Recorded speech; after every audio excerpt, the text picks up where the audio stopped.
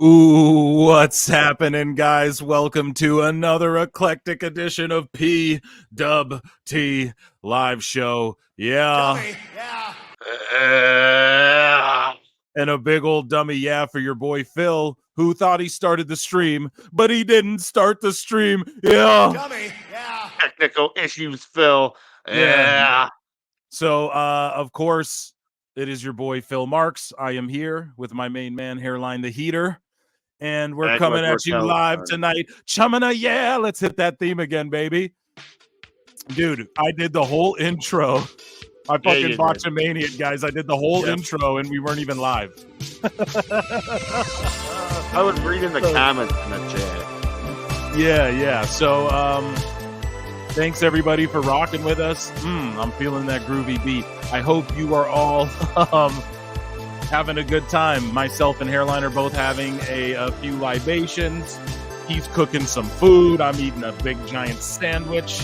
And I'm watching UFC 299 tonight, so I'll be live commenting that to you guys. Maybe we'll throw Collision on. I don't know how long we're going to go. I don't know what's going to happen. I'm going to play maybe some retro wrestling video games. We can do that together. And we're going to e-fap a bunch of funny shit like Dave Meltzer, Tony Khan firing everybody, and just all sorts of shit. But first, I was going to say we got to go 10 minutes without swearing, but I just messed that up, which I did in the previous intro as well. But yeah, Hairline's cooking tonight. Hairline, what are you cooking, man? What are you cooking tonight? I don't know if he's with it. Can he hear me? Hello, it's okay. Hairline will be here, guys, and some other people will come in throughout the night. I might as well plug the patrons. So last time on the first ever show, I tried to read every single comment possible, but it was impossible, as the kids say. Just kidding. It wasn't impossible. We did a good job, but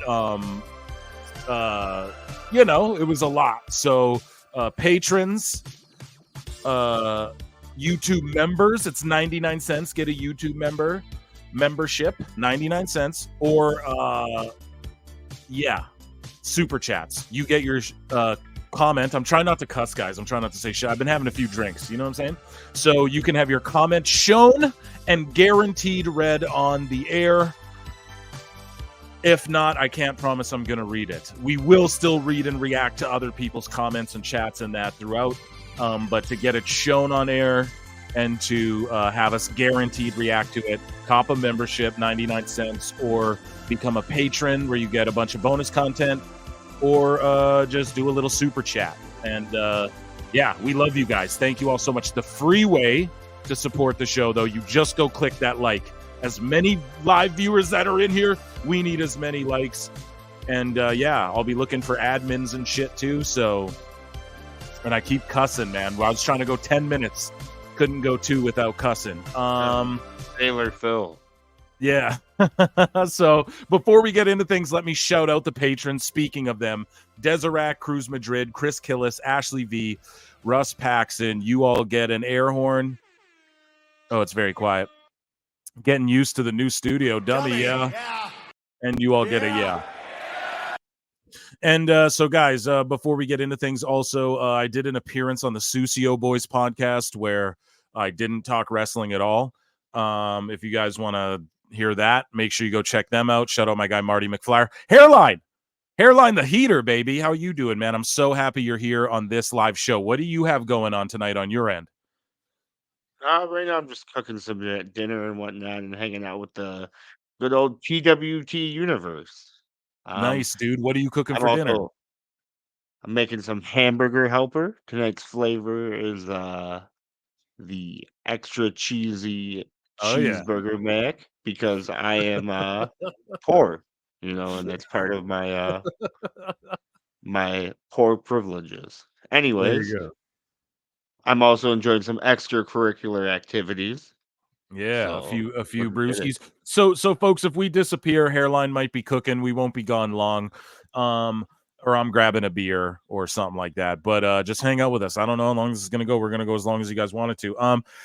The other thing, the last stream got pulled down. Don Stevens, bro, came at us. So we're going to not show AEW or WWE content. You know what's crazy too? And just saying, Tony Khan was like, "Oh yeah, we're not going to pull people's stuff down and blah blah blah." Just Well, feels. they do. Everybody said.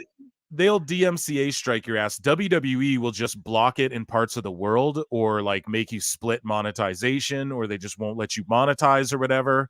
But they don't actually like pull your shit down and like affect you unless you're streaming like a whole match or something. AEW, bro, I had to edit out like Darby jumping off the thing. Like it's all over social media, bro. I got to edit it out. Like I was playing it in slow motion and shit. And that's for real what you guys are going to do. So I don't know. I thought that's really lame of them, but Don Stevens going to Don Stevens, bro. So yeah. How's everybody doing in the chat? We're going to check out the chat and see what's going. A lot of people saying, "Oh, it's coming. We weren't you guys aren't when does this start?" And I was doing the intro. Hairline's like, he's like, "Phil, we're not live yet." And I'm like, "Oh shit." So guys, I got UFC 299 on. I want you guys to tell me if you're watching Collision or what are you guys doing tonight? Let me know in the chat. And yeah, I'm chilling here in watching UFC 299. So I don't know if you're into MMA talk, but there'll be some of that, at least me reacting. I won't just like turn this into an MMA stream, but oh, AEW Neckbeards is here. He always gets some love. What's up, AEW Neckbeards? Thanks so much, buddy, for coming in here. If you want to come chat later, too, just send me a DM, and you can do that. You're always welcome here. Doors always open for you, AEW Neckbeards. And thanks for reposting the show. I really, really appreciate that, my friend, and keep doing you. A good guy here. A lot of people think AEW Neckbeards is just a classless hater, but he's a very clever troll. I'll say that. Down with PWT, dog. And he's down with PWT. Yeah. And I think Avril fan, I think I know you're in the Discord as well. I forget. I'd have to look, but thanks for being here too, huh? I see you commenting. Yeah, so I might throw some video games on as well, like while I watch these fights. But what do you guys want to do first? Or Hairline, what do you want to do first? Like there's some wrestling shit I need to talk to you about. And it can't, hey, yeah, Avril fan, yes. So it's you. What's up? I forget your goddamn Discord name, but as soon as I see it, I'd know. But yeah, love you very much and thank you for being here with us. But Hairline, I know you're chefing it up, Chef Boyardee-ing it up, but there's things I can't wait for the recorded show to talk to you about. There's just so much going on in wrestling to where it's like, I got headlines. You want to talk about some stuff? You want to react to some stuff? We got all night. Headlines, yeah. Headlines. Yeah, let me just. This ain't a formatted show. Let go. There you go. There you go. Yes. Let go. I knew it. I was like, dude, it's like kill you or something. Just kidding. It's like duck down. Yeah. Whatever the fuck it was. Yeah. So we'll get into some of those. But actually, guys, sorry, I'm about to do a diversion here. So this guy's fighting. I have money on this fight. I have a 4-way parlay, and I also have money. Just hey now, a gentleman doesn't bet and talk about it, but we got a coin here. You know, we're looking at a good return if my parlay hits. This is the first fight of my parlay, and we have this gentleman here. I believe he's from, I want to say he's from France or something. Perhaps somewhere in Africa. His last name's Despain, so French. And Robile Despain, and he has like a 3-second knockout, a 4-second knockout, and he's debuting in the UFC, and he just knocked this guy out in less than 20 seconds. Yes. Oh yeah, here we fucking go. Here we go. Where's my soundboard? Come on, guys. We're working with the new soundboard. So Robile, so I just got the first win on my parlay right there. Perfect.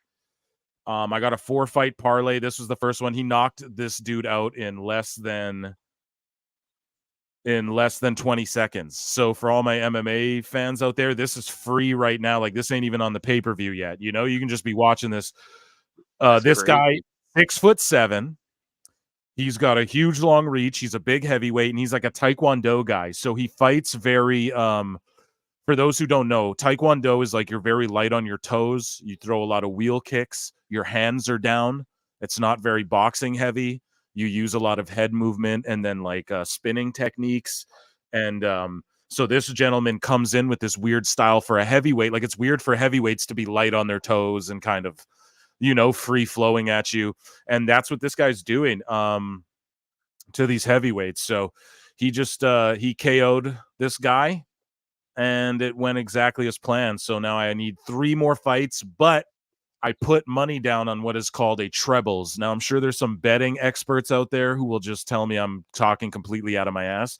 But what a trebles essentially is so I picked 4. So a 4 bet parlay means I have all 4 of my fights need to win. Like I had to have picked the winners correctly.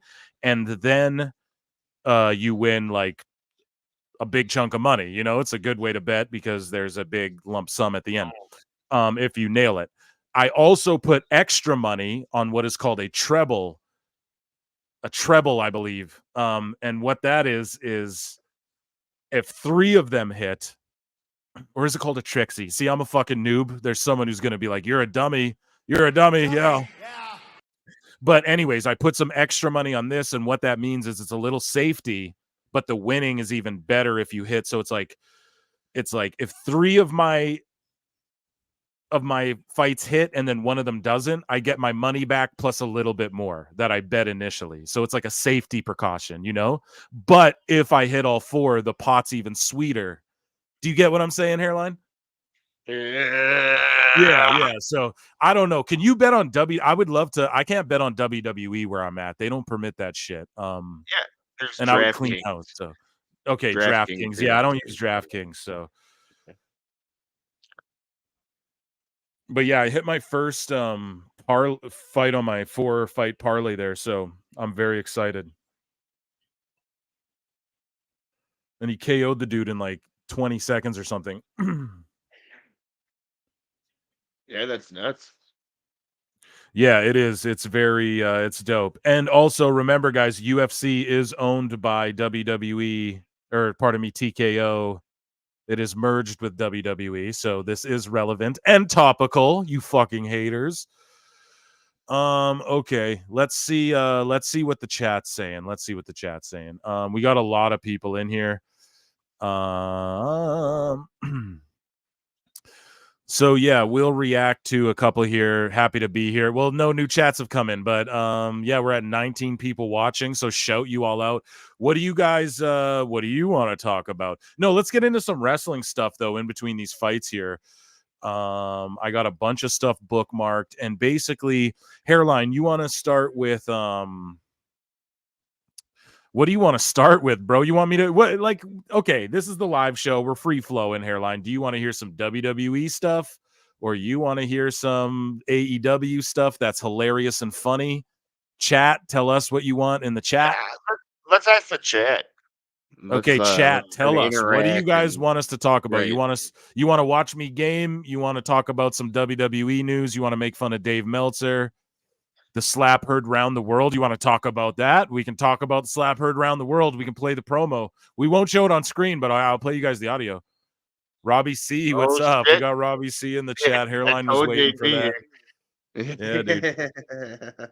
So I'm going to I'm also going to send a link, you guys, to so Marv, the movie monster, might jump in. Don't hold me to that. I know you guys love him. He's a busy monster. I sent him a link, so whenever he wants to join, he will, and he might come in and just cut a promo. He might just dip the fuck out. He might, who knows? He might say what's up and then leave. He might talk with us for an hour. I have no clue. And Marty McFlyer might come in as well. Meltzer will for sure be coming up. We got 2 votes for Meltzer so far. Okay, so I mean that's good enough for me, right? I mean we everyone loves the shit. I know a lot of people are like, "Fuck, just you pick." You guys tell us. That's why I'm tuning into your fucking show. But yeah, so we have like Dave. Shit, dog. This is dope. Yeah, Hairline's feeling it, man. Me too, dude. I did the first live show. I thought 2 people would watch, and it was like fucking 18. Yeah, it was so awesome. There was like so many people in there on the first one, and so many people here right now. Way more than I thought. So thank you guys for hanging out with us. So we have like Dave being dumb. We got fucking we got like Alvarez and him bickering a little bit. Or not even bickering, just like Alvarez looking stunned at Dave. So we're just gonna go through all these Dave ones, but of course, So, even though you even know though what that hey, means? there's so many funny comments. I got to stop reading the comments here. Even though just for a second guys, I'll read them. But yeah, even though this is the live show and things are a little different, we still have to do what we do. Here's Dave Meltzer, dumb moment of the week.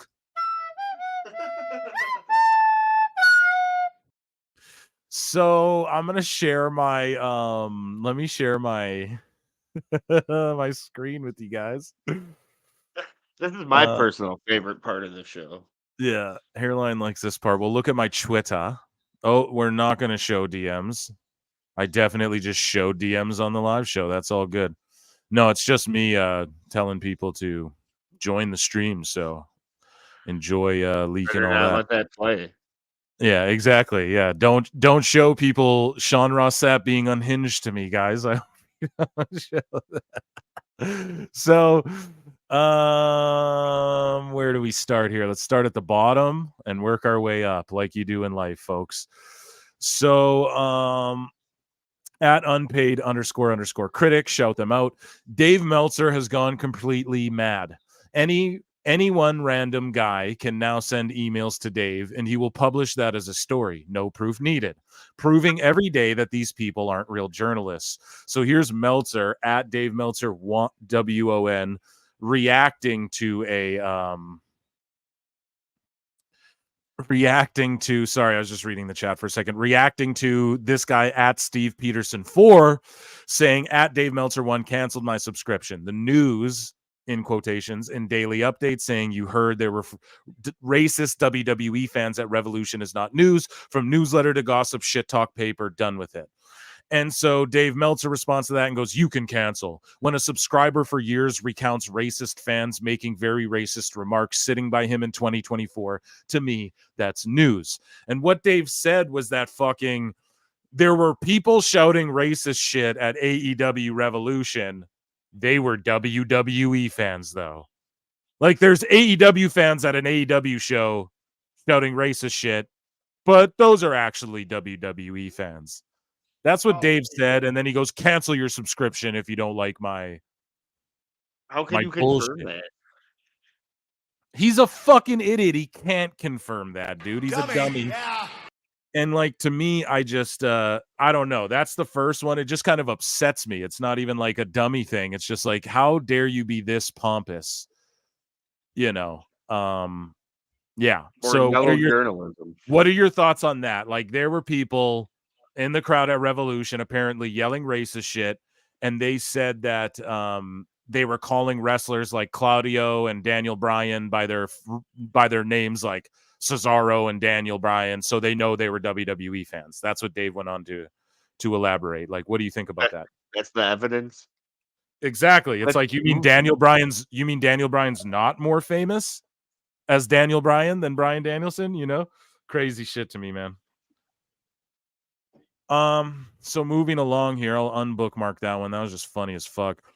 Yeah. Dude, So it just sounds like a plant job, like fucking, you know what I'm saying? Like a almost plant job. conspiracy theory wise. Is that like when you hump a tree? No, I can't talk about that on pod. We'd have to talk about that off pod. Spilling too much beans tonight. Spilling too much beans. Okay. At Meltzer said what? Everyone go follow him if you don't already. And everyone, please go like this video if you're watching the live stream and you're in here. Let me check how many likes we're at. You motherfuckers better be liking. We're at 3 likes and there's 21 people watching. Like this Yeah, hit that video. like button. What Well, are you no, we're guys at doing? 12. We're at 12 and 21 Okay. watching. We should be at No. least 20 Yeah, at least likes. 20. At Yeah, let's least get to 20, 20, guys. So guys. get us to Thank 20, you. please. Thank you. So anyways, though, at Meltzer said what? Everybody go check him out. He's like the GOAT, you know? And I talked about this before. Like, you know, he's a guy who he doesn't pay for the blue check, so people can't be like, "Oh, you're grifting," you know, like, "Oh, you're just doing this for clicks." Like, he just chronicles what Dave says, and so hi at Dave Meltzer. He just tags Meltzer. Were there any other no sell spots you had problems with this weekend? So here's Dave Meltzer complaining about people no selling. Okay, guess what he's complaining about? Someone no selling hairline. Guess what it is. Is it fucking AEW Revolution, what happened in the Sting match? Or is it what went down in WWE this week? Dave's sick and tired Probably of something to fucking... do with Will Ospreay. Yes. Well, here. So Dave is sick and tired of the no selling. Let me know if you can hear this. Ridiculous. This match, I mean, the one thing, I mean, this is a really fun match. I hear it. You can hear it? Okay, chat. You guys can hear that good as well? Comment below. Comment, yeah, or let us know in the chat. Can you guys, if you guys can hear that well, just let me know. And I'll keep playing this here. But the one thing, ridiculous. This match, I mean, the one thing, I mean, this is a really fun match, but the one thing I know, you know, gotta note, because it's so... He's talking about Gunther here, guys. The guy, the best British strong style guy. That's what Dave used to say. Now listen to what he's saying. Preposterous was, I mean, I had to watch it back because it was like, wait a minute, did he really do this? So he goes all out chopping that post, right? When I think it was JD moved. He was actually JD. And then Dominic slams his hand into the post. So his hand goes into the post twice.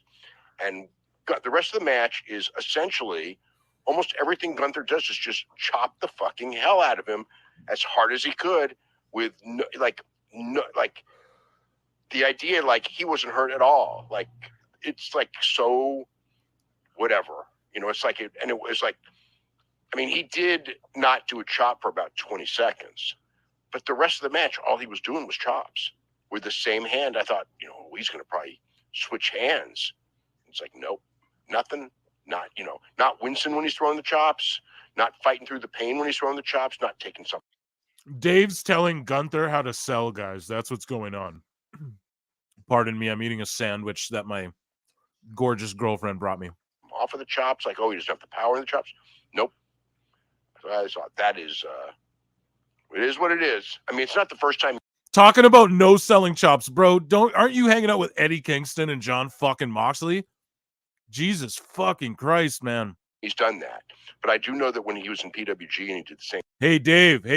Gunther switched hands. He started chopping with the other hand, too, you fucking idiot. Did you even watch the match? Thing. He actually did, like, sell it, you know, and it made a difference in the match. This one, it was just like, I don't know, you know. I mean, whatever. It's not any big deal. Like, sometimes I do that shit too when you're trying to formulate a thought live on the go and you're like, but usually it's like I'm looking at chat or I'm doing some dumb shit or I'm like fucking pulling up the next segment. This guy's just dumb as fuck. He doesn't make sense, you know? And then he's complaining about Gunther. Like, he goes, oh, these people were outraged for nothing and didn't even like, I'm not saying Dave's outraged, but it's like, did you even watch the match? For someone who criticizes people for not watching matches, you know, it doesn't seem like he even watched this match.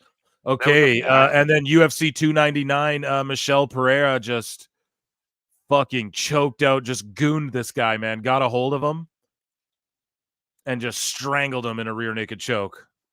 Left him sleeping, bro. That was insane. This UFC's been crazy. If you guys like UFC, man, it's been incredible so far. It's not like that doesn't happen elsewhere, but it was just very, very quick recovery. I'll just say that. Dave, what about Eddie? Where's Moxley at, bruv? Bleeding in the back. Dave, man. Davey Wavy. It's one thing, like, if it's a few minutes later, this was right away, and he's just back throwing those ridiculous chops at the poor guy, So that's Dave Meltzer with another dummy moment. And I need to look here too. So it's still The fact that Meltzer just thinks he knows more about ring psychology than the longest running intercontinental champion of all time is just like preposterous. And I don't even want to address it more than that. Let's move on. Yeah, pretty much. You can't argue with that. So sorry, there's this UFC going on, man. Michel Pereira, he just fucking Pahea. I don't know how you say it exactly, but he just bodied this guy. He choked him like dead. The guy was unconscious. Anyways, the next Dave Dummy moment. The Dave Dummy moment. Oh, I got so much. Okay, now here's Dave. So there's this ex-pro wrestler. I'm not even going to give this guy the time of day. This is a wrestler that, Stephanie McMahon apparently was really high on. This isn't a shot at her. Holy fuck. I got like 400 messages at once right there on my phone. People are messaging me about this UFC. Holy fuck. Did you just see that? Anyways, though, sorry. So there's a wrestler. I forget his name. I'm not even going to give him the shine because fuck him. He murdered someone. He became like a right-wing politic guy, which whatever, do you with your politics. I don't care. Oh, Marv the Movie Monster's trying to get in. Everybody here, hold on what I'm saying. He's going to react to this next one. Everyone, we're going to add a round of applause to Marv the Movie. Marvin, how you doing, buddy? I'm good. The second that you said my name, the cord came out of my headphones, and I had to I'm a little flustered. Okay, we're good. We're good. Marv the Movie Monster, man. What's up? How are you doing on this lovely Saturday Eve? Oh gosh, I'm doing all right. I was just writing I was in the middle of writing a script when you told me you were going on live, so that I was like, oh, I gotta stop. I'm doing I'm doing the 3 best retirements in wrestling and the 3 worst. Okay. What can you give us? Can you spoil any of that? Yes, you know what? I'm just gonna workshop it with you guys right now because let's do it. Let's do it live on the air. All right, so best, I've got Austin, Shawn, and Flair. Okay, so in that order?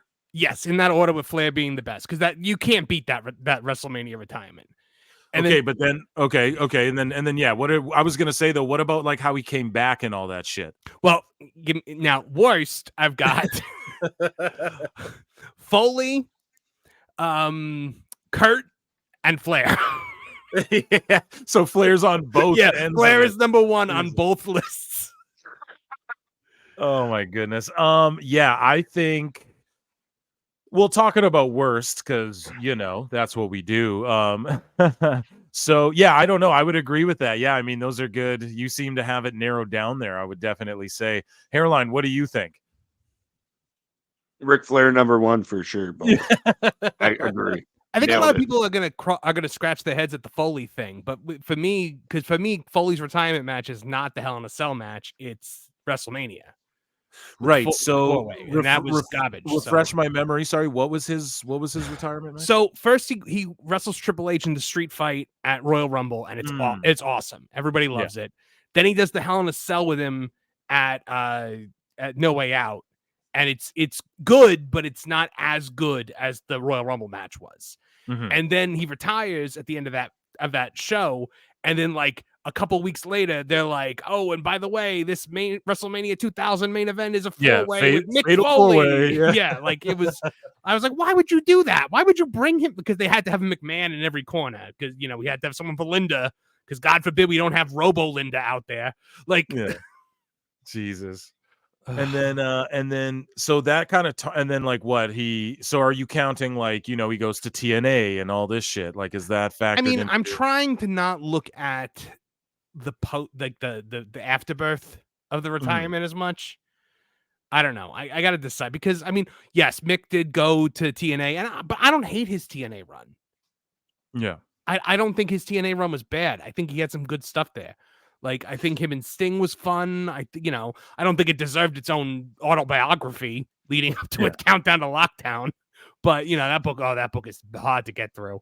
But you know, I kind of think I kind of think that he should be up there for worst retirements, just because, and I think he would say it too, because he was like, man, I wish the Royal Rumble match had just been it, because that match was perfect. Yeah, no doubt. And so I want yours and Hairline's thoughts on this as well, because I never asked Hairline this even off pod. What do you guys think about him coming back? Like, the rumor is he's going to lose 60 pounds, come back, have one last retirement match, and everyone's saying, "Oh, AEW." God. Wait, for who? For Foley. Foley's going to come back. No, he can't. Yeah, that's what he's saying. Said that. His brain is a milkshake at this point. He cannot do, no, there's no way. He's too old. He's too broken down. He can. I mean, from what I've seen in interviews, he can barely think anymore. Like, I don't know. For his sake, for his sake, and like the sake of what was the last match that he did? Was it Edge at WrestleMania? Was that the last? That's the last one I remember. But it might have been another one after. But that Edge. That's what I'm trying to think. I mean, I could just that Edge WrestleMania match was another great way to go out. Like when you go, it's like George Costanza. When you go out on the high note, go out, leave. Yeah, dude. No, absolutely. How can I miss you if you won't go away, as Cornette likes to say. No, 100%. You couldn't be more right about that. So I'm looking at these private. We have a private chat here. Marv's like, "Yo, I need to get in on this Meltzer bash." Oh yeah, no, fuck him. So, no, I mean, you want to talk. You want to talk about the biggest hypocrite on the planet, with him talking about Gunther's fucking hand. Are you kidding me? Oh my God. Are you kidding me? And then he creams himself over Will Ospreay kicking out of a million driver. Like, come on. And not just that, but everyone kicking out of Will Ospreay's shit. Me and Hairline talk about it all the time. Like, Ospreay worked himself into a corner to where everyone kicks out of. He has to hit you with 13 moves. It doesn't matter if it's Kyle Fletcher, Josh Alexander, fucking. It doesn't matter who it is. Okada. He's got to hit you with 14 moves before you're done. He's buried all of his own awesome moves. So and he does 9 moves that are finishers. Is a thing that I hate more than anything else in modern wrestling. And you know, it's not the Young Bucks. It's close, but it's not them. It's the thing that I hate the most is finisher spamming. And and both companies are guilty of it. WWE does this too. I mean, WrestleMania has become the night where finishers don't work. Like, you know, every match is doing it. Like, when you kick out of a finisher, it used to be huge. If someone kicked out of the rock bottom or kicked out of the stunner, like, I mean, like, that was a big moment, you know? And now we're dealing with the fact that the people are hitting finishers and there's no anticipation, because we're like, oh, it's only the first time he's hit the finisher. Yeah. You know, if I may, this last Raw though, Sammy hit that haluva kick. Like, I've noticed, like, on their TV shows, they really, I'd have to go back and really analyze, like, oh, is this a Vince thing or a Triple H thing? But they are really putting emphasis on, like, you hit your finisher, the match is done, you know? Or like, you know what I think it is? Orton RKO's you and you sell it for fucking 12 minutes, you know? I think it's like people of like my generation and like the generation after mine who came up and became wrestlers, like, they grew up with like the video games where you can like stack the finishes and just hit finisher. And I'm like, wait. Yeah. That's what it looks like. Oh, Excalibur. Yeah, I used my resiliency effect in 2K24. Guys, we were trashing Meltzer. We'll go to that, because speaking of like commentators, I got locked off of Twitter they told me it would be a week or more. But then I was allowed to come back. So I want to get into that in a bit, because they reviewed it and they were like, yeah, actually, this is just people reporting you, obviously, for stupid shit. But so let's listen to this last. Here is Meltzer doing his best, I guess, Howard Stern impression. I don't know what he was going for here. But here's Meltzer trying to be cute and funny. I invented everything, Robin. With Brian Alvarez. So I was saying before, there's a wrestler who, I forget who it is. Sorry, I don't even want to say his name or give him any shine, because he murdered someone, and he was some politician. And apparently Stephanie McMahon was like really high on this guy backstage back in the day. Not an Kane? Indictment on. Yeah, Kane. Yeah. Because if it's Katie Vick, there's a couple of extenuating circumstances surrounding that. I think there are rumors about things that happen post mortem, and I'm not sure if that's anything we want to be talking about. So this wrestler murdered someone with blunt force trauma, and here's Brian and Dave talking about it. And we start off with another horrible pro wrestling story. Daniel Rodimer, who was a former Tough Enough contestant. I thought you were gonna like tell me something about like the announcing or something. No, this is terrible. It's actually a legitimate terrible story. Okay, first off, like Dave tries to crack a joke. Oh, I thought you were going to tell me about the announcing or something. Oh God!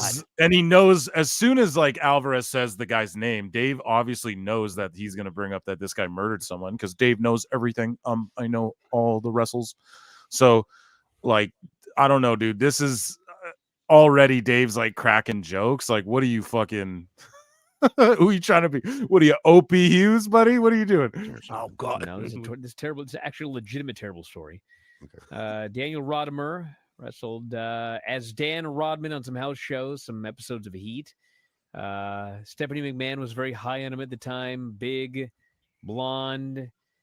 Well, he wanted for murder, turned himself in, arrest warrant, and is wanted in relation to the homicide of a 47-year-old Christopher Tapp, Resorts World Las Vegas, October 29, 2023. Tapp's cause of death, blunt force trauma to the head. He took LA Knight's move?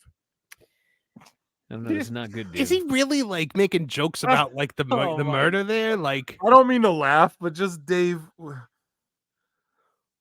Read the room. Yeah, dude. It's just there's a time and a place. Like, and especially like it just happened. I don't know. I'm not one of these guys. I'm okay with comedy. Like, if stand-ups are gonna make jokes, fucking hairline. But he's not a comedian. He ain't a comedian. Exactly. That's not catch what me you at do. the Chuckle Hop. That's not what Saturday.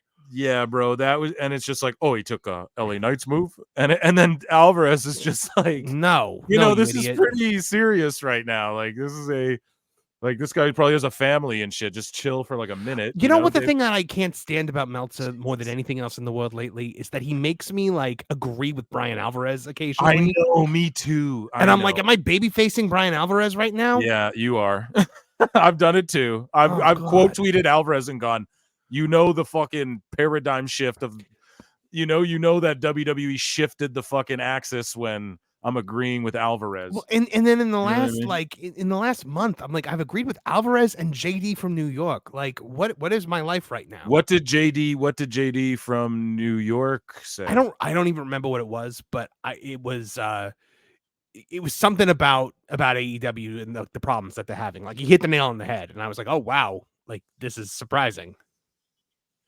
Yeah, so I don't know what he said, but JD, he blocked me so long ago, like right off the rip of PWT, because I just started as like a mark on Twitter in the IWC, yeah, and on Instagram and shit, yeah, and then he blocked me like so quick because I fucking probably just said some Alvarez shit. did or JD did? Sorry, JD from NY. Okay. Not that like so I don't even know like what I must have like laughed at him for something or so. I don't know. I don't think he's blocked me. I mean, I haven't he hasn't said anything that's like required anyone to go after him in a while. So like, he hasn't like done any of his like crazy hot takes lately. So guys, I guess we have Marv here. So Marv, like we have your good friend Ava Rain. Oh, Pebbles. Excuse me. Yeah, so yeah. My favorite. So she responded to oh God, who now? At Manda L. Huber, Brody Lee's wife. Okay. R.I.P. the great Brody Lee, Luke Harper. Yeah, he was he got so over with me. It was crazy. He got so over with me in that era where it was kind of like him and Bray and Orton and like Ambrose were kind of like all the top guys over on SmackDown. Yeah. And then they just stopped using him. Like Vince, whatever, just didn't see anything in him really. And then his AEW stuff, what he did with Cody was great. But like, oh yeah, it was great. It was so great. I booked up. It was a squash match. It was all my idea. Soda water. But he I don't know. They had a great match, and then nothing. He didn't really do anything else after that. But he was ill, I guess. So fucking nothing to hold him to that. So, right. But anyways, so The Rock cut his promo, and he made some reference to, like on SmackDown or whatever. He made some reference to dating someone who's younger than you or something like that. And then Amanda Huber tweeted out in response to that going, funny talking about, the age gap, like an age gap when your daughters are 20 years apart. And then fucking Ava Rain took offense to that. Oh, God. Rain of fire. So she quote tweeted, well, I think Ava owned her kind of though, but whatever. She quote tweeted her, or she replied underneath it, and with a gif of Raven looking at the camera going, what a mark.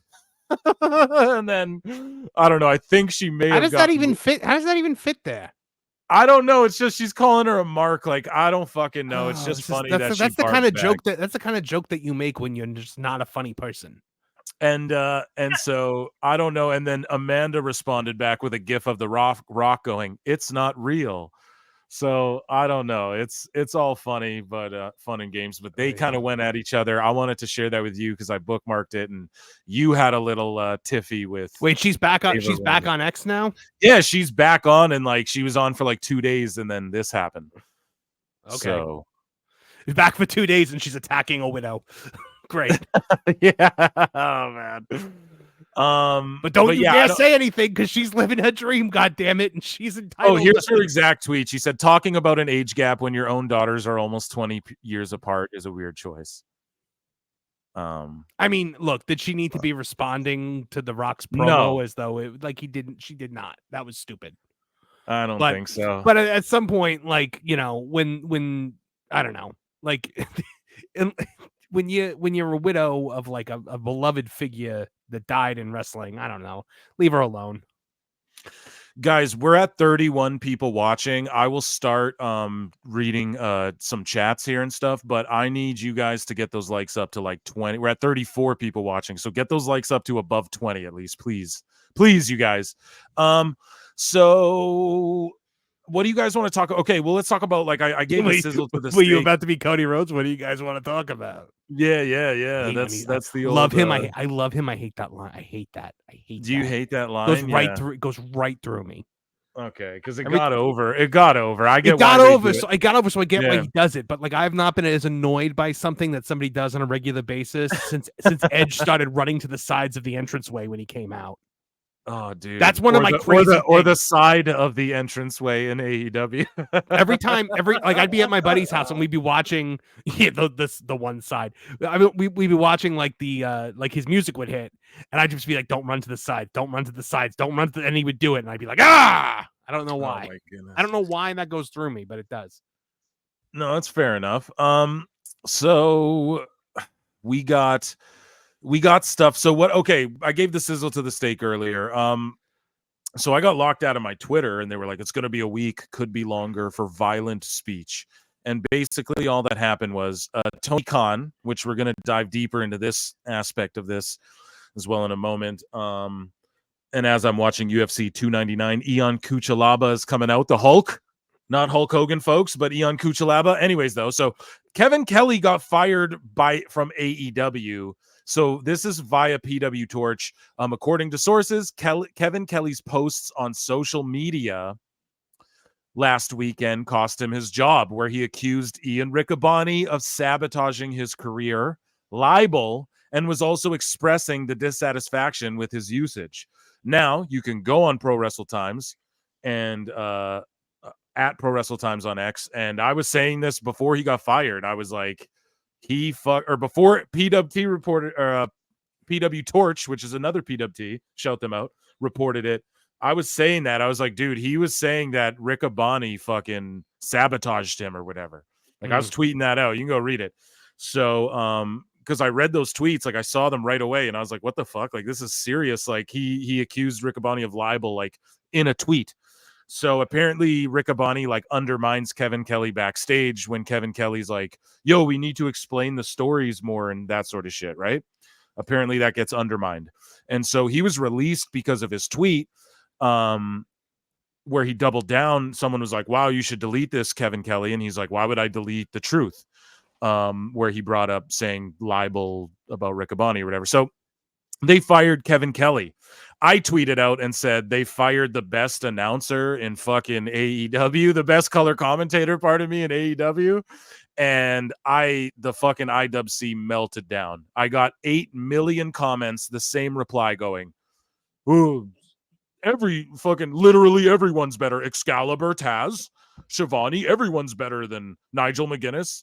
And I just argue, like, no, I think Kevin Kelly or Ian Riccaboni are the two best, like, in that main. You can't really count Nigel. He's healing like a, Jesse Ventura type or whatever. But they fired Kevin Kelly. So for basically saying that Riccaboni's undermining him for saying, I want to tell more stories and give more backstory about the characters, da-da-da-da. And now there's a big wave of, like, bots, if you will, or people going, fuck Kevin Kelly. He's trash. Oh, he was shit since New Japan. Though these, so what do you guys make of that? Like, I just want, like, your thoughts on, I guess they fired other people too, which I'll reveal in a second. But yeah, I got locked. Oh yeah, sorry. Why did I get locked out of my Twitter? Because I told a guy, I said, they were like, oh, sports based, whatever. And I said, dude, Kevin Kelly, I said, take Excalibur and compare Excalibur to John Anik or Michael Cole and tell me what's more sports based. Like, take Kevin Kelly, compare him to, like, John Anik, one of the fucking UFC commentators, and tell me who's more sports based. And then I told this guy to slam his head into a wall after he did that, and that was violent speech. So I got locked out, but they reviewed it, and I came back a day later. Whatever, that's X bullshit. But what do you guys think, Marv? What do you think about Kevin Kelly just being fired for basically saying we need more story structure and Ian Riccaboni undermining him, allegedly? I think that Kevin Kelly is the spiritual successor to Mike Tenay. He was one of the last true analysts, in wrestling commentary. I think it was a dumb move to fire him. I think he could have brought a lot of legitimacy to Dynamite, even if they had just replaced that sock-faced idiot with if I could steal a Cornette line, like, what? Oh, that's Cornette. That's Cornette. You love fucking Cornette. I know. But, like, the mask is so stupid. Nobody knows you are a wrestler. Shut up. Take the mask off. Like, fuck out of here. Like if you were fucking El Santo or Rey Mysterio. Mask. Yeah, unless you're fucking El Santo or Rey Mysterio, take the, or like a wrestler like from Mexico who, like, but like you just like come on. He's just a fucking PWG mark, dude. He announces with the cadence and the of like somebody like in their basement, like trying to like announce their backyard match. He does. He announces like this. Like I would announce with my brother when we would wrestle in the backyard. Exactly. Oh my God. It's like what a backyard thinks a wrestling commentator is supposed to sound like. Now, Kevin Kelly could have actually brought legitimacy to that announce table, which is sorely needed. Like, look, at the end of the day, I love Taz. Like, I will never say a bad word about Taz. Me I love him. Me neither. Never. He phones it in, but I don't even think that's a diss. I just think that's the truth. You can audibly hear him rolling his eyes. Yeah, and he says he's not there. And Tony Schiavone is a soundboard at this point. Like, dude, yeah, he's there. He's just there for the money. Whatever. Don't blame him. He's a legend. He deserves it. No, same with Taz. Take all your money, Tony. Take it all and run. Like, but Taz, like the other show I pointed out on Twitter, a bunch of people liked it. Where I pointed out, like, they were in I forget where they were, the territory pardon me. They were in a city and they alluded to the territory, and Taz was like, "Oh, this reminds me of USWA." And sorry, what is it? Hairline, the UWF or whatever. And he's like, not because Herb Abrams. Like, Taz had to correct himself. Yeah, Taz had to correct himself live on the air though, and he's like, well, it reminds me of the old territory. Because, like, everyone knew as soon as he said that, everyone was like, oh, it reminds, like, Tony of, everyone compares Tony to Herb Abrams. You know what I mean? Yeah, so now here's my question. Do you think that he corrected himself, or do you think Tony started screaming? I think someone said something in the headset, bro. I think that's what I think. Because from what I've observed and what I've heard, okay, is not that I've been back there, but I watched that fucking All Access show more than anybody, bro. I know, because I cut it up into clips and shit, And I'm telling you, man, he's talking through that headset the whole time. He's popping at spots going, I love it. I like that. Like, he's doing that in the headset, bro, to the commentators while they're doing commentary. Okay? And so I know the whole time they're just sitting there cringing and trying to make light of everything. And yeah, just from what I heard, this clown's just yelling shit the whole fucking time. Not to call him a clown, I guess, but God damn it, you have a puppet of him right there. I do. I'm looking at it right now. Yeah, dude. So, but Hairline, what do you think? I know you are I know you respect Kevin Kelly. What the fuck do you think about them, like these fans jumping in and being like, "Oh, fuck Kevin Kelly. He was shit since New Japan." Okay, so like, I'm gonna start with like, yeah, that I'm a huge New Japan mark from back in the day, so obviously I respect him. But he honestly wasn't really like hitting with me or firing on all cylinders in AEW. I don't know. Like I definitely felt like there was something going on there because like there was a huge difference between his commentary in New Japan compared to his AEW commentary, and it's all like it didn't make Yeah. sense to me because it's like I know he can hang, but it's Yeah. just like I don't know. Yeah, people were like, "Oh, he's fucking up names and stuff." Marv, do you watch Collision and Rampage or what? Or are you like me and No, yeah. See, you're laughing at even the thought of it. So, me and Hairline do it because we just don't want to be we don't want anyone to go like, "Oh, you're just saying this in bad." Like, we want to be guys that are like, "No, we watch this shit." So you best believe like, we're gonna say what's good, we're gonna say what's bad, we're gonna tell you why. So and because of that, I do have to start watching them, but it's kind of like it's kind of like you're about to jump into the pool and the water's cold and like it's but and you're like trying to summon up the courage to do it. Like I really don't have the energy to do it, but I'm gonna have to. Did either of you guys watch the last Dynamite this last week? Yeah, unfortunately.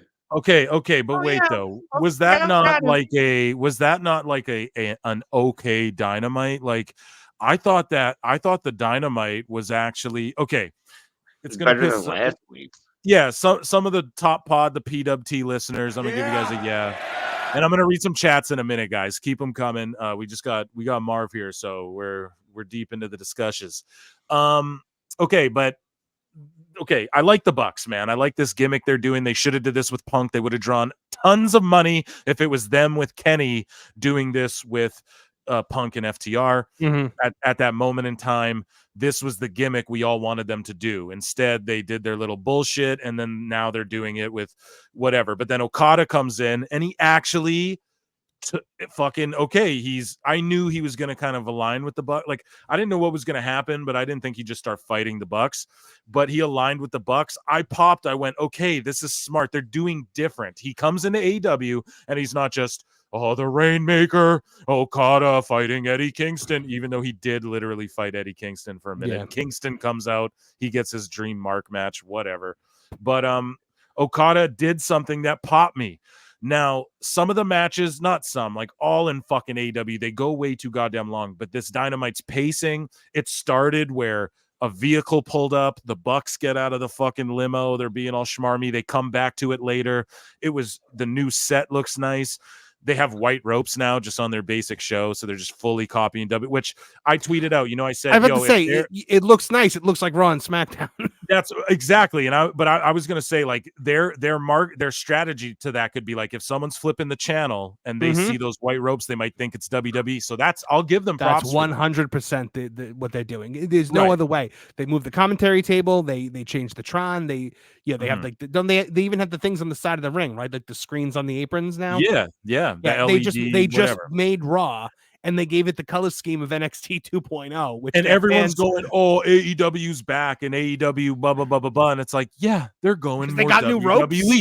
And then when you say that, and people go, oh, you just want it to be exactly like WWE. No, but I want them to adopt the things that WWE do properly that they don't do at all. There's things that it's not like WWE's all bad. It's never all been bad. We lost faith with Vince there because he was fucking up, because he was spread too thin, just like Tony Khan is right now, which is why that show's suffering. But this last Dynamite, man, I'm going, dude, this is a strong after, because AEW infamously, their go-home pay-per-view shows, their go-home shows before the pay-per-views suck, and then their shows after the pay-per-views fucking suck. None of the stars are on them. They all are take their little break. But this was a really good Dynamite, but then the ratings come in, and it's like a 722,000, like 100,000 people jumped off a cliff and died when Ospreay wrestled Fletch. That's real shit. Like 100,000 or something. It was like 80,000 people disappeared. And it's just like Sasha's going to debut this Wednesday. Oh, Sean Ross Sapp. Like, I just don't know. Yeah, he leaked it. I told him to. He leaked it. Yeah, he gave the news. Apologize to me now. But I don't know, man. I just don't think. I think they've garnered so much bad faith with the audience that there's nothing they can do, right? Like, I mean, Okada debuts, and this was actually they had the rebranding. It was actually a really strong show, and look what happened, you know, like, not being a fucking hater, but look at what happened. Like, it popped a shitty rating. It didn't pop a rating. It negatively. And then Ospreay's debut match, literally people tuned out for it. Yeah, so, it was low. I believe it was one of the 2 lowest rated quarter hours on the show. I just I feel really bad for them, kind of, because this is all Tony Khan's fault. Ultimately, why do you feel bad for them? It is the definition of a self-inflicted wound. Yeah, you're right. But I just feel bad because like, bro, there are people like trying so hard, and I'm not one of these participants. Like, I'm one of these guys who are like, yo, everyone booing Maxine, they have the right to do that. Stop being bitches about this stuff. I'm not saying everyone gets to participate, but it's just like, Ospreay, clearly, you guys, he looks like a star. He has good music. Like, he looks great. He can do everything great. And it's just, I feel bad because, like, we're not getting the best foot forward from any of. Do you know what I mean, dude? Like, we're not, even though that was a great Dynamite, like, we're not. It's still just, it doesn't have to all be there at once, but like, goddamn, they did such a bad. That means that all the hype on the internet, AEW's back, Revolution, one of the greatest pay-per-views. It really wasn't, because who the fuck tuned in to watch Dynamite? No one gave a fucking shit, because at the pay-per-view they went, oh, and he's gonna wrestle his best friend who he just embraced at this pay-per-view. They're gonna fight on Dynamite. Like, what? You know, it's just, and then all of a sudden Ospreay, here's some news, goes, oh, I'm done with my first AEW tour, bruv. And he went back home to the UK, and he's there for like a month. So he's going to just show up part-timer. They hired Ospreay part-timer. Mm-hmm. And this is another guy who won't go to WWE.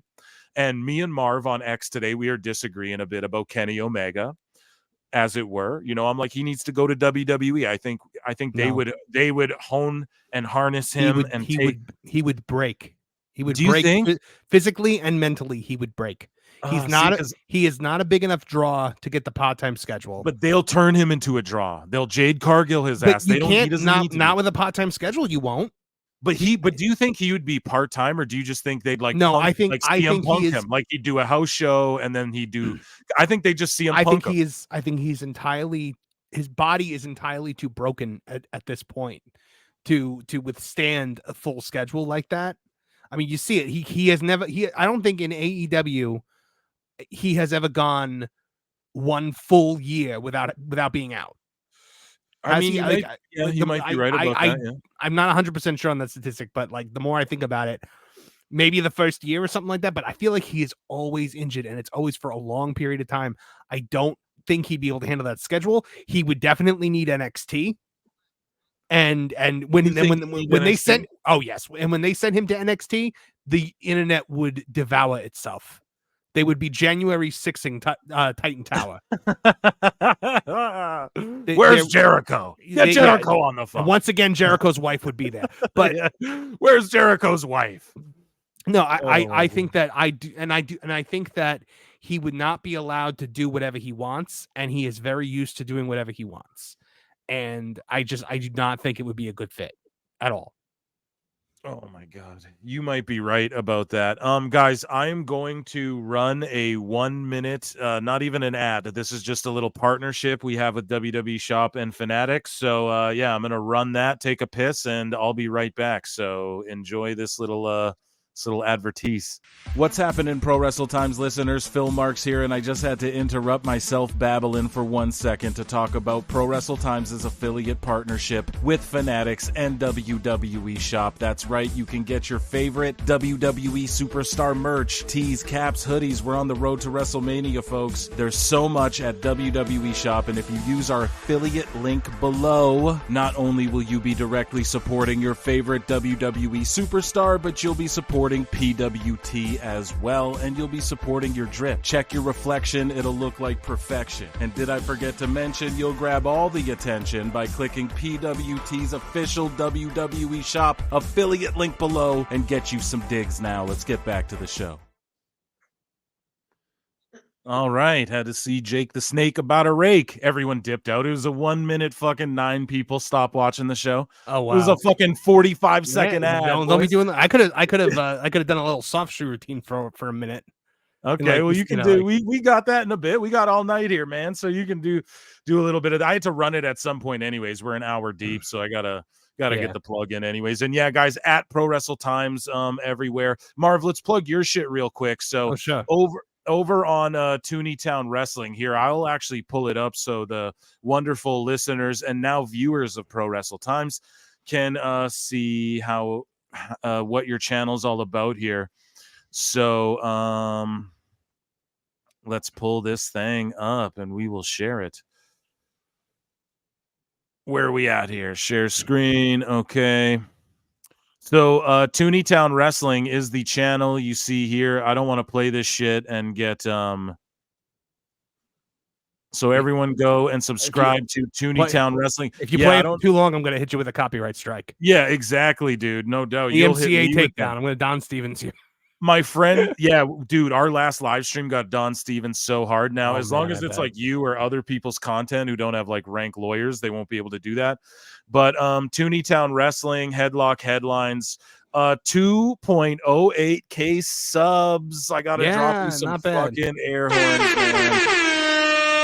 Yeah, we did a pretty good job with that. Yeah, it was. I was very happy to see that.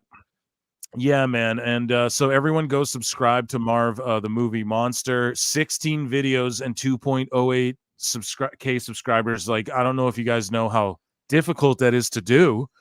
But this is an incredible feat, and there's a reason you're blowing up in the space, Marv. Like, you're so goddamn funny. And it's such a unique approach. I've blown you already on the show. It's such a unique approach to wrestling. But everyone go subscribe to that, and make sure you like this video. Please and thank you. We got how many? Yeah, there was like 40 of you watching. We're down to like 29. The ad ran people off. It's okay. And we're at 19 likes. God damn it, guys. We wanted over 20. I'm gonna start firing people now. Yeah, I'm gonna start firing people. No, we're fine. Thanks everyone rocking with us. Should I read? I should maybe go into the chats. We'll read some. I don't know if we have any we keep telling them we're gonna do that. And members keep they're supposed to be highlighted, but we don't seem to be getting lots of those. But we're new in the game, so it'll come in time, guys. We're not worried about that. We're just so grateful you're rocking with us. So let's just read some shit. We're not going to show them. We're going to read them though. So we have like people saying Tony KK Clan is a fraud. Jesus Christ. Wow. That was that was earlier on. Alt Jake, he's a very good supporter. He wants us to talk about the slap heard around the world. I mean, we could play. I have the Rocks promo. He cut another like 15-minute promo. Right. Yeah, let's talk AEW. Robbie C. Cheers, gents. It's always good to hear from you, buddy. Making fun. Okay, so this is early on. I got to go down here. Dave, Indians are worthless. Meltzer should know a thing or two about racism. Wow, Avril fan, you're going hard as shit on Dave and Tony Khan here. Alvarez needs to break off then if he's really so done. Alvarez needs to break off then if he's really so done. Yeah, I don't think Alvarez is done. I think that Alvarez needs Meltzer to maintain his legitimacy. He's a failed wrestler who, he's a smarmy little prick. Like, the only reason anyone pays attention to him is because for some reason Dave lets him hang out with him. Yeah. Did you hear that clip? We covered it on the last show, Marv. I don't know if you caught it, but where Dave goes, where they're talking about the time limits, and they're like, how do we when they bring up the time limits, they announce them. They go, it'll be a 20-minute time limit. Then they only announce it in that match, so we know it's going to run out of time, is basically what Alvarez is arguing. And Dave's like, oh, well, you should have known. I knew. They told me. And everyone's just sitting there like, Dave, we can't all just text Tony Khan. He doesn't just tell us these fucking things, It's so stupid. But I feel like he said that because he has to he has to let you know that he has that Okay, but if access. you want to let me know, though, aren't you the news? Dave's the news, bro. Fucking report that shit. Put a story out earlier in the day and let everyone know, hey, tonight's Dynamite, there's going to be a time limit exclusive to whatever, but he doesn't want that. He wants to like speculate as if his vision. So, Marv, you actually got retweeted. Let's talk about that. You got retweeted by Eric Bischoff. One of my personal heroes. Love. Yeah, Eric me Bischoff. too, man. Me too. I listened to fucking 83 weeks all the goddamn time and Strictly Business. He's one of the best minds in the biz. He is worth putting up with Conrad Thompson to his opinions on things. Absolutely. I didn't get it. There's a lot of Conrad Thompson hate. Hairline's always like, fuck that guy. And I'm like, I don't get it. And then I started listening regularly. I mean, get it, man. He does some weird shit. He screams at Eric Bischoff and Bruce Pritchard and tries to basically say he doesn't do that to like Foley or to JR or to like Jarrett or I assume he doesn't do it to On. I've never listened to the On Anderson show and I don't know anyone who has, but poor On. But yeah, like he's just another one that like the old Connies like saw him. Ric Flair hitched his daughter to him, like, I mean, this guy's got so much money, he's gonna give me all of it. Oh man, that's my Ric Flair voice. It sounds nothing like Ric Flair, but it's kind of what I think his soul sounds like. Listen, we can all admit we're marks here, right? Conrad though is definitely a money mark, and I don't mean that he's not a money mark in the way Tony Khan is, but he is one. Like, can we be real? He buys Ric Flair's one items. He buys Ric Flair's one items like a pervert on OnlyFans. Like he is fanatical about it. Jesus, dude. I should ask my girl, would you marry me if I bought your father's worn items?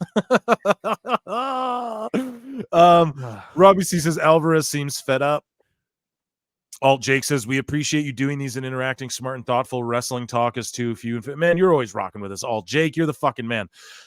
We got a guy here, Godless Scummer. You kind of want to tell Meltzer to stop hitting yourself. We got people saying more people know them as their WWE names. There are fans who still call WWE WWF because they refuse to accept any name changes. LOL. Yeah, that's a good point. Found your channel 2 weeks ago, and I've been really enjoying the content. Keep up the great work. Thank you, C Money. Really appreciate you. A nice profile pic. Schwarzenegger with his brain exploding there. I already liked the video. Well, I know you did, but everyone else, we got to be. Do you have to be logged in to watch live streams? That's what I need to know. Meltzer said, what is a top 3 Twitter follow for sure? Yes, he is. 100%. Tony Khan is starting to talk more and more like Meltzer. Well, what do you mean, bro? It's like when friends hang out, they start using each other's mannerisms. They fucking talk like little kids up until 3 a.m. on Adderall. Yeah. Can hear it, unfortunately. Yes. Oh, this is all the way back when I played like that. We love Marvin. Neckbeard's right on. So Neckbeards knows. AEW Neckbeards, he knows, and we'll show this one just because he's our guy. He knows he's welcome anytime. He'd like to come have a voice on here, even if he just wants to cut a promo and dip. He was just telling me. By the way, he was just telling me in DM that he was asking for the link so he can come on. Okay, man, let's go. So the link, so he can come on. I will copy. And I will send that over to I doxed our DMs. Not like I'm just joking. I didn't, but it was just like me sending the link to people. Oh, here, Neckbeards DMing me here too. I missed it. There we go, Neckbeards. You're welcome in here, buddy. Alt Jake says Marv, Tooneytown Wrestling is the best new channel on YouTube. Thank you. Yeah, Alt Jake's the man. He's a great cat. Appreciate Flair you, really is the GOAT. Hey Marv. Okay, so hey Marv, I was at WrestleMania 26 and the Raw after for Sean. If you want anything from someone who was there. Oh yeah, that's awesome. Okay, that might be a while ass back. TNA greater than AEW. You could do a whole list of Terry Funk's numerous retirements. Yeah. Okay, so this is back when we're talking about retirements. I mean, guys, like Terry Funk's retired like so many times. Yeah, dude. Yeah, dude. I'm pretty sure the last one though is going to be permanent. For some reason, I think this is the one that's going to stick. Yeah. Jesus Christ. Jesus Christ. Too soon? No. Who's taking care of the horse? Yeah, it's the right time. I love Terry Funk so much. Yeah, R.I.P. Funker, man. He's one of the goats. I know. It broke my heart. I mean, like it was. We cut our podcast him offshore, dude. It was we. It was him. I found out on the air, and I was. It was him and Bray like within days of each other too. Yeah. We found out about punch. Yeah, it was like Funker and then Bray right there on the air, and I was like, "Oh shit." We So we got this guy says I say, I can't stand the what do you guys want to talk about? It's one of the few things I agree with Brian last on. How is the crowd supposed to respond? Marv, what do you got to say to that? He's right. It's like it's one thing when like a big like the what do you want to talk about made sense when it was like, you know, they're the we want Cody movement thing, like when that whole week happened. Like, so what do you guys want to talk about there is a clever thing to say, but every week it's just like, I don't know, Cody, what do you want? Like is the crowd supposed to as one be like yell out topics? I don't know. It's just it's a dumb. I mean, look, The Rock has had worse catchphrases in his life. Do you remember that period where The Rock would just like try out new catchphrases? Like The Rock doesn't give a lobster's left testicle about this. Like, well, I was just, and I was just going to actually say that. I was going to say, dude, we live in the era now where in all wrestling, where Jericho's the king of this now. Like you just say something, the crowd pops for it once, and then you just run with it and fucking suck it dry. So like it's like diarrhea Dwayne. How about this? Did you guys watch SmackDown? Like, how about Seth was like the most over guy in the four guys in the ring? Seth was like obviously The Rock is the most over, getting the loudest reactions, but Seth was getting like the second loudest next to Rock, you know? So shout out Seth Rollins, man. I mean, he's doing the best work of his career. And people are saying he's buried in all this, and I just feel like he's being elevated, like he's getting such a rub, and he's Triple H's guy, and fucking Dusty helped train him and Roman, like help build them up and teach them. Not trained probably physically, but as far as like character work and all that. No, I mean, you know, Dusty worked very, very closely with that whole generation. I mean, man. Like that they talk about the Dusty's kids, you know, like that's the thing. And Roman and Seth are in real life. They're like really close. They're like best friends. You know what I mean? So I don't know. I just feel like Seth has gotten nothing, but he's just more over. Oh, Alyssa just popped into the chat. Said a lot of people say a lot of stupid things. LOL. Yes. I don't know what she's referring to. Me neither. Probably. Who knows?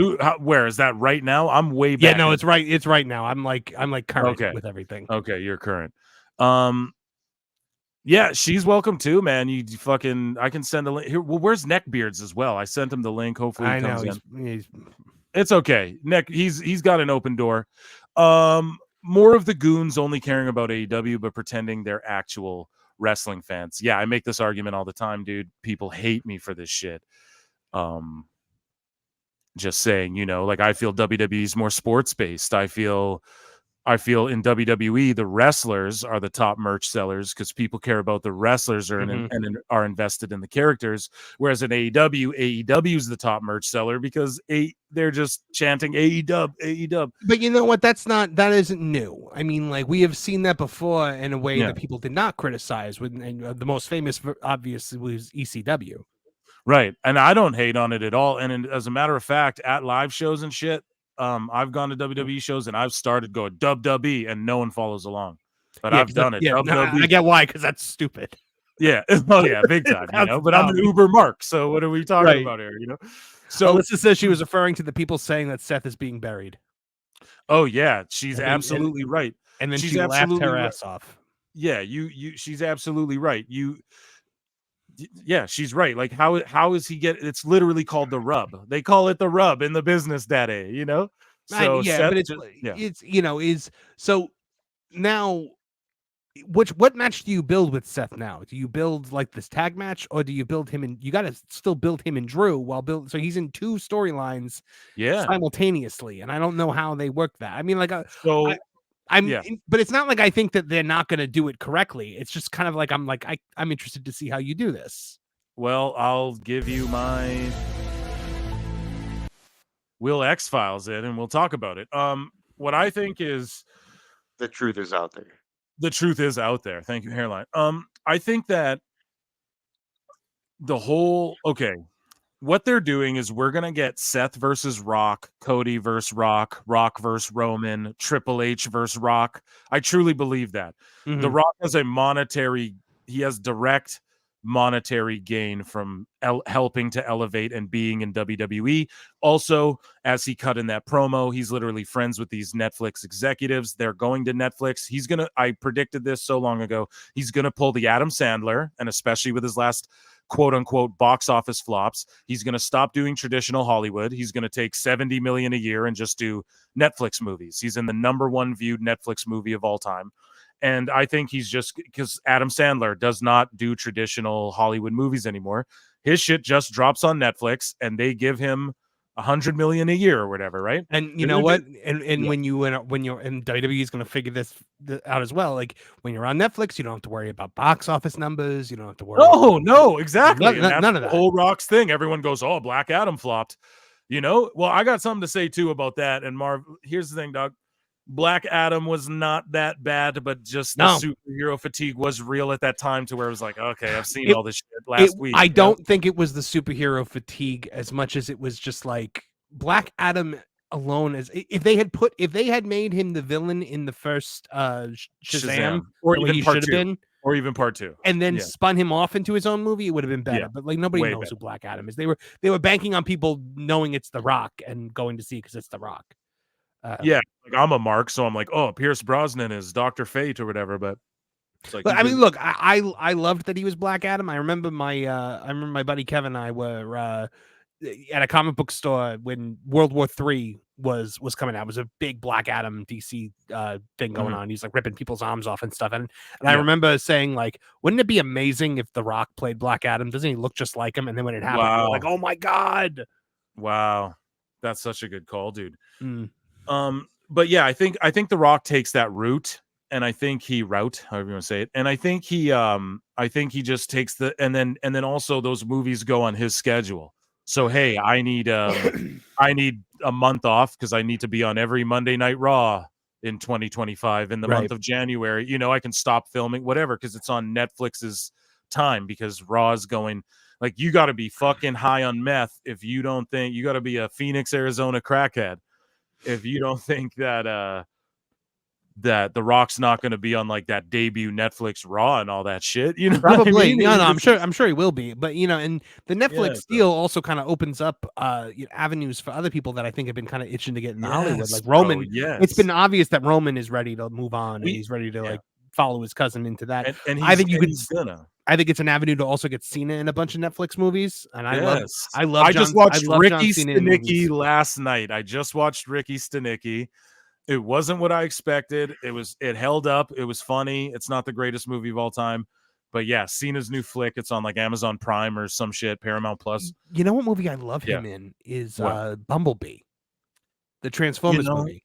No one saw it. No one saw it because they were so dumb with Transformers. And that movie's good. That movie is good. I like the Transformers comics and shit, and I'm a big, when I growing up, I like the Transformers. The movies for me are they're a little I'm not, but Bumblebee did some cool shit where they had like very like comic book accurate G1 animated series accurate like aesthetic and stuff like that.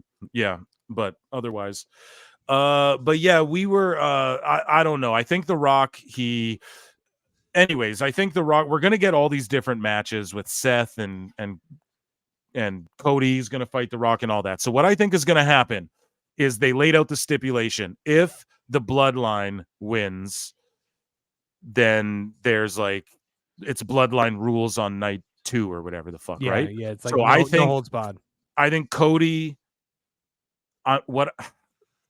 So if Seth's fighting on night 2 as well, then they're going to split it. So one of them's going to lose, one of them's going to win. But I've been saying Cody's going to lose and Roman ain't going to drop till WrestleMania 42. I've been saying that for the last like year, which I always thought I've been saying for a long time on Pro Wrestle Times that I always thought it was going to be Rock Roman. I was losing faith there for a bit till he just showed up out of nowhere, but I had always thought that. So my whole thing is I think they're doing the Dusty Hard Time story. Like, he won't beat Flair it took Dusty 3 times to beat Flair. I think it's going to take 3 times to beat Roman. So but I think Drew's going to get that heavyweight title. And I hope he does. I think it's time for him. It is time. I think the way I would tell this story, I mean, I think Cody has to take it at this point. I think he has to at this point too, though. That's where I'm at, like emotionally. This is a much different environment than the Dusty Flair situation. Like people's patience is a lot less. And they've already been so patient in an and at that time, also remember Dusty had been on top of the world for decades at that, for years. So at that point, Dusty was in a much better position than Cody. Cody is trying to win his first world title, and I think what you've got here is a situation where I think you have them lose on night 1, and then I think Rock turns on Roman to help Cody win. I think this has all been a switch. Do you think that's where they're going with it? Because I think it is. I think there's been some very subtle hints. Like in the first promo when Rock was like, The Rock's gonna make sure that you walk out of WrestleMania what you are, a loser. And he pointed, and when they purposely turned the camera so that you could see that he is pointing directly at Roman. Mm-hmm. So I think absolutely.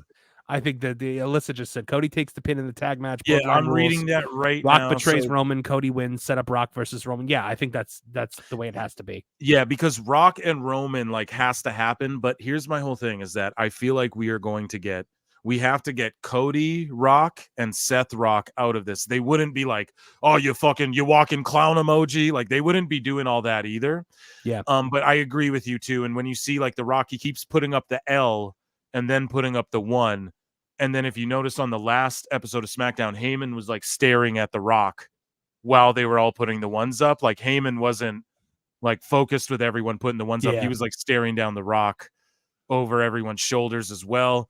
And but yeah, so Cody takes the pin in the tag match. Bloodline rules. Rock betrays Roman. Cody wins, sets up Rock versus Roman, I think. But then where does that leave Seth? He just loses to Drew. You know what I would do with what I would do with Seth? I would have Drew do a run-in, or I would have Rock or Roman give some kind of glaring injury to Seth in that match, so that he goes into night 2 with a bum knee, and now Drew's got something to work on. That's what I was getting at earlier there before I got off topic. And then it's he's going to be beat up then lose to Drew. Yep, and it's you worried so much about this other thing, and you didn't worry about your own problem, and because of that, you lost. Right. God damn, they have so many good problems in WWE right now. Yeah, they have so many good fucking problems. If this was the Wrestling Observer podcast, we would be saying this is what they're doing, because it's common sense storytelling. We would be saying this is what they're doing, and then when it doesn't happen that way, we would say, "Oh, plans." And the problem too, when you get into arguments with the AEW fanatics, and I'm a big AEW fan, man, but I try to be, I try to be optimistic, but even though I may come across negative about it, but it's hard not to when you're, I don't know. And all AEW kind of did was reminded me of how fucking good WWE is. You know what I mean? That's all AEW did, rather. I might have misspoke there, but yeah. And the second fight, sorry guys who are keeping up with me, the second fight on my 4-fight parlay is going down right now. Pedro Munoz versus Kyler Phillips. And it's a pretty good fight. A guy just got poked in the eye, though, UFC 299. Anyways, back to pro wrestling. Yeah, UFC and WWE, though, they're the same company. So I gotta bounce out for a bit. If you guys are still on in a little bit, I'll pop back in. But yeah, I gotta go spend a little time with Mrs. Movie Monster tonight. Absolutely, man. You go take care and say hello to Mrs. Movie Monster for us. Everybody, a round of applause for Marv. He may be back later. We'll see you guys around. See you, brother. But yeah, basically, I don't know. As we were talking about, I just definitely think that they have good problems in coming out of WrestleMania, no matter what. And damn, this dude got poked in the eye, but he's still fighting his last fucking fight. He got poked in the eye, I'm pretty sure too, and he just quit. So I'm a little distracted here at the moment, though. But I got a 4-fight parlay. If I hit this one, it's 2 out of 4. But yeah, man, Marv, though. Play, man. This is our podcast. Yeah, we will, dude. How did you enjoy Marv there, Hairline? Marv's the fucking man, hey? What are you talking about, man? Marv the Mad funny there. Yes, dude. Man, so for someone who's been listening to Jim Cornette for like 5 years now, it's just funny like how we all like weave into each other all from underneath his umbrella. You know what I'm saying? Mm-hmm. It's pretty much what it is.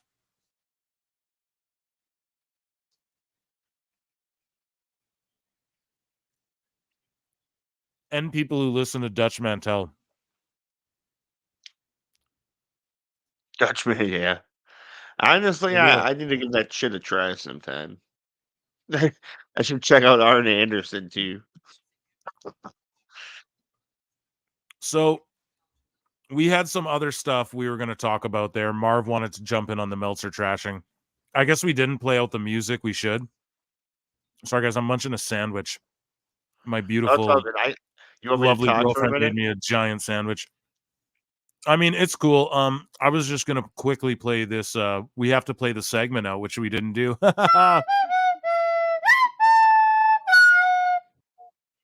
It's the live show. We're doing it live, damn it. Everything's different.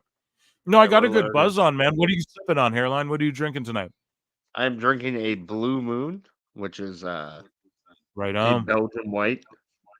It's basically just tastes like orange. Yeah, those are the shit, dude. I love those. Get them in a pint. Yeah, this is a great fight, but I might. No, but this guy keeps poking in the eyes. You guys call them pints? Yeah, and this dude keeps trying to fight. What do you call it? A beer bottle, a 6-pack? No. A pint's like a fucking pint. You know, it's like a measurement, like a certain glass pint. Oh, okay. Yeah, we got 6 ounces, bud. Yeah, I don't fucking know. I don't go by the ounces, bud. But I know we're in Canada, we call Mickeys what you guys call fifths. But then ever since me and you became friends like 10 years ago, I started calling them fifths in Canada. I'm like, you got a fifth of whatever, and they don't know what the fuck I'm talking about. Man, you're blowing my mind. Hairline. You guys have 40 ounces? Oh, yeah, of course. Like, we got 40 ounces and shit, obviously. We got 32 ounces. Like in one bottle. Yeah. We don't have 40s anymore down here in the U.S. Why? I don't know, man. You know, it's fucking bullshit. I don't know. The difference between those 8 ounces is really makes or breaks her. So, going to the chats, and then I have more shit though. I have more stuff bookmarked I wanted to talk about. I was hoping Marv he'll pop back in later. So we have a cool baby face icebreaker. It isn't a catchphrase. Okay, Alyssa, I was referring to the people. Okay, we read that before, referring to the people saying stuff. All the way down here. Corny and Dutch are the best. Meltzer deserves it. Cult of meat with extra cheese. Is poking in the eyes an illegal move? Yeah, dude, that's super illegal. Did Meltzer block you on Twitter? Yes, he did. I asked him a couple questions. Man, you know, I never go. If you guys look, like, you might see me argue a lot. You know, I like debate and shit. But the thing is, like, I never go vicious on people. Honest to God, though, it gets impressions. I want them to check out the podcast and shit. You're it's a controversial guy. Whatever. That's why we're successful. Here's the thing, though. These motherfuckers, I don't know. These motherfuckers can't accuse. I don't have a blue check, so you can't accuse me of just like doing it for the Twitter money or anything like that. Whatever. But shout out to anyone who does. Like, I don't hate on that grind, but I just don't getting their money. I don't want to be beholden to that shit. You know, where people go, "Oh, you're just doing it for the blue check," because I feel like that. Like, I look at someone like Meltzer says what, and he's the perfect example of like, yeah, I guarantee the impressions he gets every month could afford his blue check, but he just doesn't get it. You know, people say to me, "Oh, can't afford a blue check." It's like, yeah, I could afford a blue check making fun of you on YouTube. You know, it's not a big deal. So, but yeah, I definitely, I like debate and stuff, but I never go vicious on people unless they go vicious on me first. Like, always, dude. I don't go like, "Oh, fuck you, dumb motherfucker." Like, I'll just disagree. We can disagree. Me and Marv are disagreeing today about Kenny Omega. He disagreed with me on the show about Kenny Omega. You can disagree. You know, people disagree. But yeah, man, some of these people though, they go fucking vicious. And Dave, though, I never went vicious on him. What had happened was basically the first time we really interacted, I just basically asked him, I was like, he was basically insinuating like, oh, this news, something just kind of about WWE. But I just asked him, I said, yo, have you ever purposefully not reported something to help a pro wrestling company one way or the other? You know, that's what I said to Dave on Twitter. He fucking blocked me. And then I was just laughing at him all the time. Like, or he didn't respond to that, but he responded to me before, like once or twice, and then he didn't respond to that. So I was like, okay, like I'm asking you, like, have you ever withheld information to try and help the perception of one wrestling company, or however I worded it? And he didn't want to answer that question. And then so I would just start like laughing at his shit. Like I would never be like, Dave's a fucking clown. Now I say it because he blocked me. That's why. So just like if I block you, you can call me a fucking clown all day. Now I can't see it now. You know what I mean? So Walking clown emoji. yeah, so that he did block me. Yeah, Dave did. So I can't see his shit. Meltzer blocked Sean Rossap blocked me. And but then he would unblock me and send me shit or talk shit and then block again. And then Fightful blocked me, and I was like, the news? I'm not allowed to watch the news. I'm not sure how I haven't been blocked by Meltzer yet. Yeah, you guys, listen, I'm not telling any of you guys go out there and be dicks. For real, we got it. Don't go out. Be dicks. Be the doper people. Like, be the people who are like, who just have, like, if someone talks some shit to you, go at them. But just always, don't lower yourself to their level. Like always let them go at you. This is for all the PWT Top Pod listeners in the comments listening worldwide. Yeah. All you guys just fucking just like don't be the person who like gets attacked a bit before you even swing back, you know? Just let them know, like, but speak your mind. Don't let people bully you into not saying what the fuck you want to say. You know, we'd probably have more listeners if we just shilled one way or the other. You know, facts. Yeah, but we don't do that. So SRS and Meltzer are the same person. Yeah. SRS is fucking Meltzer's young person avatar. My God, it's like fucking. What's that movie where like the dude that plays the young Professor X has got the multiple personalities? Yeah. Days of What is Future that? Past or whatever. But like it's a horror movie where he Split. like It's called Split. It's with Okay, so yeah, it's like that. Yeah. M. Night Shyamalan. Yeah, it's a good movie. But wrestling journalist. Yeah, so how about shout out, and hopefully Marv comes back later too, but we could pick his brain. But if he doesn't, that was a treat having him here. Hey, Hairline, I was waiting for you two to interact because he's a guy I'm like, man, this guy fits right in with us and what we're doing over here. You know what I mean? Yeah, popping me. Yeah, absolutely, man. It was good shit. And he's a draw too. What can you say? Okay, this guy's asking a question. This guy right here, shout you out, Isaiah. He's on every fucking platform that we do anything. This guy's asking me questions. You know what I mean? So he values what we have to say on this show. And I appreciate that. Yeah, because there's, there is some hearsay, there is some not. I have you guys probably saw, as you could see my Twitter bookmarks, and you guys saw my DMs for a second there actually, but there's an account called Don Stevens who has been leaking things. I'm DMing with this person. I'll reveal our conversation. No, we had an off-record conversation, but stick around and I might talk about that in a bit. But Isaiah, is WWE interested in signing CMLL star Stephanie Vacquer? I have no fucking idea, bro. She's going to face Julia for the strong belt tomorrow. I have no fucking idea. And here's the thing, Isaiah, you ask me such intense questions sometimes where I'm like, fuck, bro, you're a real wrestling fan, aren't you? Like, you're up on the shits. You know, I might have to consult you, buddy. But that's a great question. Don't know who Stephanie Vacquer is. And maybe, is she good? How old is she? I have no idea. But thank you so much for the question. Wasn't Meltzer briefly on WWE's payroll? I heard that somewhere before, but I don't know if it's true. I don't recall that ever. I recall like during the steroid trial, Vince was pissed at him. He's a guy that like WWE and WCW, even Bischoff admits like he tried to work with the Meltzer, but it's just Meltzer would always do things in a fucking goofy way to where they're just like, we can't fuck with this guy. Your thoughts on who's going to open WrestleMania Night 1? Who's going to open the whole show?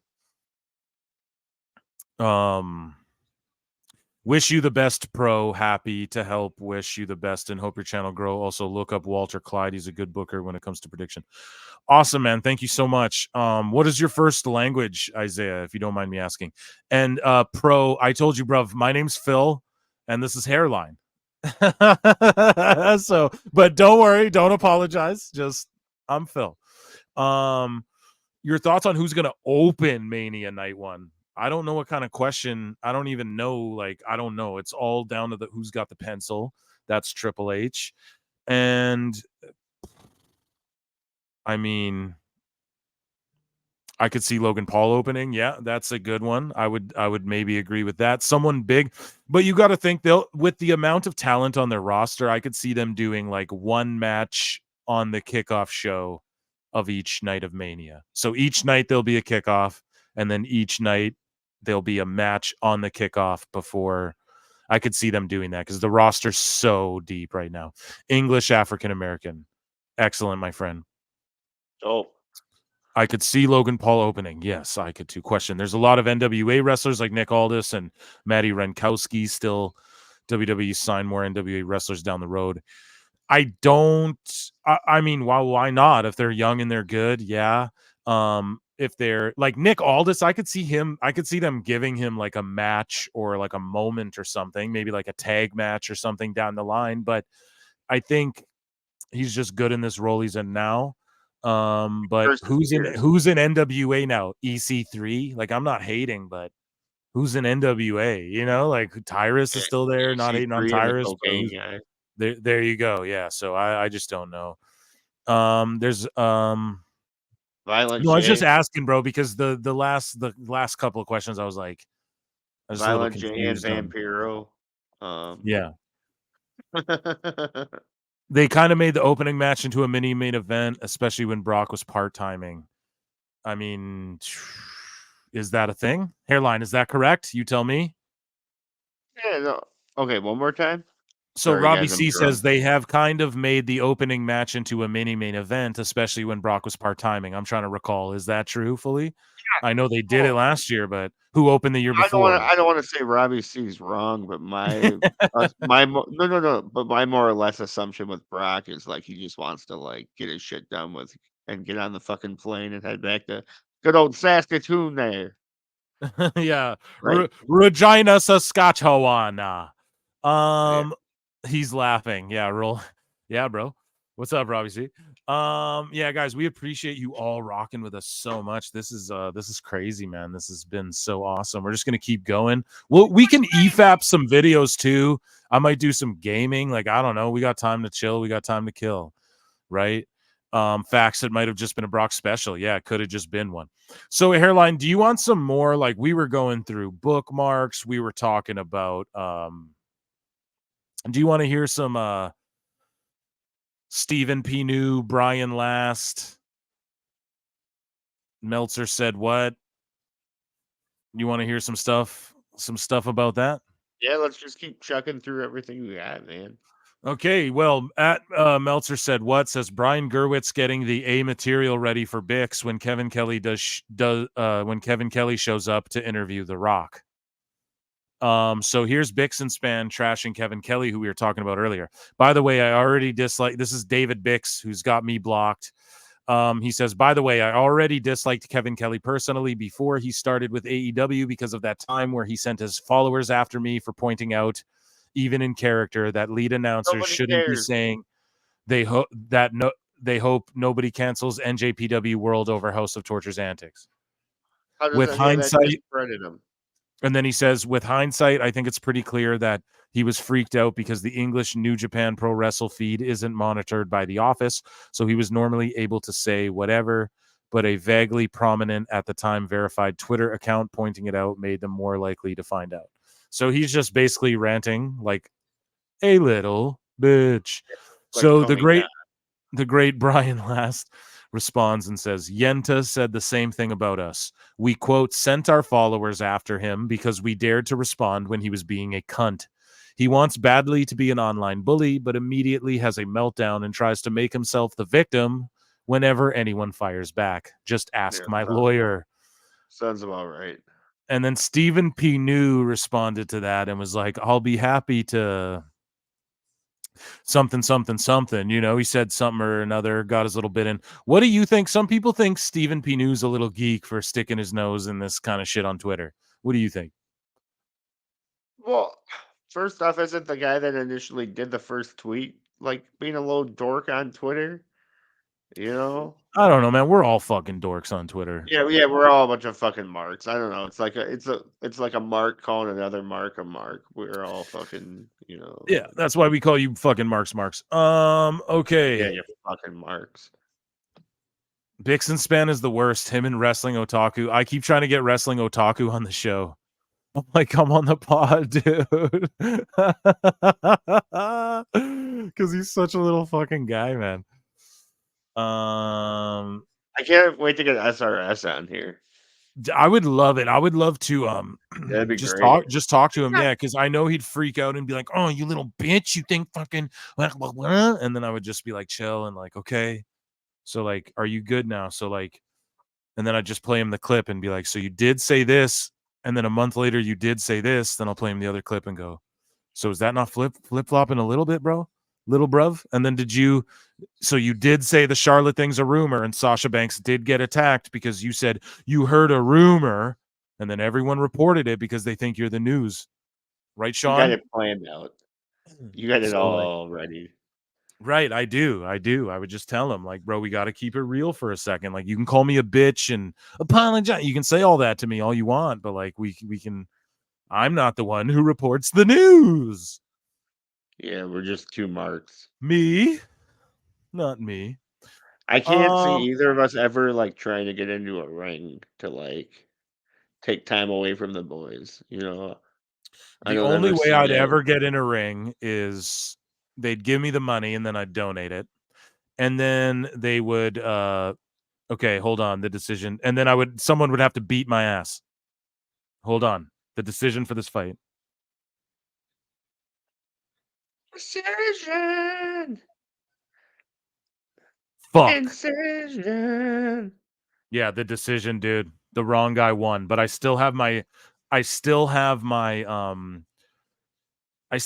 can win my money back as long as the next two that I picked win. I'll win my money back plus a little bit. You know? So that was that safety I put on there. Yeah, so atta boy there, bud. So speaking of fucking Tony Khan and all the stuff everybody tunes in to hear us listen to. Yeah. Shout out everyone if you're here, man. Hit like on the YouTube video. We're at 21 likes, so we're at 27 watching. That's good. I appreciate you guys.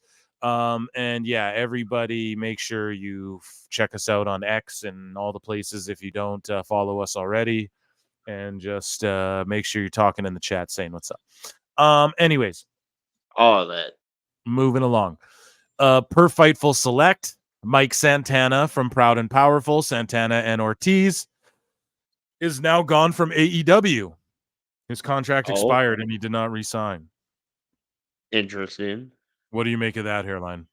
He was speaking out on X. He was laughing at the notion of people fining him for his social media antics.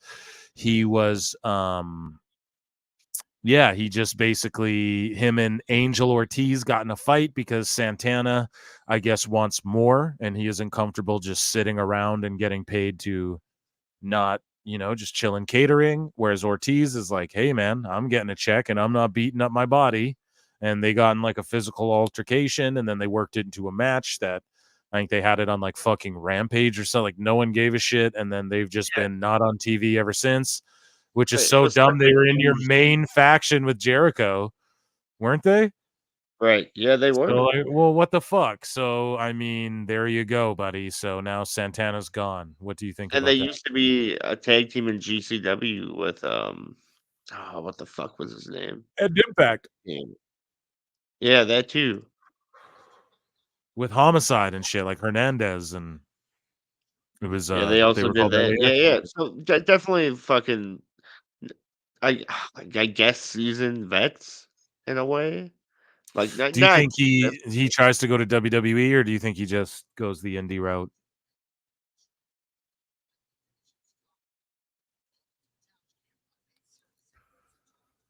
No? We may have lost Hairline, folks, for a moment. It's all good. So they could pay Okaku $4 million. Who's Okaku? The Oscars are on tonight, I guess. Collision's trending. Is anyone watching Collision? Are there any colliders in the chat? Let me know. Sammy Guevara. Or here, I'll read some chats. I don't know where Hairline is. Just make some noise when you're back, buddy. We got some legs shit or something. LTK SRS is so sassy it makes him more annoying than the others. Yeah. In other wrestling news, Adam from the Garden of Eden looked like Bret Hart. Yeah, dude, he is dad. Everyone tried to clown Marty McFlyer. What's up, Airline? Everyone tried to clown Marty McFlyer. He's like, Marty McFlyer was like, who's a fucking Grammy award winner. He won 2 Grammys in one night, you fucking assholes. But no, most people liked him, but some people were like, oh, fuck this guy. And they were like, oh, that's cringe. He said Bret Hart was his dad. But boom, bitch, Adam from the Garden of Eden was fucking Bret Hart. And that's everybody's dad. So what's up? Christ is king. Just kidding. I won't get pulled off YouTube. Another talented dude team. Tony fumbled multiple times. Yeah, so they could pay Okaku. Okay, I read that. The first there is, the first there was, the first there ever will be. The first there is, the first there was, and the first there ever will be. That's hilarious. Has anybody who's been involved with Jericho been elevated? No. Been elevated at all. Second version of TNA's LAX with Conan, Homicide, Loki, and Diamante. Probably Sammy Sammy. Right? I stopped watching Collision after they fired Punk. No, dude, because here, in other news, ready? AEW star Sammy Guevara has been suspended in connection to the February 14 match he had against Jeff Hardy. During the match, Jeff Hardy sustained an injury and concussion protocol was not followed, which resulted in Sammy Guevara hitting his finisher on Hardy, which we are told shouldn't have happened.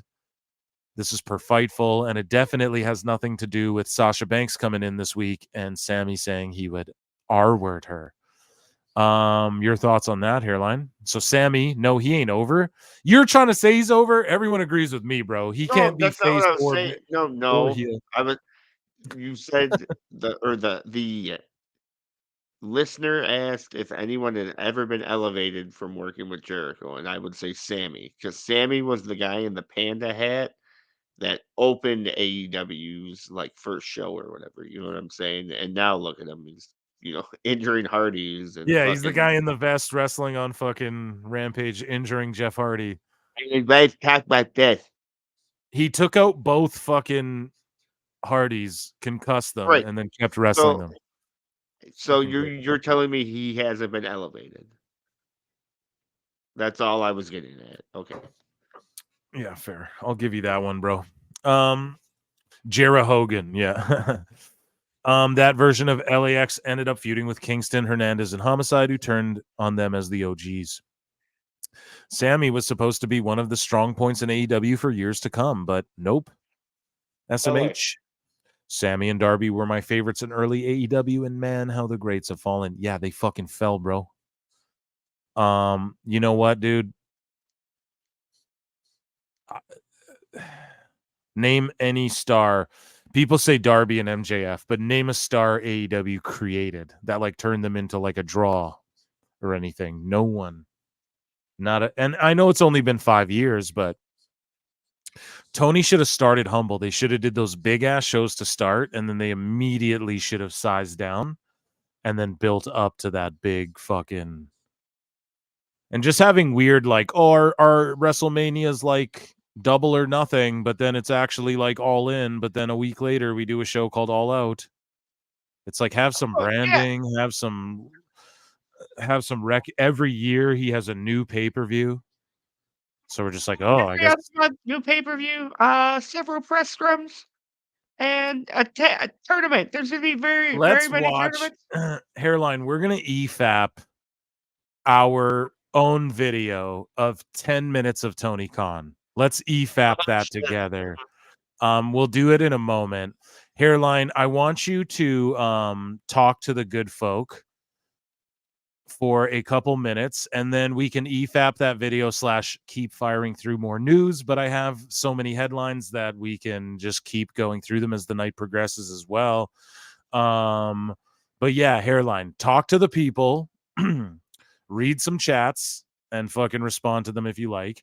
I'm going to go bleed the lizard, and I'm going to grab myself a couple more beer, cold beer. Yeah, what? But I don't have the what on the soundboard. So, yeah.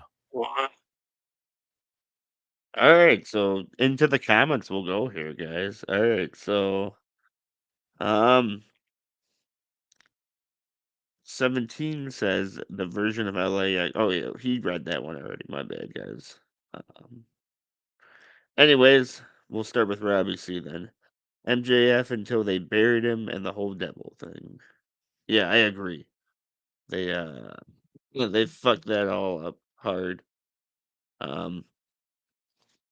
What I always said here with the whole devil thing is like it was the classic Vince McMahon, and where you're selling the sizzle and not actually the steak. As in, we enjoyed the ride more than the destination. You know what I'm saying? So as far as that with the devil thing,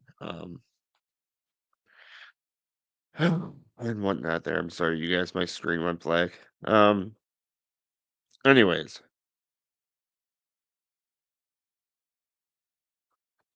Godless Scummer said none of Tony's 4 pillars seem to be doing well at this moment. Yeah, I agree with that. Let's break that down there. Darby's about to go fucking freeze to death in Mount Everest. MJF's injured and then probably going to pop up in WWE. We can hope so, right? Keep our fingers crossed. I don't exactly feel the need to go on about Sammy again. We discussed that with Sammy already. And then fucking Jungle Boy. So close. He's over in New Japan right now. I saw he just joined some faction. As I've stated, I used to be a New Japan mark. I'm not going to sit here and pretend like I can tell you what the faction that he just joined is. I haven't watched it in a few years now. Doing this podcast, it's hard to juggle all that shit. But anyways, moving forward here.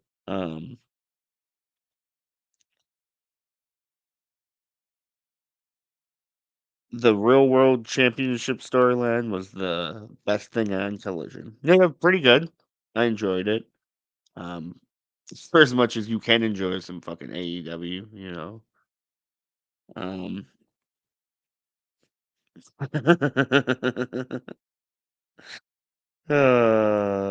Jake said the devil really was the higher power, and it's all like, yeah, I got it. Is Adam Cole the higher power, or like, oh god, I feel bad for that guy. He left WWE for this guy. That's awful.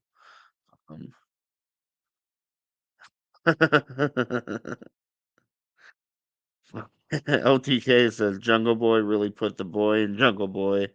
There's no amount of facial hair that would make him look badass. Whew. I don't know, man.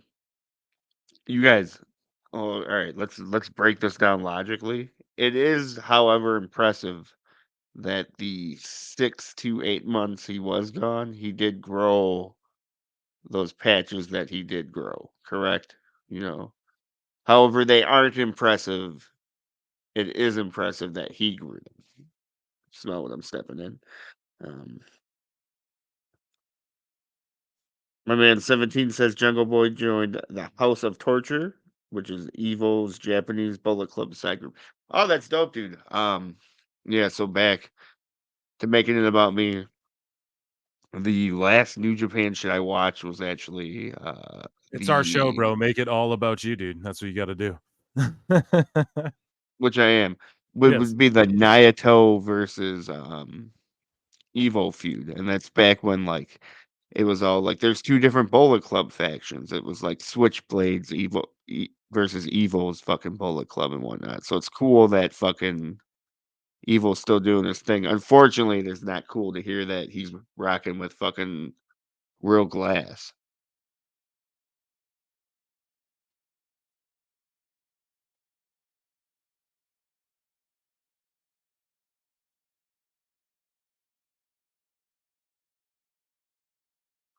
I think Phil disappeared So again. did you like that Darby Allin spot or what? All right, there we go. You're talking about Real Glass. You like that Darby Allin spot? Oh, did you come back with more sandwich? Bro, the sandwich never went away. Yeah, no, I came back with more beers and stuff, dude. We're chilling. I'm watching fights. Oh yeah, I got one more beer myself, bud. No, yeah, so I was just going through the comments and whatnot. Right on. And they were just talking about Jungle Boy and New Japan and whatnot. And then yeah, I see. He joined House of Torture. Huh? right. Just kidding. No, I'm not a hater. I like Evil. Evil's good shit. Well, that's the thing about okay. So Robbie C just said, "I'm sure all the people in the first 3 rows love the Glass," and it's all like, God, here I go making it about me again. But you guys break down some fucking deathmatch wrestling or any of that. It's like you're constantly getting shattered with Glass and fucking all this other shit, and it's all like, Yeah, but don't you think that that's like, okay, some of that shit flew in one of their eyes. And some people complained, apparently. Like, filed complaints, like, what the fuck? I had glass fly at me and shit. Is that, like, you don't think that that's, like... all I'm saying is that, like, if there's glass and dust and shit flying around, people have to be... You have to wear hard hats and, like, wear eyewear and shit. Like, for sure, you know? Now, I'm not saying, like... You know me, dude. I don't give a fuck. And I'm like, yeah, dude. Like, I don't care if shit sprays on me. If I was... I wouldn't care if glass flew at me. As long as... But if it hit me... All I'm saying is, like, Conor McGregor threw a fucking dolly at a bus window. It shattered. It flew in a bunch of fighters' faces. It wasn't even nearly as rank as all that glass that flew on the crowd, if you watch the video back. And a bunch of UFC fighters sued Conor McGregor and got his fucking money. So that's all I'm saying, dude. Like, oh, we got Marv back. We got Marv back, so we're going to add him here. But Hairline, what do you think about what I just said, though? Like, you don't think that the glass flying in the face is a big deal, or no? You think it's just like, fuck it. Cruel would... okay, so like, all right, logically analyzing it, obviously it didn't fly in anyone's faces, though. Let's fucking clear that. Let me just make that clear. But it's like we're comparing deathmatch like chuds to fucking AEW neckbeard marks. You know what I'm saying? They're different kind of people. You know, it's like. Can you familiarize the listeners with what a chud is exactly?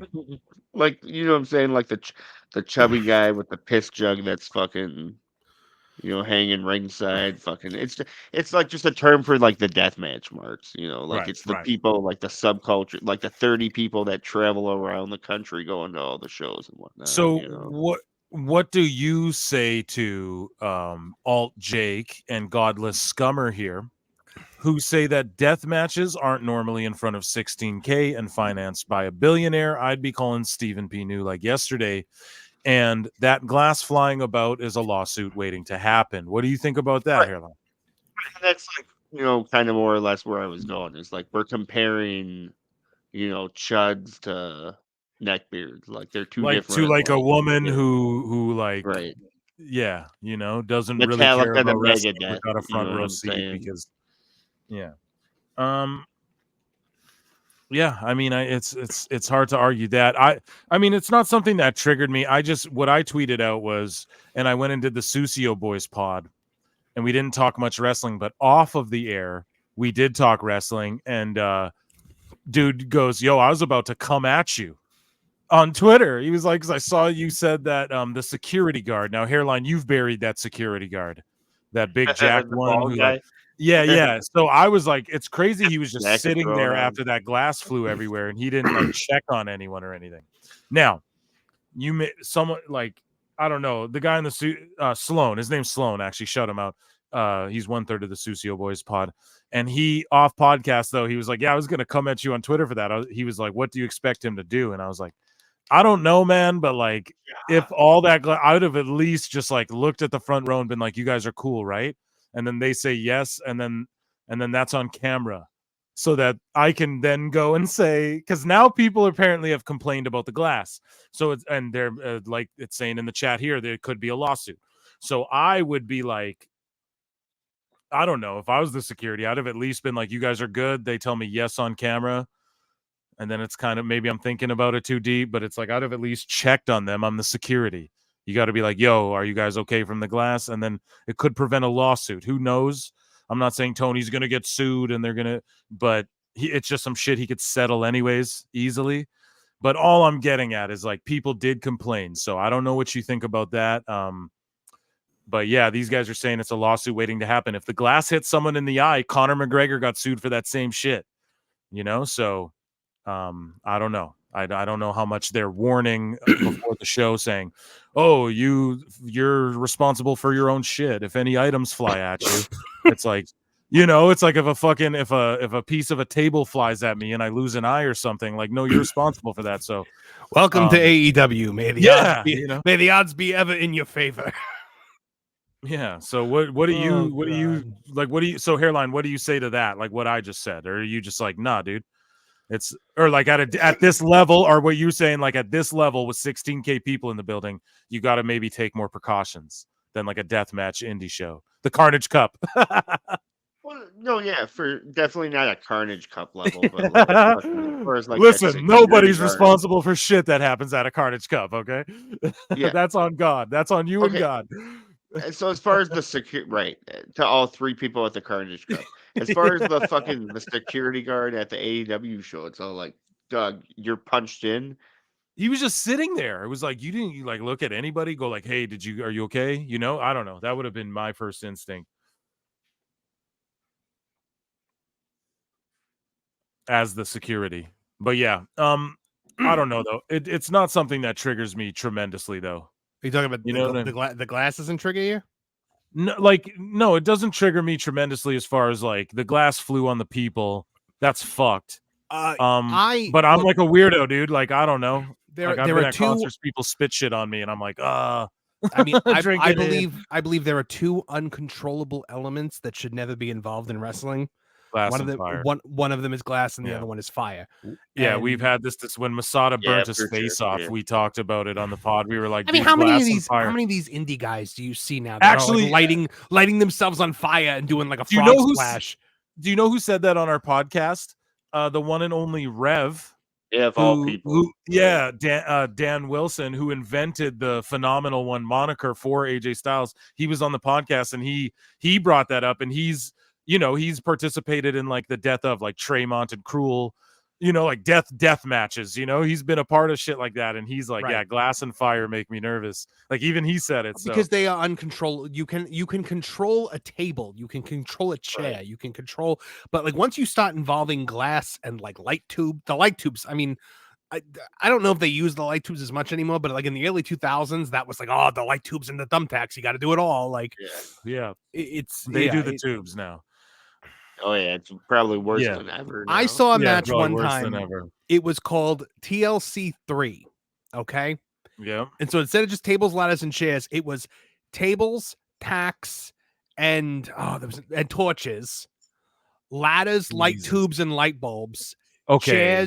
Chairs, chains, and what was the other C? It's gonna bug the crap out of me now. And it's gotta be like cables or something. It was like chairs, something ridiculous. Something cage. ridiculous. Was it in a cage? No, it was not in a cage. Okay. Yeah, something. It's something it crazy. And at that point, and I mean, we're talking like early 2000s here. I was like, I think we're getting a little out of hand here.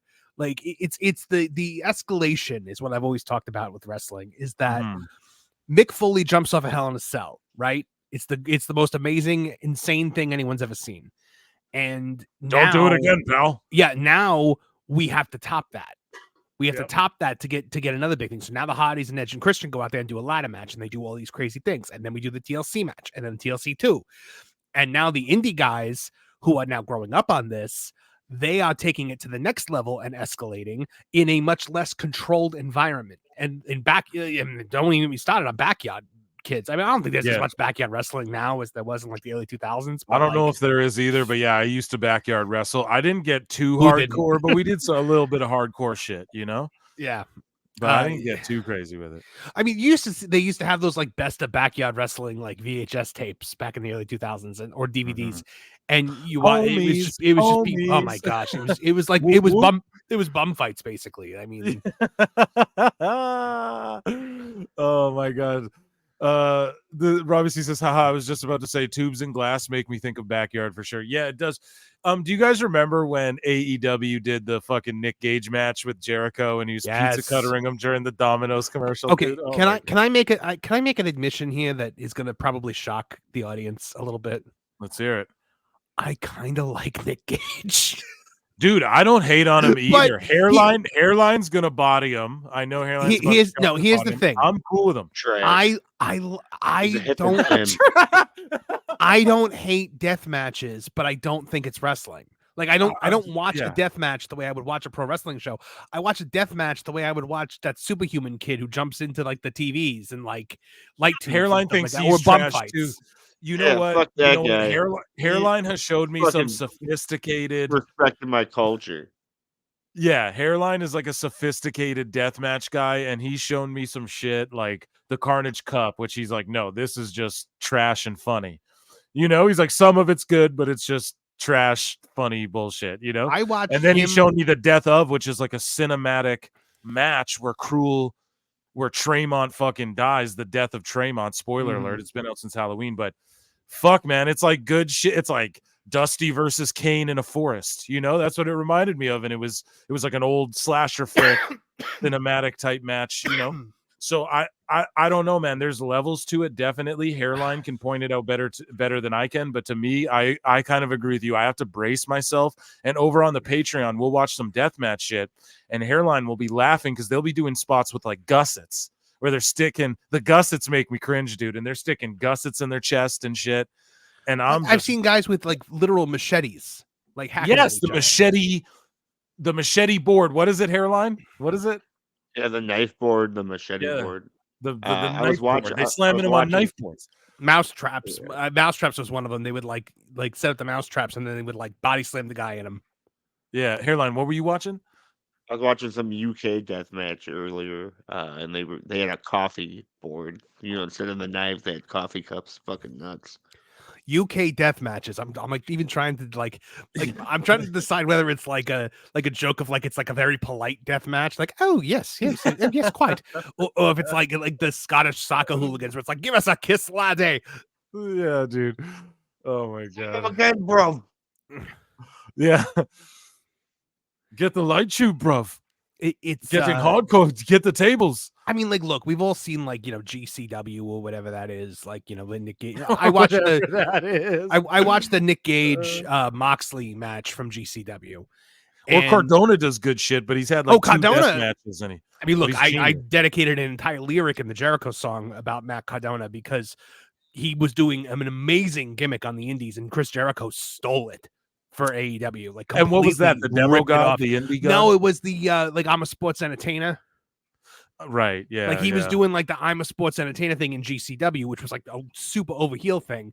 Yeah. And then Jericho just like swooped in and was like, this is mine now. Like it was like insane. There was no way he didn't know.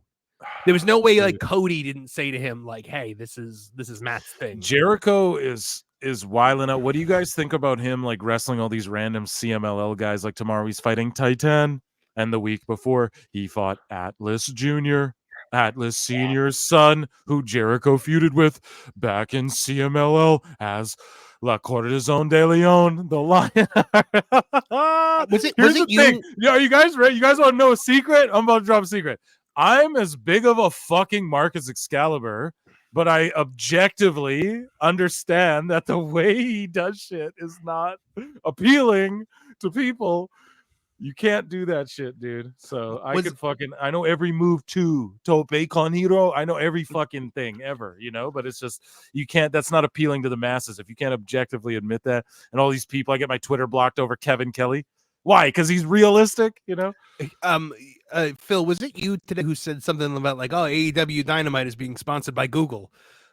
No, Somebody said it on Twitter today, and it popped me because like you have to Google who all these guys are and like all the histories because they're not going to explain it to you. Like, so what do you think all these marks are going? They're about to get a $200 million TV deal. Oh, but what WBD's talking about is they want to turn True TV into more sports. And they want to feature sports and more sports entertainment on there. Buckle and up I was for the like, True TV Championship tournament.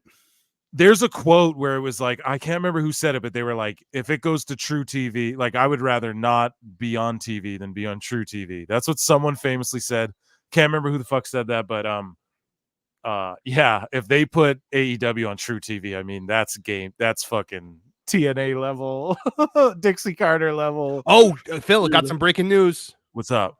Matt Hardy gone from AEW. Yes, I have that book marked, right? Matt Hardy. As of 36 minutes ago, he put up a thing. I want to say thank you to the AEW fans. I appreciate you, especially the Die Hardy fans, Jeff and I that followed us to AEW. I'll never forget how much love you showed me after I was injured at All Out 20. I thought he wasn't injured at All Out 2020. I thought that didn't happen. On the next week's AEW Dynamite. I own the broken gimmick. Make sure you delete me off of the website. I reported on Friday, spoiler warning, about a number of AEW wrestlers whose contracts are set to expire without much interest in renewal. Matt Hardy is one of many who don't have long left. So I had that bookmarked on the 6th. That's Tom Collahue. So I was going to talk about that. So it's official now. Your breaking news. He is gone. And I see Fightful here is saying his contract is currently set to expire. So yeah, dude, they did not renew him. So originally it was Matt is there, and then Jeff came, and then so they both wanted out of WWE. Matt goes to AEW, Jeff comes, and then Matt's gone, Jeff's still there, and he's got to wait for him to come back to WWE, or what? Do you guys think they go Hall of Fame? Oh, they're not going. They'll get that Hall of Fame induction next year, probably, or next time WrestleMania goes to like the Carolinas area. Maybe I will delete. What do you guys? Speaking of Hall of Fame, your fucking Hardy, your Hardy impression's way too good. Oh, my Matt Hardy, it's basically. Dude, I thought mine was good, and that one just bodies my mine. Matt. It's basically good. Like I developed it during the Edge Lita situation where I just like made him like the biggest sad sack like in history. Oh no. And what did we say? Yeah, that's hilarious, dude. What did we say on the pod too, Marv? We were like, Edge always gets over on Hardy. Edge always ends up winning. Like we used to make jokes about it too. Like I remember when Matt got like a DUI, he got arrested for DUI. We used to say, "Oh God, it was Edge dressed as a Mountie, like on horseback." Oh my good God. Matt, yeah. hey, so Matt, I had those firings. I had those firings here, and they're not firings. Tony's a good guy. He doesn't fire people. Well, Kevin Kelly was fired though. Kevin Kelly was fired. Kevin Kelly was fired. Yeah. So that is one, and then I thought there was another one. I may be tripping, but speaking of like contracts and flipping around and people going around, what do you guys? And I really need to know what Hairline thinks about this. I didn't get a chance to ask him. So Bianca Belair does this interview. Bianca Belair. Jesus Christ. Sasha Banks, aka Mercedes. Oh, now you're racist. Interview. Now you're racist. Am I? What are you trying to say? They all look alike? No, I'm looking at a Bianca. Dude, come on, don't do that. That's enough. That's it. Yeah, I'm Aboriginal, bro. You can't. That's Hairline. Hairline's the one always saying Sheeta looks like fucking. He's like, yeah, they have little boy bodies and shit. I don't know. Say shit like that. Me under the bus. No, it's because I have this Bianca Belair people being racist to her story just above this Mercedes Moné story. No, I get it. No, I'm just giving you crap. I know you are. Have a little boy body, but you're gonna fucking yeah, exactly. I'm like, dude, come on. If anybody, Hairline's about to go in on some shit. But anyways though, so Mercedes Moné, Sasha Banks, and then we'll talk about Bianca Belair because I'm a fucking botchamania. Matthew, where you at? So this is at Machiavelli DTA. posted this. Mhm. But it's a quote of Mercedes Moné did an interview on a podcast, and she goes, they ask her about WWE, and she goes, I know I'm going to be back there one day, so it's not over. I have unfinished business. Oh my God. With people, whatever. So basically, she's like, I have unfinished business in a bunch of companies or whatever. So, but Machiavelli goes like, AEW's newest signing that hasn't even debuted yet is already talking about going back to WWE. -5 days. She was in AEW for -5 days, and she's already has turned them up. She has achieved full. I think I said M Punk. Yeah, dude. Yeah. That's what you said, and we covered on the show too. She has heat with Kiera Hogan. So we covered that on the show as well. Like this clip from a while ago resurfaced where Kiera Hogan was like talking shit about Mercedes. So there you go. I think that was a show I did with Marty McFlyer. I'm not too sure. But either way, she has heat going into AEW already. I feel like with this type of stuff and the type of egos that fly around backstage there. So bickety bam. I found that to be hilarious as shit. Bianca Belair, people are being racist to her, not me, Marv. Not me. Not you right now. Maybe you 5 not minutes me ago. right now. Maybe a minute ago. But they're being racist to her. So the other story I got here is over the she's on the video game cover with Rhea Ripley and Cody Rhodes, and there's people just being like, oh, she's only there because whatever. But as Hairline points out on the show, he's like, so there's not little girls whipping their hair around and fucking, who look up to Bianca. And that's true, man. She's like kind of like it took a while for Bianca to get over with me. I'm not gonna lie. It's very recently she actually got over with me. We've been very critical of her on the show. She was over for me in NXT because they were portraying her as a badass, like she was this big, strong woman who looked like she would fight you to the death. And I was a little fallen off during that era of NXT as well. But I loved that. And then they take it to the main roster, and Vince gets a hold of her, and all of a sudden it's you got to smile, you got to skip, you got to cry, and she's crying every week. I'm like, why is she crying? Yeah. Like there are very few moments in which it is acceptable for wrestlers to cry. Okay, one of them is not being attacked by a heel. I'm sorry. Like there is like you retire, your friend retires, or someone dies. But for the people saying like, oh, she's only on the cover because she's black, what do you guys have to say about that? Like we obviously live. I'll just preface it by saying this: like we fucking live in a society where people love to cry the victim. We live in a very PC society or whatever you want to call it, PC police. But like there is some truth to that though. Like you can see the comments, like there's fucking assholes being like taking it a little too far. But look, I think that she is just like I just think she's really over and down and like, you know what I mean? She's one of the top 3 women stars in the company right now. She has a reality show right now with her husband. Like it's, I mean, to me, when I like Bianca, when she comes out too, you can hear it in the crowd. The crowd fucking reacts to her, whether you like it or not. Like they fucking react to her. So I don't know. It took a while for her like work to get over with me to where I felt like it wasn't just super routine but I feel like she's got it down, and I'm digging her kind of exactly like you said, more intense, badass gimmick. And again, it's Triple H. Yeah, I mean, look, Bianca Belair is an elite athlete. There's no question about that. That's the other thing too. Yeah, it was always like, yeah, her athleticism is insane, but can she put it all together? Like a Tiffany Stratton, who's an insane athlete, but she puts it all together. Bianca, for me, wasn't putting it together. Now she's really fucking doing that. But sorry, she's doing it because you know who is gone now, and now she's able to be booked strongly again, and she's one of the top, I would say, top 3 or 4 women's stars in the company. So there's no question that she should be on a video game cover. I think that it's these video game covers, you can't win with them. It's not today. Back in the day, we'd be like, oh, The Rock makes sense. Oh, The Rock makes sense again. Yeah. Oh, Triple H and Brock Lesnar and The Rock. Oh, that all makes sense. But now every year, and I think the most brilliant thing that they did was put out 3 covers for the game, because now you've got people. You got the people who want the legends, the people who want Cody, the people that want what was it, Bianca and Rhea, or was it people Bianca like me who just want it all? I want it all. Well, and then you're gonna have the crazy collectors who are gonna buy all 3 of them. Yeah, because they want to have all 3 and display them. So it's a brilliant move. where do you buy physical? Like, so didn't Best Buy stop selling physical media? Yeah. By Best the Buy doesn't way, sell man, physical media. R.I.P. I'm not gonna bring it here. R.I.P. Akira Toriyama. I wanted to bring it up on the show. Why'd you gotta bring that up? R.I.P. dude. Yeah, I'm not gonna bring the show into a full downer, but just R.I.P. It must be acknowledged. It's just very a sad day. 68. It's not that young, but it seems kind of young. But it's Dragon Ball is one of the most important fantasy properties that has ever existed. It was transformative. It was the thing that brought anime to the United States in a big way. Were there some before that? Yeah, there were. Like, Sailor Moon was on around the same time. Pokemon obviously was the huge one. Like Trigun. There was even before that though. Like you look like Cowboy Bebop was a hit in the West. Exactly. Trigun, things like that. Gundam and whatever. But like when Dragon Ball Z and I was watching Dragon. I was watching the Ocean dub of Dragon Ball Z, right? Like I was watching the It's Over 9,000 dub. Mm-hmm.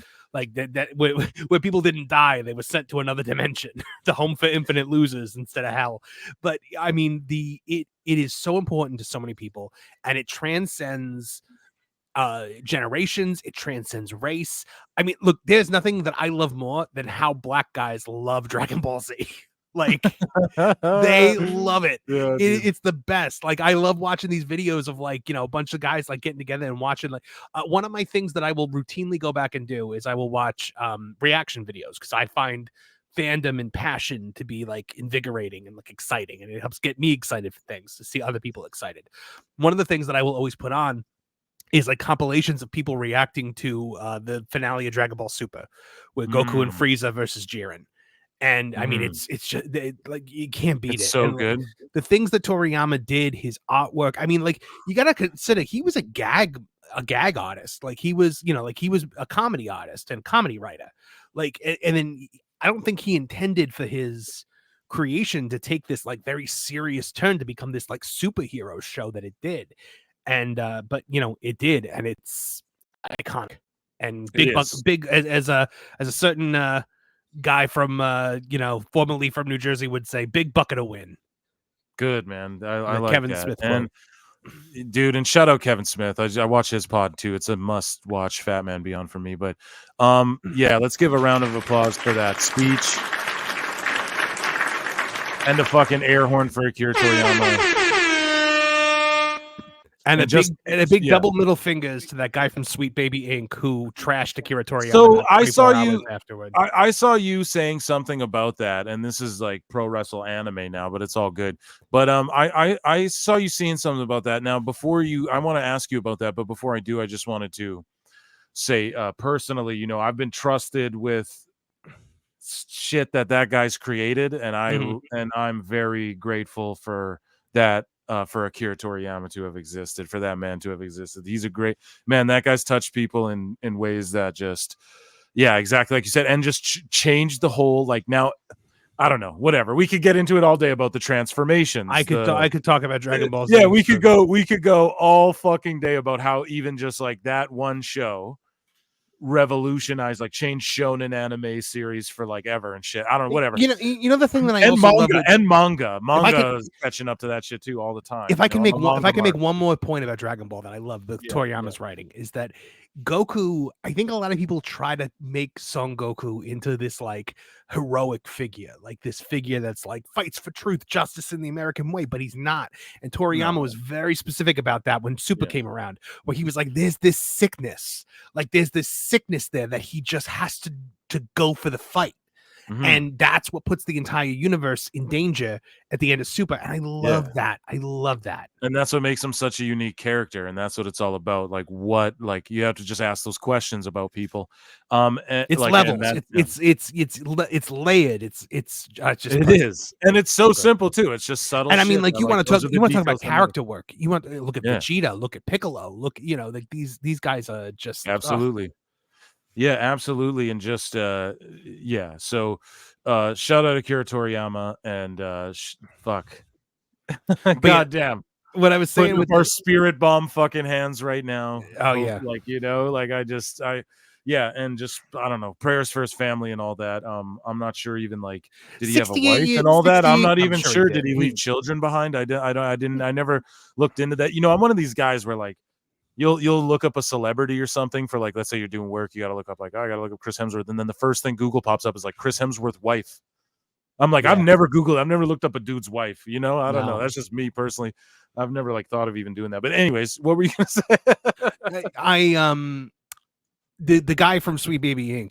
The thing what happened. Oh, right, that's what I wanted. So what was because you were tweeting all the shit. I just didn't have time to look into it, but I was like, okay. The body was not cold yet, and he went in on the they're attacking Akira Toriyama. He attacked him for representation of black people. What's Sweet Baby Inc. You don't know what Sweet Baby Inc. is? You know what? I've heard it in passing. I'm not entirely familiar. Sweet Baby Inc. is a narrative consulting firm that consults on the gaming industry. Basically what happens is, so DEI, I'm sorry, we're really getting off the wrestling track here, but DEI is like diversity, equity, inclusion. And so companies like BlackRock will give you like certain loans, like better, either like more money or like better like terms if your DEI score is up to a certain point. So that means and they used to call them like social, and they used to call it something else, but then everyone caught on. Like, have you checked these boxes? If so, then you get X amount of money. So ESG, they used to call it ESG. Your ESG score. Yeah. We're getting real conspiratorial. Where's the fucking X-Files, bro? We're getting What Sweet Baby Inc. does is this company will come in and they will take your story and they will help you get more ESG points. And they've consulted on games DEI like points. Yeah, like games like Spider-Man 2, and they were involved with God of War Ragnarok. They were involved in no, they were not involved in that one. Were they not? Yeah, because that one did really well. Oh, I love that game. But no, the thing that they were most recently involved in was Suicide Squad Kill the Justice League, and apparently they were which is trash. They were very involved with the story of that one, apparently. And like, so a lot's been coming out. Like the CEO, like she did this like talk where she was like, you have to terrify these studios into giving you what you want when it comes to like, like getting them to like have you consult. And they would say things on Twitter like, oh, you really need to hire me to consult. It would be a real shame if your studio was branded as racist. And then so people are like, wow, this company is like kind of like, bullying people. And so this guy on Steam created a Sweet Baby Inc. Detected. It was like a group on Steam that would like tell you all the games that Sweet Baby Inc. worked on. By the way, you could have found this information if you went on the Sweet Baby Inc. website, but Sweet Baby Inc. freaked out and attacked the guy and tried to get his Steam account taken away. Like, so this guy, the guy that organized that campaign, was the guy who came in and who attacked Akira Toriyama. And what did he say about Akira Toriyama? Not that we want to push that narrative further, but I need to know, please. He said, Akira Toriyama was responsible for some of the worst and best representation or black characters in anime, and that takes range or something like that. So that was that. That's who that was. Okay, yeah, it was something like real low blow right after the guy died. Like, bro, come on, fuck you, fuck you. Oh my! The entire world is like mourning this man, because Dragon Ball is worldwide. It's like a global phenomenon. Everyone is mourning this man, and this one guy from this company that is already like this hated entity, and he has to come in and say this stuff. It's the dumbest thing. If someone came to you and was like, defend Popo, then like defend the character. Popo is not a black person. He's not. He's like a genie. Like he's not a human being.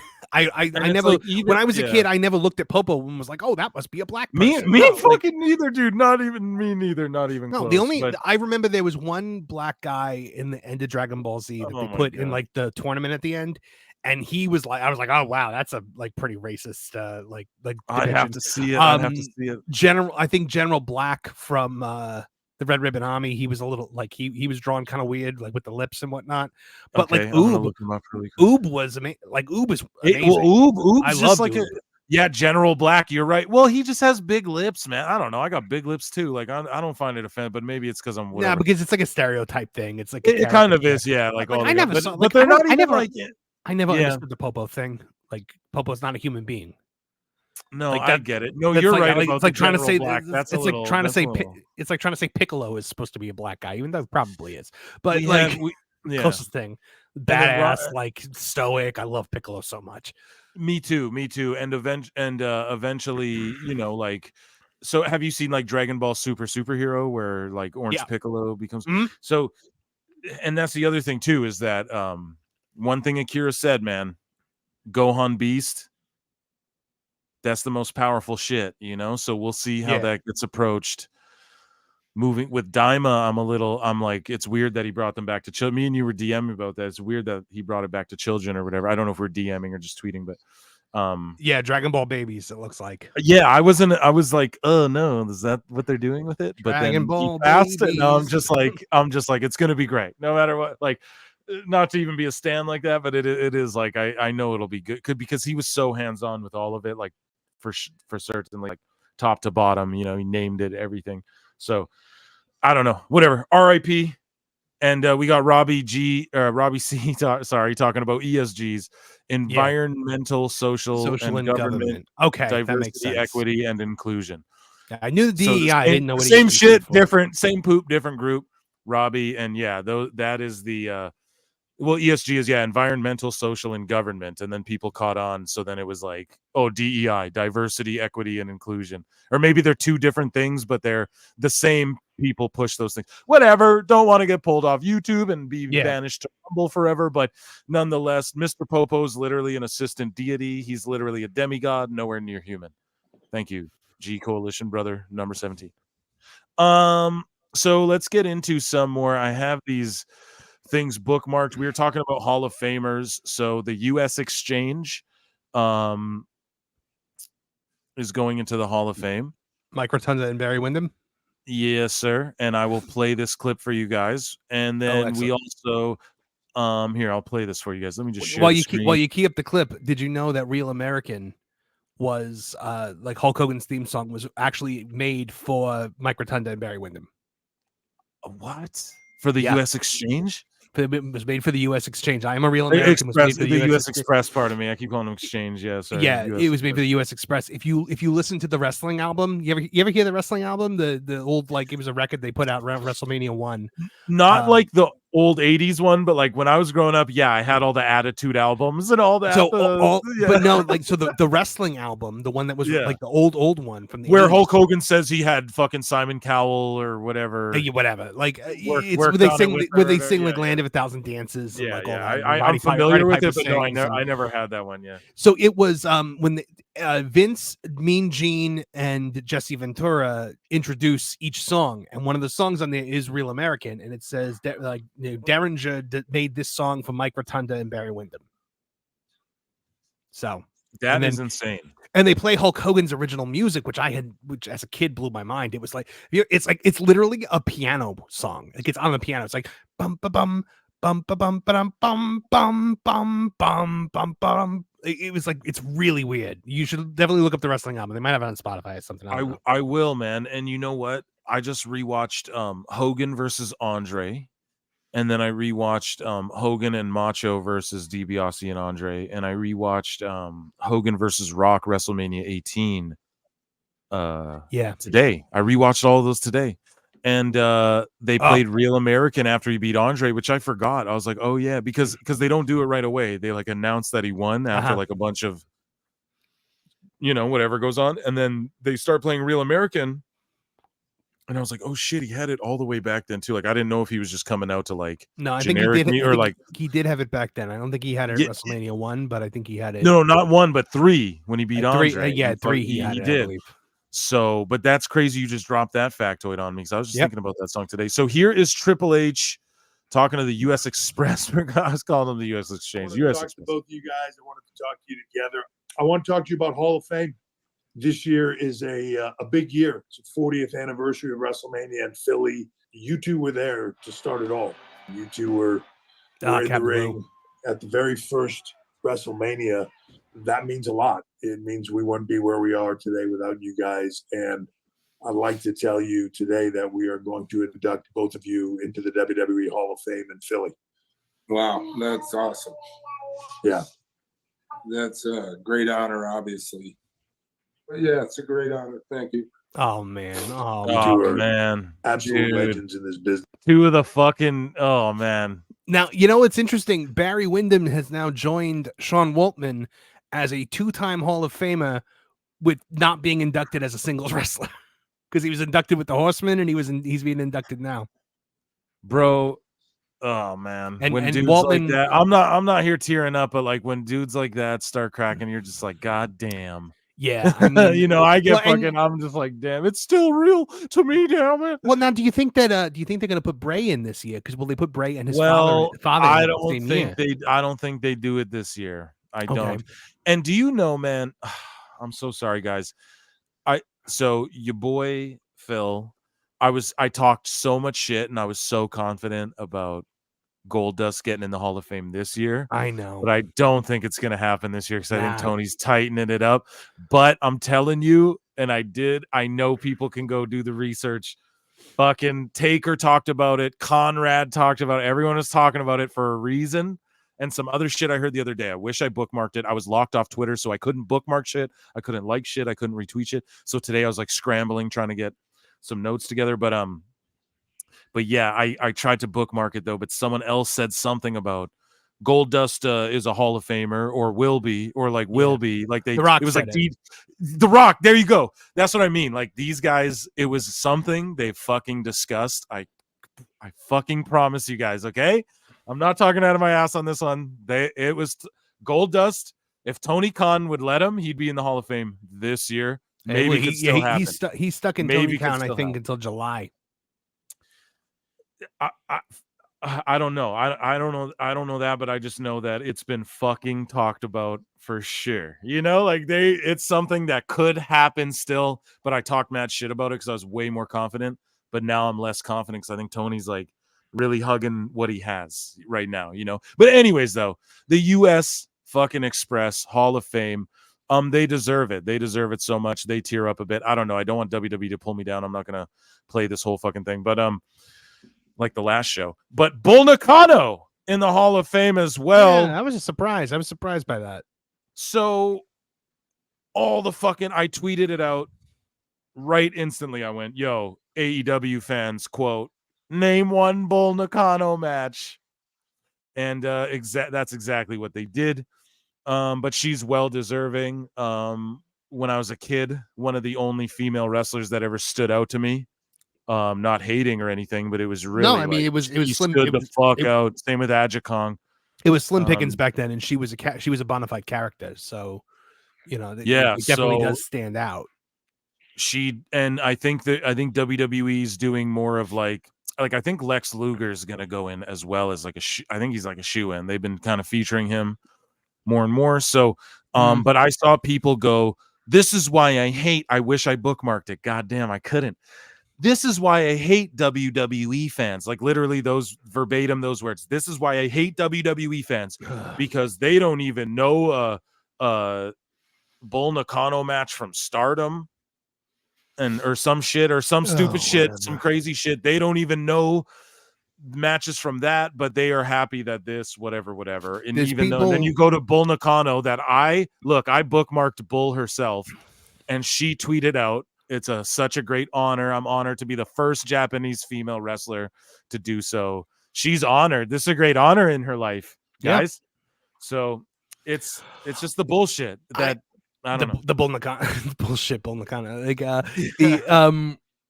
was a pun there somewhere. I couldn't find it. I think that the thing about the WWE Hall of Fame is they announce these people and a lot of people don't know who they are. I'm sure there were people who didn't know who Muda was. But the thing is, they explain to you who they were and encourage you to go out and watch their stuff. Yeah, dude. You know, like that's right. The thing. Like as opposed to just being like, here's this person, they're a legend. Figure it out. No, you're absolutely right about that. And she did wrestle in the WWF. Sorry, go ahead. What's I think is going to be very interesting is I don't know how good her English is. So like her speech, because Muda's speech was what, like a sentence, I think. Yeah. But yeah, so what do you think about guys going in like who maybe never held the WWF title? But I think that's fine. I mean, like you got Coco Beware in there. Exactly, and I'm the same way. I just hope I think Triple H is going to do the right thing and start. He's going to induct like Luger. Who are all the people missing? Luger, Midnight Express. Is the Bulldog still missing? I believe the Bulldog is still. I don't know. I think he's still missing, and then part of me thinks he might have gone in. Missing? No, Vader's in. Vader went in. I think last year, the year before. Oh, right. And then Luger still hasn't gone in. Like I don't think has Batista not gone in yet because he was supposed to. And then COVID happened, and then he said he didn't want to do it with no people. My prediction is he's the headliner of this year, and they're just saving it. Do you think there's going to be like I know we got Heyman already, but do you think we're going to get anybody else from ECW? No, so everybody was like being like, "Oh, we should do an ECW class," or like, and I'm just sitting there going, "But how do you like? Who do you induct? Like Easy Money and shit? Like, how do you induct?" I think if Taz was free and clear, Taz would have been a shoe in this year. Oh, for sure. We'll bring Taz in any fucking time in the Hall of Fame. But as far as like an ECW class of people, Raven, like a bunch of them in one, it's like, how do you narrow down the people you invite? How do you narrow down who you mail a ring to? How do you narrow that down? Like, are we talking? All right. There's guys like fucking, like what are their names? I could, I don't know. I could white names out of my ass, but it's just. Here's the other thing you have to remember here. Yeah. WWE is now very selective about who they choose because the problem is some of these guys and gals have some problems, personal problems that end up, manifesting themselves in various different ways. And when you it's a dice roll, whether it's, like former professional wrestler arrested or WWE Hall of Famer arrested. And so, like, that's why you're not going to see, like, Sabu, I don't think. Like, Sabu with, like, his history of, like, slurs. And no, not after he, like, was dropping N-bombs and... Not to completely just divert the fucking question or the topic. Van Damme's already in, too, I think. That's what I mean, dude. I think you just do them individually. But here, not to completely fucking swerve it around here, but how long until you think Tony Khan starts a Hall of Fame? I'm shocked he hasn't done it already. Me too. I thought at the 5-year mark he was going to do a Hall of Fame and induct Sting. Sting will be the first inductee. 100%, because it gives him a chance to hang out with Sting again and give him more hugs. Yeah, man. But that is I've thought about that a lot. I'm like, he's gonna do it sooner. Right? No, I don't think On has gone in by himself yet. Like. Now that Ole died, you induct the Anderson brothers together. Like that's what I was just gonna say. Yeah, like maybe together, but like Arn by himself, maybe he's worthy of it. But like, what constitutes worthy? If the fucking Honky Tonk Man, I guess he was the longest reigning, but you know what I mean. Like, there's guys in there like who never held the belt. But I mean, like the Honky Tonk Man was the greatest Intercontinental Champion of all time. Like the Tupelo concession stand match. Come on, the birth of hardcore wrestling. There'd be no wrestling without the Honky Tonk Man. And then, so fucking. If you ever watch a Honky Tonk Man shoot tape, it is just oh yeah, of course, yeah, it is just of course. I've seen them. Just people were like people never breathed before the Honky Tonk Man. They were coming up to me and going, "Honky, we're dying here." I said, "Breathe, damn it." I used to work for one of those shoot channels, like clipping their shoots. So yeah, I clipped Honky's. I've clipped his shoots, dude, for YouTube and stuff. So God but said, yeah, let there be Latin, let there be a Tupelo concession stand match. So you served the steak with the sizzle there, or before the sizzle, if you will. But Paul Heyman's also in the Hall of Fame, and the rumors are Ken Shamrock as well. I'm fairly confident of that one. What do you? Just also from being an MMA mark, I'm fairly certain Ken Shamrock is going in. Could be wrong, though. I've been wrong. I'm wrong about Goldust, I fear. But what do you guys think about, Paul Heyman going into the Hall of Fame? Obviously a shoe-in fucking Hall of Fame in any pro wrestling. Ken Shamrock is far better than anyone remembers. He's so good, man. He's so fucking good, and I'm a mark for him. And I'm an MMA stan. I'm literally watching UFC 299 as we've been recording this podcast. And I love Ken Shamrock, and you're absolutely right. And he worked with The Rock in those early fucking days, man, when The Rock was really figuring out like who he was and who he's gonna be, and he was The Rock's arch nemesis. Like, yeah, it was like Triple H and It's Shamrock. Those are the two I remember like growing up. You know, it was like fucking Rock and Shamrock, dude. And also Shamrock and Owen. People forget that they have the fight pit match now, but Shamrock fought Owen in the dungeon. He fought him in the lion pit. He fought him in it was like an octagon. They built like a fucking the cage Lion's Den. The Lion's Den match. Because that's Ken Shamrock's gym. So he did all this like very innovative shit that's very like modern, but it's also old school because in Japan, MMA and fucking pro wrestling have been. They never pulled the trigger on him in Severin, did they? No, and I mean that's what Jim Cornette shot on like a motherfucker, and Hairline can tell you all about it. Dan Severn and Ken Shamrock is the match. Like you have Dan Severn, pardon me, the fucking NWA world champ, the UFC super fight champion, and you got Ken Shamrock, he was like the UFC 11, or I want to say maybe before that, like 10 heavyweight champ or whatever. You have these guys like book them in a fucking match, like make a money shoot fight type match. No, we're gonna do brawl for all or whatever the fuck they did. So it was just a weird time of wrestling where like you had the legit baddest guys, like no argument. Dan Severn was like the baddest motherfucker literally walking planet Earth, and they just fumbled that shit as far as building a super fight type match with and that's Russo. That's Vince Russo. And I mean, Vince Russo looks at Dan Severn and does not see the legitimacy of the man. He just sees like the blankness, you know, like the lack of charisma, the lack of cartoonishness for the time. And I think that was where Dan Severn kind of putted out in the WWE, was because the two Vinces did not see it. Like they didn't see him being like an entertainer. And you know, like, but I think you would have pulled in a lot of like fight fans by, you know, I don't know. What do you think of so Jim Cornette famously has a video, maybe we could play it, but it's very long. I believe it's like over an hour actually that he clipped, but pardon me, drinking a lot of beers. So Cornette is he talks about he pulls out old notes. He has old notes from Shotgun Saturday Night and all this type of shit. And it's Vince Russo's notes. Oh no. He reads them. And Vince Russo pitched to the office that Triple H, Shawn Michaels, Sean Waltman, and whoever, they should form a group and call themselves the Elite. That's what he thought of. Oh. What do you guys think of that? He thought of that all the way in the fucking 90s. And then the Bucks and them went and just cosplayed it for life. I guess. What do you think about that?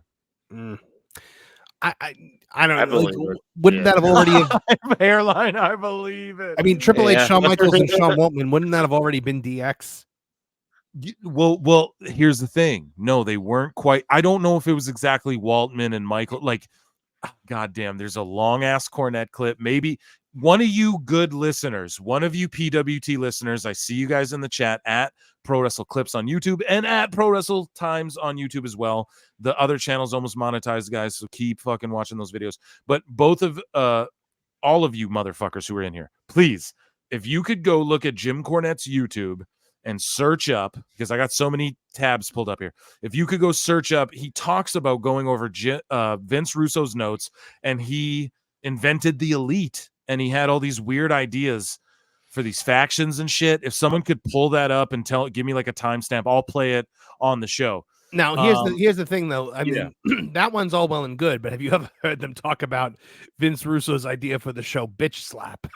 Yes, so I think was a part of those same notes, or this was a part of the that same was from his book. That was in one of his books. Okay, there you go. Yeah, that was a different notes or whatever, but exactly, it's one of those insane ideas that Vince Russo had, but he was talking about like he was going to have like Yokozuna join the Hart Foundation or something officially. Oh my god. Or some crazy shit. I'm telling you, it was all these different ideas, but the one at the end though was that Jim Cornette said was he wanted to call Triple H and Shawn Michaels and them the Elite. And have them like be like an immature fuck you type gimmick, which is kind of what they did. They just spread it over two companies. Well, yeah, and then with DX, like yeah. So it's crazy to think about. It is, but we were shout out all of the Hall of Famers. Shout out Vince Russo too. I was talking about earlier. Well, here's some little TNA news. I want some reactions to. TNA removes fans with "We want Scott D'Amore" signs at Sacrifice 2024. Did they really? Yeah. Now I didn't get a chance to watch Sacrifice yet. I will watch it. But what do you guys make of that? What do you make of that? Was one of those fans Scott D'Amore wearing nose glasses? The bowler hat. Yeah. Well, I don't know, man. It's weird. They seem to be. They're like pulling a WWE. TNA's like all of a sudden like, oh, we're WWE now, pal, and they just think like, I don't know, what are they doing? They're making all these weird moves. And Eric Bischoff pointed something out too. He was like, well, because they were like, oh, Scott D'Amore wanted to buy the company. And he's like, well, so? He's like, why? That's not grounds to get fired. Hey, I want to give you a bunch of money. You know, like they're not going to fire you for that. A bunch of money for this thing that has not turned a profit for you yet. Yeah. He's like, and they're just like, you know, Scott D'Amore's super successful, like him and his family outside of wrestling. They're like very wealthy. So Right. I guess he's just like, yeah, I'm gonna fucking like he could have just. So that's not the reason. There's something else that everyone. So I actually screen grabbed. Speaking of it, okay, there's one of these fucking reporters who insinuated, I've said this on the pod before. God damn it, I don't know where I say this. He deleted the post though, but he insinuated that maybe Scott D'Amore's a bit of a creep alongside Callis and Jericho. Was that Nick? Was it Nick Hausman that said it? It was Hausman, and this other motherfucker said it. It wasn't. I keep saying Steve Carrier, but it wasn't him. I don't even know where I have it saved. It's like on my phone, maybe. But yeah, I'm gonna pull it out and show it because people are gonna call me a goddamn liar until I do. But until then, until I find it, just take my word for it, folks. I wouldn't even insinuate it if I wouldn't even say it if someone else didn't say it. So they fucking someone said that, and then they quickly deleted the tweet because that would be jumping the gun. And Nick Hausman kind of caught heat for the Jericho shit, which was kind of bullshit. It was bullshit, Hannibal. That's bullshit. Oh yeah. I'm sure it had no basis in reality. Oh, video title: Robbie C. Jim Cornette on Vince Russo's 1997 ideas for WWE. Robbie, if you don't mind, bruv, can you find where he starts talking about the elite idea with Vince Russo? 17 min Marcus. She got it right there. Let's fucking go. So I'm gonna pull this up. Now, I can't copy what you said here, so I'm just going to retype it uber quick. Robbie C. doing the Lord's work, exactly. Yeah, shout out Robbie C. I'd drop you an air horn, but I'm Google searching. Jim Cornette on Vince Russo's. Yeah, he's been a day one supporter and listener. This is a good guy right here. Jim Cornette on Vince Russo's 1997 ideas for booking. Ideas for WWE. And then around the 17-minute mark, I got it pulled up here. So I will go to now. I am trusting you. There's a most replayed mark at 1539. So I don't know if I should just start it from there or maybe go to 1630. I'm going to go to 1633. Okay. And we're going to lead into this, and I'm going to share it with you, folk. Okay.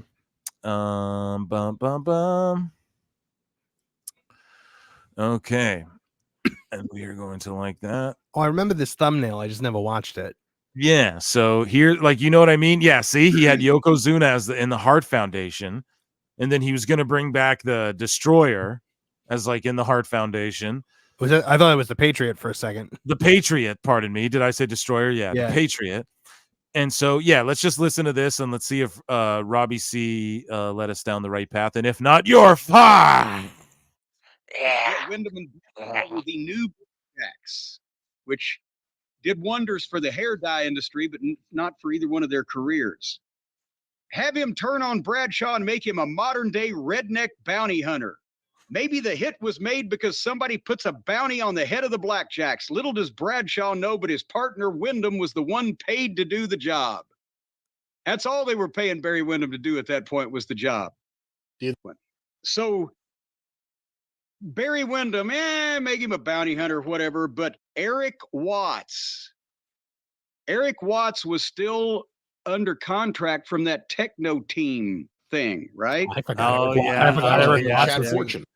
Yeah, that you remember that Techno Team 2000 or whatever they were called? I forgot that Eric This Watts is was what- ever in WWE. He has to say, could have elite potential. Read on, elite in quotation marks. Yeah, dude. Motherfucker. He wanted Eric Watts to be in DX, bro, with the Elite, with the fucking Click. Listen to this shit. Oh my god. We're going to pause on that one for a second. So the original Elite wrestler was Our 2 steps ahead of you, Corny. Already paused. Eric Watts. Hold on. Justin Bradshaw. What else can he be besides a badass cowboy, a real believable shit kicker? Justin Hawk Bradshaw was a gimmick. Make him a badass cowboy. Dustin Rhodes with an edge. Okay. Like Dustin Rhodes with an edge. yeah. You mean like AEW? Yeah. You mean like Collision? You mean like Collision this Saturday? What? Justin Hawk Bradshaw was a gimmick, but Justin Bradshaw as a cowboy is not a gimmick.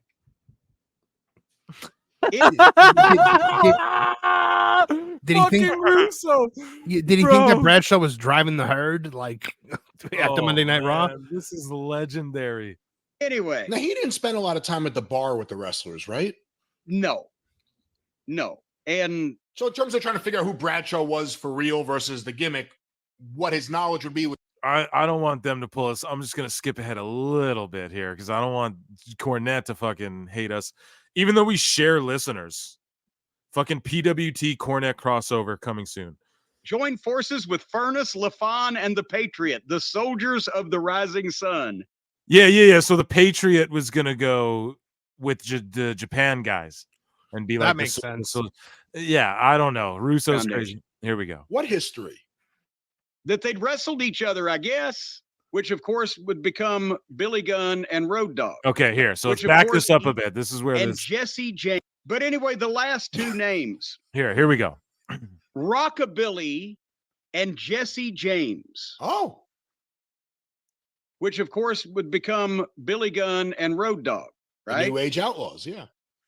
Well, remember, Eric Watts could have elite potential. With Rockabilly and Jesse James, not easy, but simple. Simple. All you people you're just idiots because this is simple. Billy Gunn and Jesse James can join Sean and Hunter as members of the Elite. Boom. What the fuck? And then DX, and then right. So like, let's give Russo props though for goddamn foresight's a motherfucker, or hindsight's a motherfucker, right? Like he had the foresight, like, dude, he was gonna put the New Age Outlaws with them, and then that's Triple H had to do once Sean was gone. He had to bring in Sean Waltman. That was probably the genesis of that idea to begin with. I mean, well, applause to him because like that shit worked. You know what I mean? But he wanted to call them the Elite. And then you have like Matt and Nick Jackson like cosplaying the Elite all over the world. And well, I mean, look, far be it from me to ever defend the Jackson brothers, but it's making my first stand on end to even say this. But there's no way they knew this because like these were in the notes from I doubt they had access to Jim Cornette's notes. So the Elite is such a cliche wrestling stable name. Like I'm shocked there has never been an Elite before now. Like, but you don't find it ironic that like they're like Rockers cosplayers and they cosplay HBK and Too Sweet and all that shit, and the super kicks and but I mean, so it's a little ironic to say the least. No? I feel like every indie fed has a stable called the Elite, or did before AEW. So let's continue with this. Just wrap this. He calls them the Elite? He calls them because there was no Degeneration X at this point. Behind the scenes, these guys are a natural fit. Just let them be themselves and it'll work like a charm. Maybe Watts can fit in this group. Maybe. Can you have seen it? Billy Gunn, Road Dogg, Shawn Michaels, Hunter Hearst Helmsley, and Eric Watts. You know what? If you want to say anything good about Vince Russo, he was certainly trying to do something nice for Bill Watts. But wait a minute. There's also another couple of suggestions. Maybe he says maybe Watts can fit in this group. Maybe he can't. Christopher can. He's talking about Brian Christopher. Christopher could have, and actually Brian Christopher, as a over-the-top personality and a smart ass would have fit right in, maybe. And then the last line, I swear to God, I'm reading this. I have it on paper. I will have it notarized if anybody believes I'm making it up. He's gone through the people that could be members of the elite. Shawn Michaels, Hunter Hearst Helmsley, possibly Billy Gunn, Jesse James. Jim, we love you. Don't pull me down for playing your shit. James Road Dogg, maybe Eric Watts, maybe not. Brian Christopher. And the last line, Sonny can fit if you let them abuse her. If you let them. Okay, and we're ending it there. Yeah, if bitch you let slap. them abuse her, dude. Oh God, we wonder. So then, right when you're like, oh, Vince, you're like, oh, Russo, yeah, great ideas, bro. And then he just fucking, slap Sonny around a bit. By the way, when I was talking about Hall of Famers that they regret, she was the one I was thinking of. My word. Let's read a top comment. If Russo had booked the NWO, he would have had Hogan and Sting reveal they were in cahoots all along. That's Starrcade 97. That's kind of funny. Okay. Speaking of Russo, would you agree his like crowning achievement was Survivor Series Deadly Games? Sorry, Vince Russo? Yeah. With the double turn on the Rock. At where was that again? Survivor Series Deadly Games. The Survivor Series where it was all a big tournament. It comes down to Rock. It comes down to Rock and Mankind. Yes. You know, Foley was kind of Vince's like chosen guy, and then they do. It was 98 because it was the year after Montreal, and they do the Montreal finish. That's his crowning moment, you would say. I would say it's his masterpiece. It is like where he hits like the peak. Because it's so perfect. Like down to like Shane McMahon turning heel on Austin earlier in the night, and then like, you know, the Rock and Vince like we're going out, like we're kind of feuding going into it, and then they betray Foley, and then the Rock becomes the corporate champion. I thought it was brilliant. And that was him. Was that all his shit? I mean, he was the writer at the time. Yeah, no doubt. Well, I mean that would probably be his crowning moment, no? At the time, it was probably him, and I don't know if Ferraro was there yet, but I would assume at that point, late 1998. So going into WrestleMania 15, WrestleMania 15 was so perfectly built. You know, with Rock and Foley trading the title back and forth, and you know, that was the one. So these are my favorite WrestleMania, like my favorite WrestleMania era is like 17, 18, 19 was like whatever. 20 was like. I disagree with you. 19 is whatever. 19 was fantastic. I know it was really great, but compared to 17, 18, and 20, I feel like 19, like if I'd rank them, I'd probably go like was it 18? 18 was Undertaker Flair, right? 18 was Taker Flair. Yeah, it was Jericho Triple H for the Undisputed. It was Rock versus Hogan. It was Austin versus Hall. And then Austin versus Hall was awful. Yeah, it was, but I know it was. Then some people say 20 was the shits too, but because of but they just put that on like the Brock and Goldberg shit, and then because Benoit. But really, that triple threat was crazy. It was really Eddie's match was insane. The Brock Goldberg match, I wasn't even like mad at, but the fans were just mad at them, so they didn't want to do shit. Yeah. And then you had like the Undertaker and Kane, bro. Like they built that story up for like a fucking year, dude. That was so good to re-debut the Dead Man. They did that. I think we need to give 19 another chance though, because you had Shawn and Jericho on that one. You had Hogan and McMahon. You had Angle and Brock. You had Austin and Rock. I mean, that was a big one. Yeah, man. I was actually just watching 19 today because I'm doing like I told you I'm doing the video with like the best and the worst last matches, and one of the best ones is Austin, and that was Mania 19. And that was 19, you said, sorry, right? Yeah, 19. And that was Austin's last. That was Austin Rock the last And that time, was right? Rock like doing and he wore the vest Yeah. during the match. Yep. Yeah. And that was when he had the OMR on the vest for one more round, because nobody knew it was Austin's last match except for like Austin and JR and Vince. Yeah. So do you oh yeah, they pointed out here, don't forget WrestleMania 20 Rock and Sock Connection against Evolution. That was good. Oh yeah, so that was good, and the buildup was good too, especially because they had the whole Randy Orton I don't know, like before that they had, and even after, I believe, right? Because didn't Cactus Jack come out for like Backlash or whatever? Yeah, but it was like, they did the match that they should have done at WrestleMania back. Yeah, at like Backlash or whatever. But yeah, they built up to when Randy took the thumbtacks. Remember that when he goes for the RKO, yeah, pushes him into the thumbtacks, and just like all the stuff, like where like he spit in Foley's face and kicked him down the stairs, and it was the second most open Randy's mouth had ever been at that moment. If you guys, if you know what joke I'm talking about, then you're laughing right now. Yeah, and the finish though seemed kind of botchy on that. So here's the thing. Okay, well I'll talk to you about this quickly. So WWE and Prime Hydration strike record-setting global partnership featuring first ever ring mat branding. What do you think about that? Prime's on the mat for PLEs. And will be at WrestleMania. So one of the things that I really loved in WCW was the when they would have the pay-per-view logo on the mat for the pay-per-views. It made it feel more special. And occasionally they would have like Slim Jim's Halloween Havoc on there or something like that. Yep. So it's not unheard of, but like I don't know, man. Like it's kind of cringe. It's kind of cringe. It's Prime and like, you know. Exactly. I think that Prime is good though. I drink Prime. I like it. You know, yeah, I've tried it. You know, I've never like bought and drank one to myself, but I'm not even a hater on it. I just don't really. I can't remember the last time like I bought like a Gatorade or a Prime or something like that. Even, you know, like usually I go for like a sugar-free Red Bull, or I'll drink like a Diet Coke or a soda water. I like soda water, like Tony Khan. Speaking of which, guys, we're gonna e-fap 10 minutes of Tony Khan, which is a PWT video.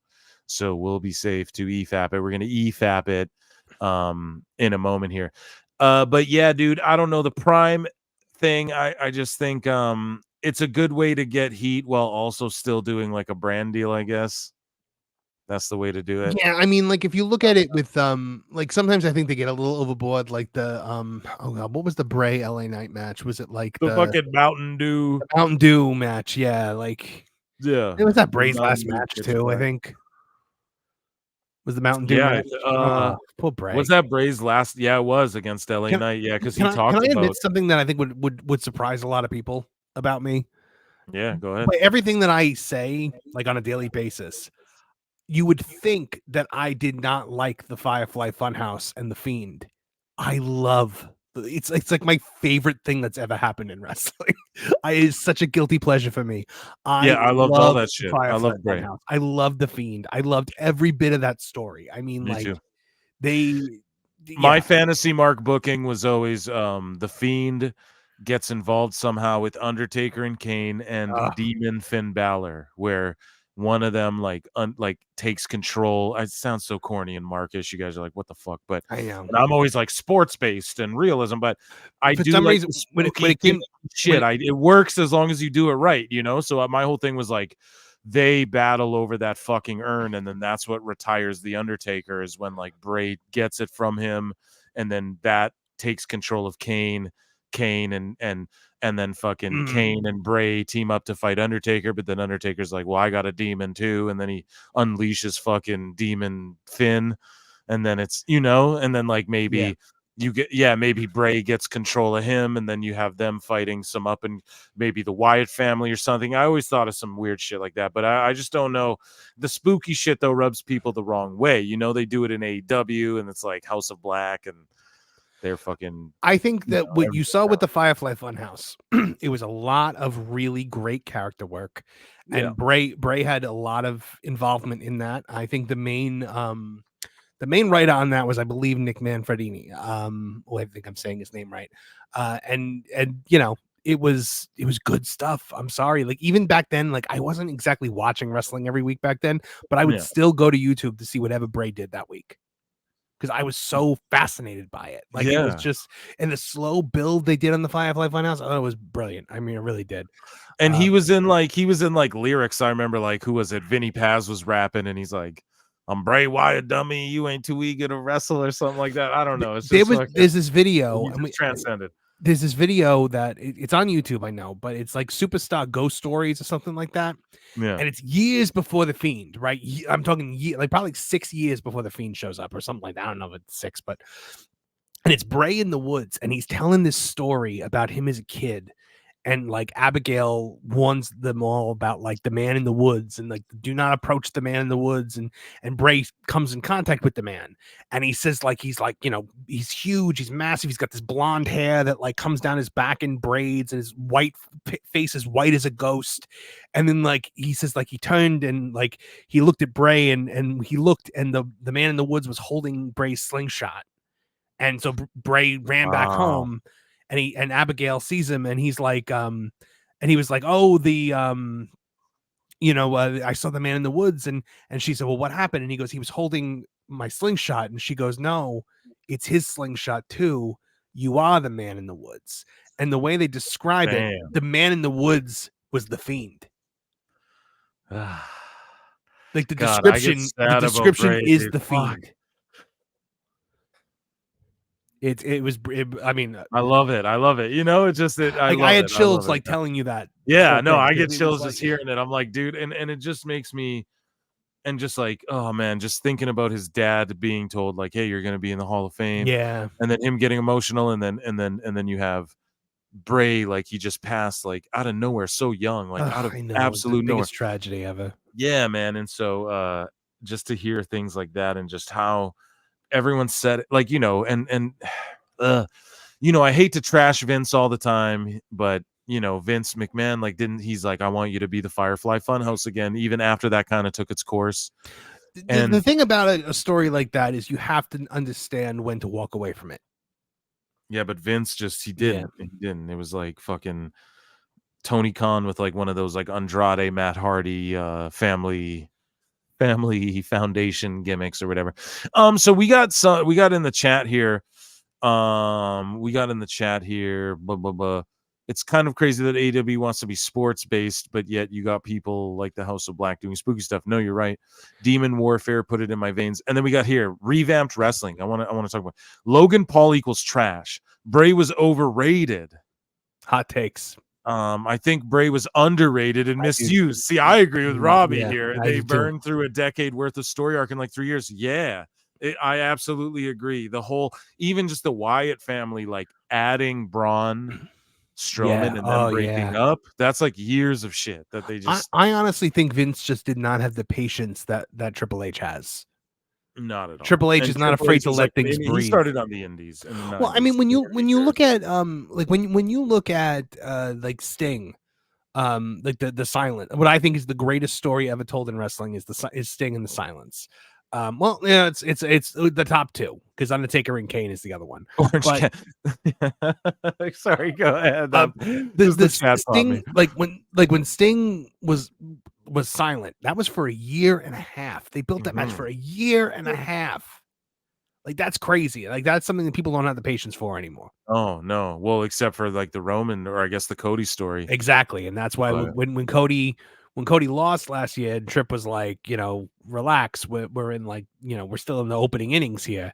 Like, you know, he's playing the long game, and I appreciate that. It's an arc, you know, it's a hero's journey. So, but yeah, Vince. I mean, you know, Vince has screwed up so many great opportunities. Don't disparage the good name. So we got people going, Orange Cassidy's overrated. Don't disparage the good name of Pockets. Triple H equals the long game. Yeah, you're right. Here's the thing with Triple H is that he was like a marky schmark. You know, that's how he was growing up, and he just always wanted to be a wrestler. And then he became a wrestler, and also he did like territory whatever shits before he went and worked like indie. Were the at the start of territories the indie kind of like shit? was like before is it he like the did end of WC. the territories, like back when he like first started to go around? Was it like the kind of like the end of that era? Yeah, it was like it was like the indies. Like there was probably like the beginning of like what would become like the indies, you know, Right, like the the Ring of outlaw Honors shows. and shit. Yeah, like but they were like territorial kind of still. Okay. I guess all indies are in a way. But yeah, he started in that era. Like he worked like indies and shit, you know. That's why like I he know brought in Adam Cole. He did that whole indie era of NXT because why? Because he gets it. He gets why we're a mark for that shit. But you you know have what? to It's know funny. how to focus it. Yeah. My main joke about Triple H is always that, like on Headlock Headlines, my main joke with Triple H is that he doesn't know about anything that's outside of the WWE. It's actually like 100% false, and I know that it's false. It's because he knows every big thing on the indies right now. Like he is so in tune with it. He is when he became the head of talent relations. I mean, he was so much more in tune with it than John Laurinaitis ever was. Because with John Laurinaitis, Yeah. it was the era of like everybody he's bringing in was like the masterpiece, you know, like he's bringing in these guys who, you know, just bodybuilders, like big jack body. They wouldn't even look at you back then in the early 2000s if you were under 6'4". Okay, so we have a comment saying NXT now greater than NXT then, in my opinion. NXT then was a little too indie mark for me. Now I it's can see balanced. that. Yeah, I think can that's see a that fair too. assessment. And I really like how they cultivated this, like it's like a college campus. Everyone's competing in this Yeah. league for this, you know, whatever. I really think that's just like a great concept, just altogether. HBK and Triple H running the pro wrestling biz like they fucking kind of said they were going to do back in the I DX know. days. Like It's amazing. I've always had and this they were theory. like the guys who were like fuck the Office, and now they are the Office. It's like super hilarious. Like, you know, remember that like that moment on Raw when they reformed DX as like middle-aged men, and they were they painted DX on the front of Titan Towers. Like I was like, they need to bring that back now that the two of them are just running everything. That could happen in real life. I know. You know, you're talking about the two. I've always had this theory that like Triple H started this like Emperor Palpatine level like Order 66 plan that like the night after the curtain call when he was told he had to eat shit and like it. Like he just started like plotting all these moves to eventually oust the old man and take over. I'm gonna marry Stephanie. Forget China. That's phase 57. Gotta get rid of Brett first. John. Michaels? No. Waltman. Oh my Activate the miniature bomb I put in Sean's spine. They didn't put China in as a solo, did they? No. Solo. No, I mean they're not gonna because she did porn. Yeah. Jesus. It's, you know, it's sad. It's yeah, but I mean, like, you know, at the end of the day, people like people are like, oh, she's a pioneer for women's wrestling. She was a women's wrestler for like 2 years maybe, like like she was up Jericho and shit. Well, yeah, like no, like she wrestled like in the men's division, which you know, I mean, she looked like she could beat up most of them, but but like when she actually started wrestling women, like when she was the women's champion for a while, the women she was wrestling, she was a lot larger than all of them, and it was I don't know, the pioneer of women's wrestling is Trish. It's Trish and Lita. Yeah, I agree. What do you think about people who say Lita's a little botchy though, and always has been a little bit? Lita is a little. She is more Jeff than Matt. Yeah. In terms she's of a little like, reckless, dude. She is, but like, yeah, it is really them. For me, it's Trish as well. Like Trish really revolutionized because she started as like the valet diva poster girl, and then was having legit matches like. Not to this day. Look at the heel work she's doing. You know. Oh my god, her heel Trish is infinitely better than babyface Trish. Always. And I've always said it. Like when she turned on Jericho at WrestleMania 20. Brilliant. That's another match on 20. That like 20 to me was like Jericho and Christian. And that's why I'm excited for 40 because I'm like it's the 20-year anniversary of that, and to me WrestleMania 20 was like I feel like it should be in the New York area if every 10 years, but like they'd stop doing that with 30. So because I think 30 was New Orleans or something like that, and 31 was New York, something like that. Yeah, yeah. And then I think, well, where was WrestleMania 10? WrestleMania 10 was Madison Square Garden. Right. 1, 10, and 20 were all Madison Square Garden. But I mean, I Right. understand you can't do it at Madison Square Garden anymore. No. It's way too big. It says 31 was San Francisco. LTK says so. They somewhere around the 30th one they did. They were in the New York area. Yeah, Robbie C says Philly is kind of New York. I wouldn't say that in Philly, but I get what you're saying. It is in that northeast area. Yeah, it's in that. Exactly. Don't walk down the streets of Philly and say that. I implore you. So they just played during this UFC 299 event. They just played a trailer for Deadpool and Wolverine. It's not called Deadpool 3. It's called Deadpool and Wolverine. Yeah. Yeah. So I knew that like a little while ago. But I think in the Super Bowl commercial they said it was Deadpool. Yeah. Even a little bit before then I knew that. The guy who's going to play Juggernaut though, he turned down the role. Did they give it to Jordan Grace?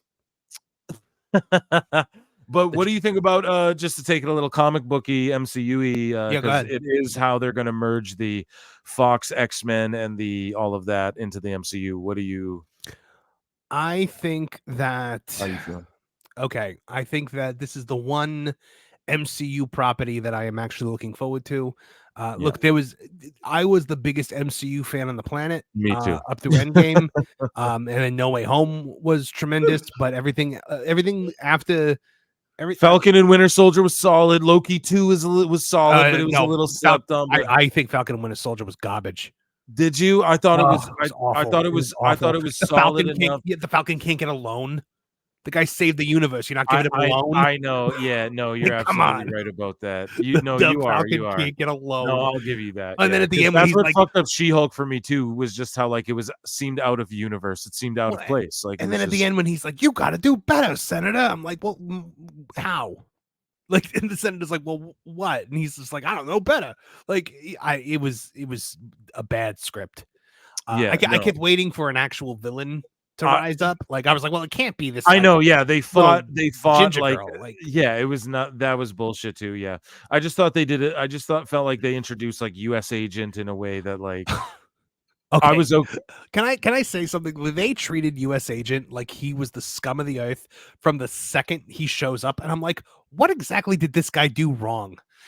He's a decorated war hero. I know, but then he snapped. I know, but it's just that he snapped and killed. And yes, at that point, yes. But they were treating him like the villain long before that. No, I know, but that's how the story goes. Like, it just shows you like the people who slip through the cracks of the system who fucking. I don't know. I enjoyed. I'm not sitting here going, "Oh, it's the greatest Marvel," but I'm just saying it was okay enough to where. Yeah, that was solid. Loki 2 is solid enough. I liked WandaVision. Moon Knight is one of my favorite characters. That was the worst show ever, and that's right. So bad. And then like Miss Marvel was like terrible. I liked Miss Marvel.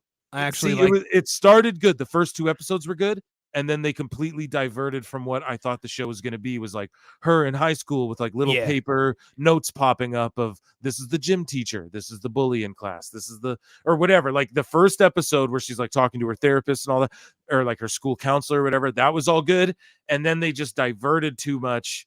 They it became those first 2 episodes, and same with Moon Knight. It became Moon Knight C-3PO, and fucking the Scarlet Scarab is now the star of the story, and that's what they did. And I felt like Falcon and Winter Soldier. I just felt like they did a good job of like action sequences, introducing characters, giving me a through line with Valentina, like giving me an idea of where things are going from the MCU. Like they progressed the MCU. I feel like I liked WandaVision. That was a brilliant show. So that was like, that's what I mean. No Way Home was like a fall off point for me. WandaVision, the last episode of WandaVision, like that was a great movie, and like WandaVision was good, but like that's where after those shows it started. Like Loki. Let me tell you my problem with WandaVision. So yeah, we get Wanda. They've built Wanda, like from the first episode. I'm like, oh my god, Wanda's doing this. Like Wanda's the bad guy here. Like it is 100%. Like that's what's going on, and I was a big fan of like what they were doing with it, and I'm like, okay, cool. But then they introduce Agatha Harkness, and I'm like, okay, whatever. We kind of all saw this coming, but at the end, when they treat Wanda like she's this great hero for doing what she did, and like what's her face, Photon, Binary, whatever, Monica Rambeau, she says to her, they'll never know what you sacrificed for them. I'm like, I'm pretty sure they're going to be focusing on the fact that you enslaved their minds for like weeks on end. I'm pretty sure they don't give a damn what you sacrificed for them. Like it was. And what about it was a tone? How'd you feel about tone deaf finale? What did you think about Multiverse of Madness, though? I did not hate it as much as other people did. Me neither. I also but did. I also did not like. They fucking cucked Reed Richards, dude.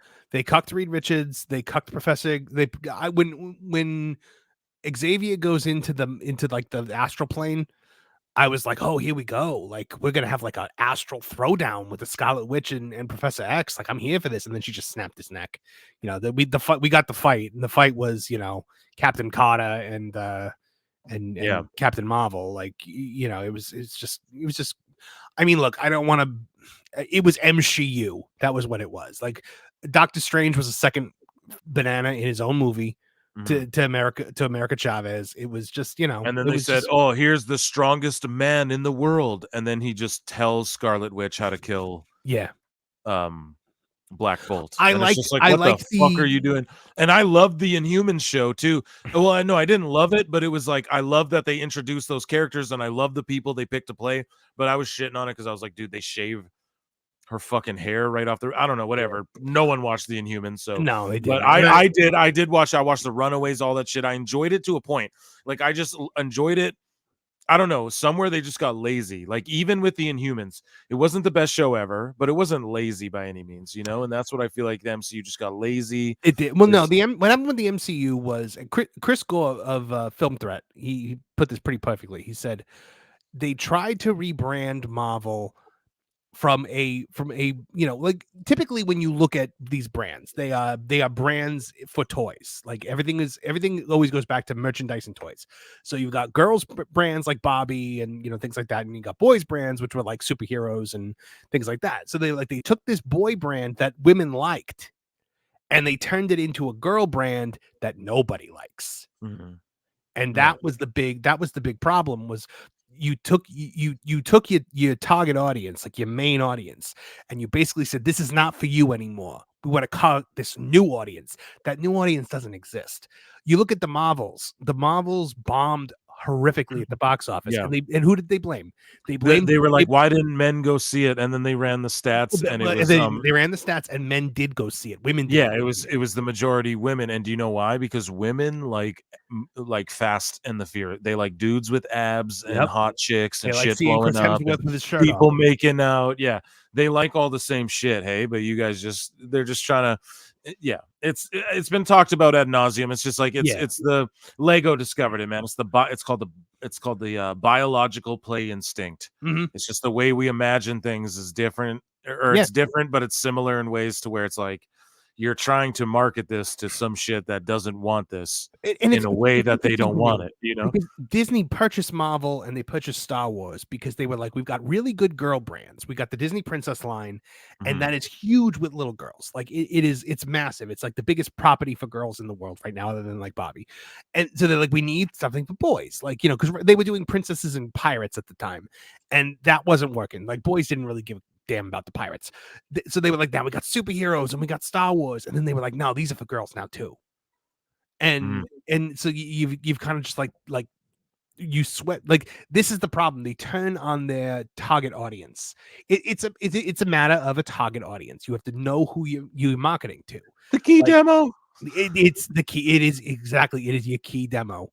At the end of the day, Tony Khan knows who he is marketing that show to. The only problem is that it's not a big enough pool of people to sustain, you know, a profitable fan base. Right. And you know what? Robbie C here makes a really good point. He says men and women are two sides of the same coin, and these activists act like they're two different coins. And that's 100% it. It's true, man, and it's really infiltrated everything. Men and women loved the MCU to get like me and my girl, man. We we binged it when the lockdowns went down. We rewatched it in chronological order, not from where it aired, but from where it took place in a periodic. So we started with Agent Carter and worked our way, because we had already seen everything the right way. So we wanted to watch it like in a different order from like actually in universe. How did it all go down? Look, so like I spent hours like laying it out and we were alternating episodes of Daredevil and shit, like with Agents of S.H.I.E.L.D. and stuff like that. Like we went in, man. And Mrs. Movie Monster and I, she used to love to go to those movies with me. Like, it was like, oh yeah, we got to go see the new Marvel movie. We got to go see Spider-Man. We got to go see Shang-Chi. Yeah. And it got to the point now where she's like, I don't want to watch that crap. Dude, my girl's favorite movie in the MCU was Captain Marvel. The Marvels, she made me turn it off. Like 25 minutes in. She's like, can we turn this the fuck off? I was like, I have to see what happens. And she's like, fast forward it like through it. It wasn't so I fast forwarded to Beast, and I was like, cool. See, Brandon Atia says, at least we get the X-Men coming to the MCU finally. But but I'm afraid I'm afraid of the X-Men, because we already had that. You already had Victoria Alonso, who, thank God, she's gone. Like, she was like Kevin. So Victoria Alonso was Kevin Feige's like second in command. She was the big activist. Like, she was the one that was publicly saying they needed to change the name of the X-Men because calling them X-Men was sexist. That's so stupid. Men, women, X-Men. That's what I said. I said they're not X-Men as in the men. They're not men or women. They're not human. They're X-Men. Yeah. It's, like, that's the dumbest argument. Yeah. So no, she was the one, and they got rid of her like about a year ago or so. Like they broomed her out. And she screamed racism and homophobia and all that stuff. But now that she's gone, I think people were kind of hoping that things were going to change around. But the thing is with these projects is they take a long time. So you write this movie and it's in production for 3 years before you actually end up seeing it. So even if they made changes now, we're not going to see those narrative changes for another 3 years. And exactly. And luckily, I don't know. So I read a headline. Marvel is scrapping some projects. So one of those, I believe, is Ironheart. Yes. Yeah, I don't know for sure, but I think Ironheart might be one of those, but I don't actually know that. But maybe that's one. Maybe, which kind of sucks because Sacha Baron Cohen was going to be Mephisto, but also Ironheart's one of the most shoehorned in, shittiest characters ever that was shoehorned into the MCU with no real legitimate storyline. Black Panther 2, Wakanda Forever was a great film. I even liked what they did with Namor, but the Ironheart shit was ass. Yeah, I liked what they did, how they tried to explain Namor in a world where they're not saying mutants yet and shit. I'm okay with that, but I just didn't like and then I'm okay with it like being off of the shore of Wakanda or whatever. Like that's how they have their technology and stuff. Yeah, I'm cool with all that. But then just the whole like how they shoehorned in Ironheart was ass. All of that was ass. And they could have just recast T'Challa, if we're being honest. They should have recast. Apparently, they've done it before, so I don't know. Chadwick Boseman's brother, he wanted them to recast T'Challa, and then I think they just saw we can make Black Panther a skinny woman. But at the end, and it is true too. If people go like, "Oh, the source material," now like it is source material, but from like 10 years ago, like not like a decade. I guess that's a good amount of time. But like, Shuri does become the Black Panther in the comics, like a decade ago or whatever. So I wasn't mad at it, but I just felt like it's too. We talked about it before with Bray Wyatt, right? It's like what they did with Spider-Man. Like all of a sudden he's in Civil War and then he's in the multiverse battle. It's like, nah, I want to see him just like fight Rhino and shit for a bit. Like I just want to see him do some street level shit for a bit, which I think they're bringing it back to. But it's just they missed the opportunity up front, Something like Black Panther, I think Black Panther made so much money, the original one, and it was the first black, super like big superhero movie other than like Blade, but Blade wasn't really marketed as a superhero movie; it was a vampire movie. But you had that last scene in that movie, like that always like really struck me when T'Challa is like he's got like the big flying thing, and the little kid on the basketball court's like, "Who are you?" And I'm like, "You've taken that character away now." Like by refusing to, the character is bigger than an actor. And I think Chadwick Boseman knew that. And he was like, the character of T'Challa has got to live on. And especially because the the mantle of Black Panther, like in kayfabe, if you will, like it gets passed on, you know. So it would have been a cool. Well, now they introduced that kid at the end of Wakanda Forever, and I think he's going to be the next Black Well, Panther. yeah, he's T'Challa. Like they literally called him that. He's like T'Challa Jr. Or yeah. whatever, So Brandon Ace is asking me, what is the difference between a mutant and an Inhuman? Well, a mutant is like it's a mutation. They're born with the X gene. Yeah, you're born with the X gene. An Inhuman. Now, I believe the Inhumans, what is it, Terrigen crystals or something like that they were exposed to? What happens is, it's a Terrigen crystal, and it does mutate you, like essentially, right? It doesn't give you the X gene, but it unlocks powers that are within your genetics. So, like some people just get hit with a Terrigen crystal and die, but the Inhumans themselves, though, they hit out on the moon, so they live in space and on the moon and shit, and on the dark side of the moon. And like really the moon is just like they're like hiding using some like the way they hide Wakanda or whatever. So yeah, that's Inhumans. And then so that's the difference, I guess. Robbie C said trying to be PC ultimately just comes down to dulling any sharp edges, so it ends up kneecapping the ability to develop characters properly. He's not wrong there. And this is the thing. Nobody is saying like you can't have female characters, you can't have LGBT characters. Like I don't think that anyone is saying that. I mean, some people might be, but they're idiots. I think what we're trying to say is you need to have a character that maybe could be one of those things, but it is not the defining feature. They are a fully fleshed out human being. That's what I mean. On the other side of it, you know, so uninteresting. Like I don't care about like political statements or beliefs. Like it's so stupid. I don't want to be lectured. I don't care what skin color you are. Yeah, it's the dumbest shit ever. You know what? My favorite show of all time, television show, is Angel. The spin-off of Buffy dude, fucking Buffy and Angel. They were my jam. All right, and look at what you had on Buffy. My girl to watch Angel with me. You had Buffy. You had Buffy the Vampire Slayer, badass female character. We did not focus on the fact that she was a girl. All we focused on was that she was a person. She was a person who had a job to do, and she did it. She was the chosen one. That was it. We believed it. And then we did not focus on the fact that she's a girl who kicks ass. We focused on the fact that she is this multi-dimensional character, this human being who has love and loss and pain and sorrow and transcendent joy. Like these were the her and Angel as a like the kind of proto Twilight. I mean, which infinitely better than Twilight. But I mean, and then on Angel, and you had Willow. Willow was gay, but Willow's gayness did not define her character. Oh yeah, that's Willow right. was Willow was just an awesome character who happened to be gay. Which was great for that's the representation you want. We're treating it like it's a normal thing. We're not taking a bow. We're not smelling our own farts and being like, look how inclusive we are. We're just showing you this is a person that actually exists in the world and they're a regular person. Yeah, no, I fully agree with what you just said. And then on Angel, on Angel, you had Gunn. Gunn was an incredible character. Like the characters on Angel, I mean, like the character development from season 1 to season 5 of Angel. Well, people hate on that show. How do you? I don't understand how you. I don't, because I just don't think they. I don't think they were into it. Did you not pay attention to it? I was. I had on DVD and shit. So here we got a comment from LTK though. Says I agree, but a lot of time the nerds don't even give it a chance. They instantly start complaining and crying about wokeness. That's just as annoying as the force-fed inclusion. I fucking agree with you too. Right. Yeah.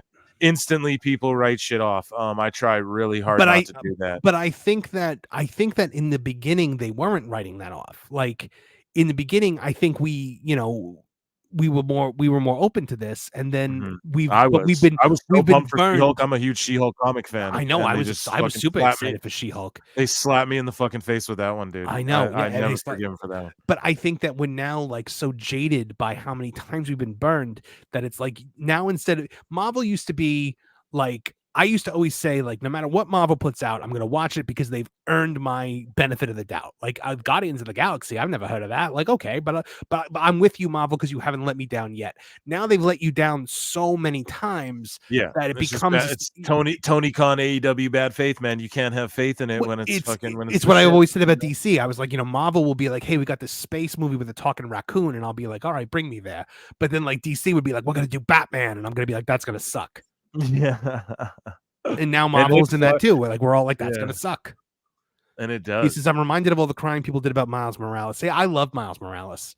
Me too, but Disney's dropping all that now because they won the fucking they were shoving Miles down everyone's throats because of which just is the fact that Spider-Man was going to get owned by the family again one day. They saw the Superman case, but that's okay. Like I ain't mad at them or the family. Like the family should get what's theirs, but I'm not mad at Marvel for trying to protect the shit.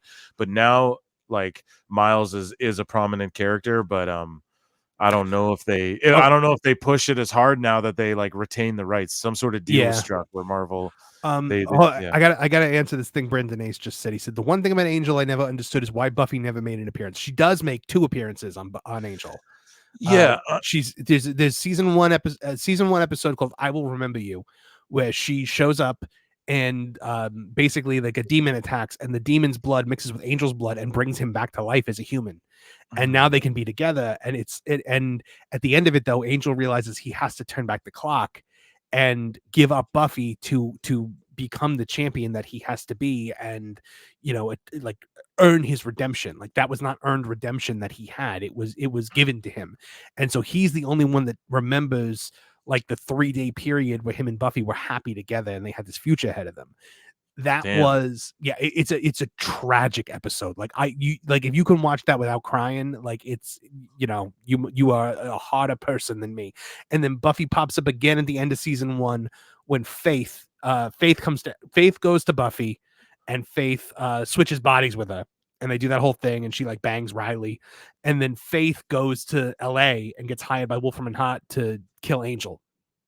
And at the end of it, Angel is like trying to help her and like redeem her, like the way, and Buffy shows up in that one.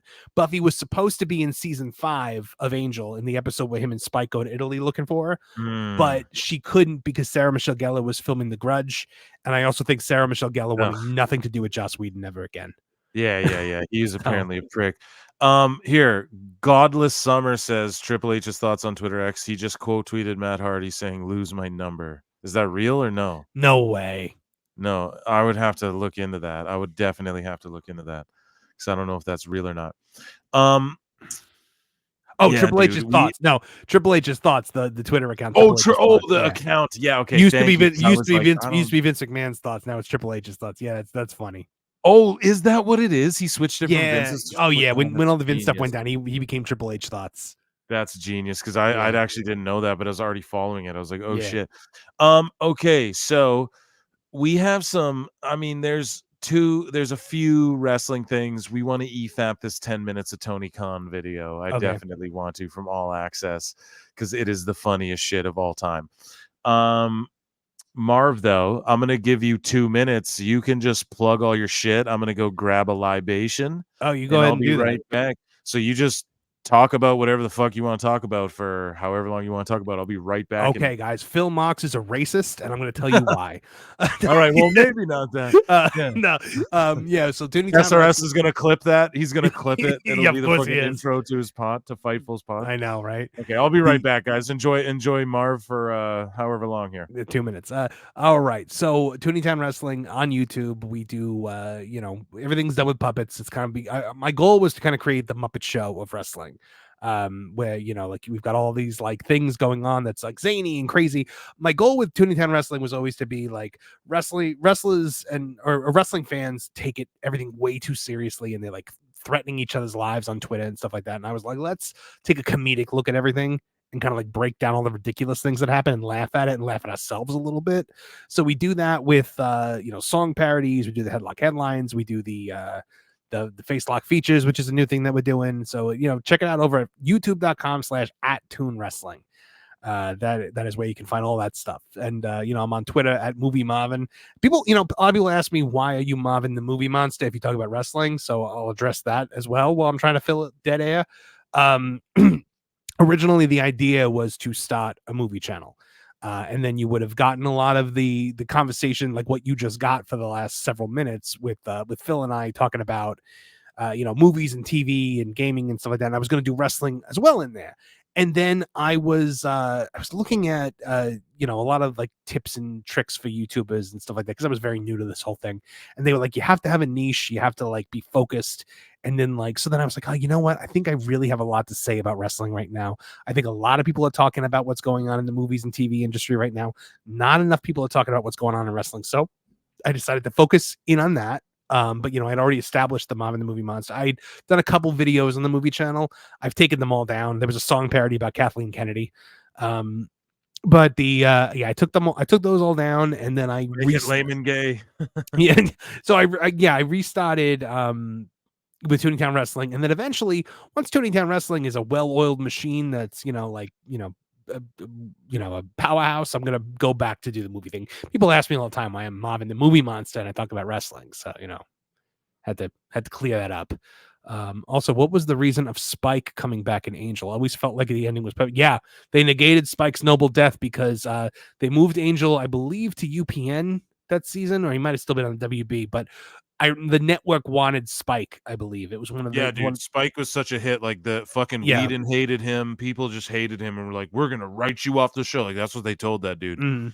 Like, we're gonna get you off this fucking show. Well, I mean, his network just loved him, man. His ending, well, the fans loved him. The ending in season, Spike's ending in season 7 was perfect. Like when he gives his life to like save everybody, like that was perfect. Yeah.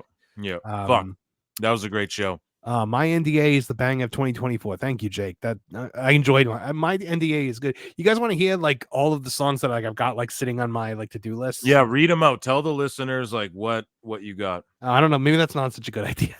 Maybe I should hold it to the chest. I'll tell you the next one. The next one is going to be a spoof on Piano Man for Billy Joe. It's going to be Book a Man. Okay. Write us a show. You're the Book a Man. Okay. So we got that. I've got a couple of like ideas floating around. We're doing. Hold on, wrong folder. I have them all on my phone, like on different folders. We're gonna be doing "Springtime for Helmsley" to the song "Springtime for Hitler" from the Producers. Let's see. Somebody gave me the idea to do and literally all I've got is the title for this one, Prince Ali, but it's Prince Tony.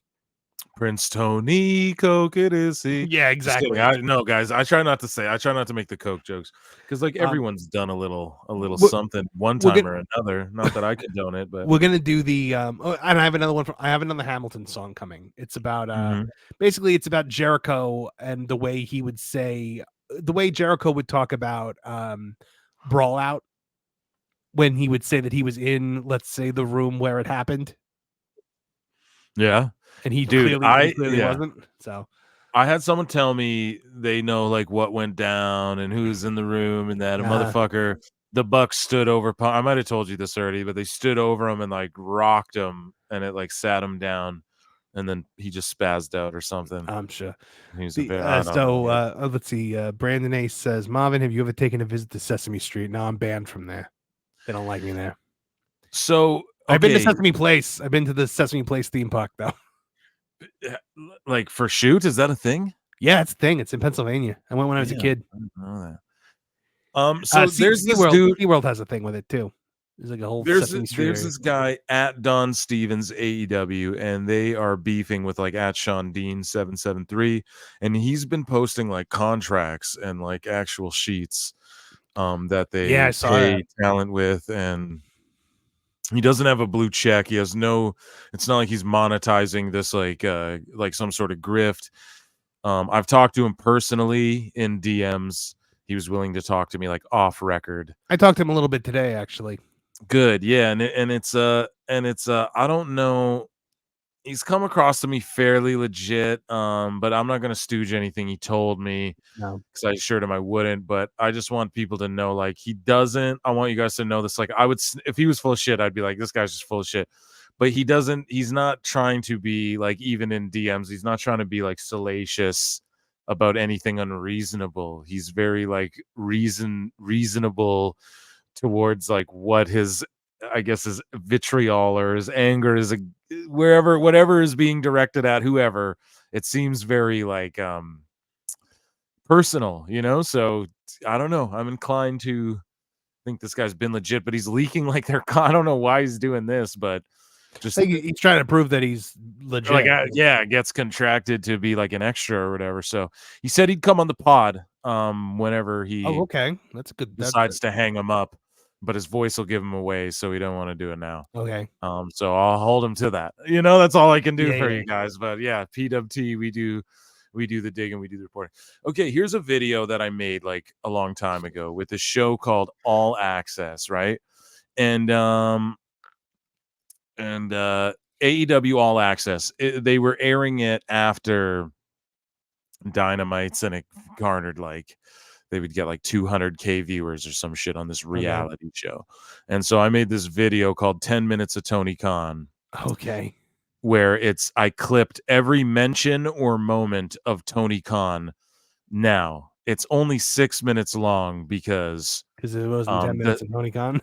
Yeah, he claimed there was. That's why I titled it that. But he copyright claimed his conversation with Sammy Guevara, which I tried to edit around, where he actually shows his booking sheets. Now that video you can find on Twitter. It is on Twitter, even on our YouTube. It's actually in shorts. In short form as well. I broke it up. I did see into this. 1 minute of Tony Khan, so you can see his booking sheet. But also they made us clip out this part where Tony's running down the hallway, all excited before a show, like a geek, like jumping, like we're gonna do, like how are you doing? All right, and he's like running down the hall. Grown and it's man, so funny. You're a grown ass man. But here's supposed to be a leader. Here's 10 minutes of Tony Khan. Hopefully Don Stevens don't pull me down. Yeah. Tony Khan wanted to change the world of professional wrestling. Yeah, he did. He signed and partnered with a group of elite stars. Okay. Under his leadership, shit's about to hit the fan. The system is broken. It was time for a revolution. We could be the wrestlers that we want to be. We have our own stories. We make our own characters. Different. That's what makes us elite. Okay, yeah, I was going to just say pause it. Can I tell you, like, the thing that I really hate? And I think we talked about this the last time I was on your podcast. It's just this mentality of this thing that you love is broken and only we can fix it. So you are part of this movement. Like, it's political brainwashing. It's, like, I don't know. I don't like it. Well, people argue that's what Paul Heyman did, but it is what Paul Heyman did. Don't make it right. But Paul Heyman did that. Paul Heyman did that to the wrestlers more than he did to the fans. Right. Now, pay close attention here too, because here's Chris Daniels backstage with Tony right there in everyone's ear. We have our own stories. We make our own characters. That's what makes us elite. So there's Tony Khan. Okay. And then there's Chris Daniels telling people what to do. And then there's a soda water. Okay, mental note. It's important. I've been forced to vacate the AEW World Trios Champion. So this is when this show happened, right when CM Punk, the Brawl Out happened. They never mentioned Brawl Out once. And the Bucks, I'm going to make 10 minutes of Bucks, where I'm going to edit all their shit together from the show, where they're just like geeks marking out over themselves the whole show. But yeah, they don't bring it up once, which is fucked up.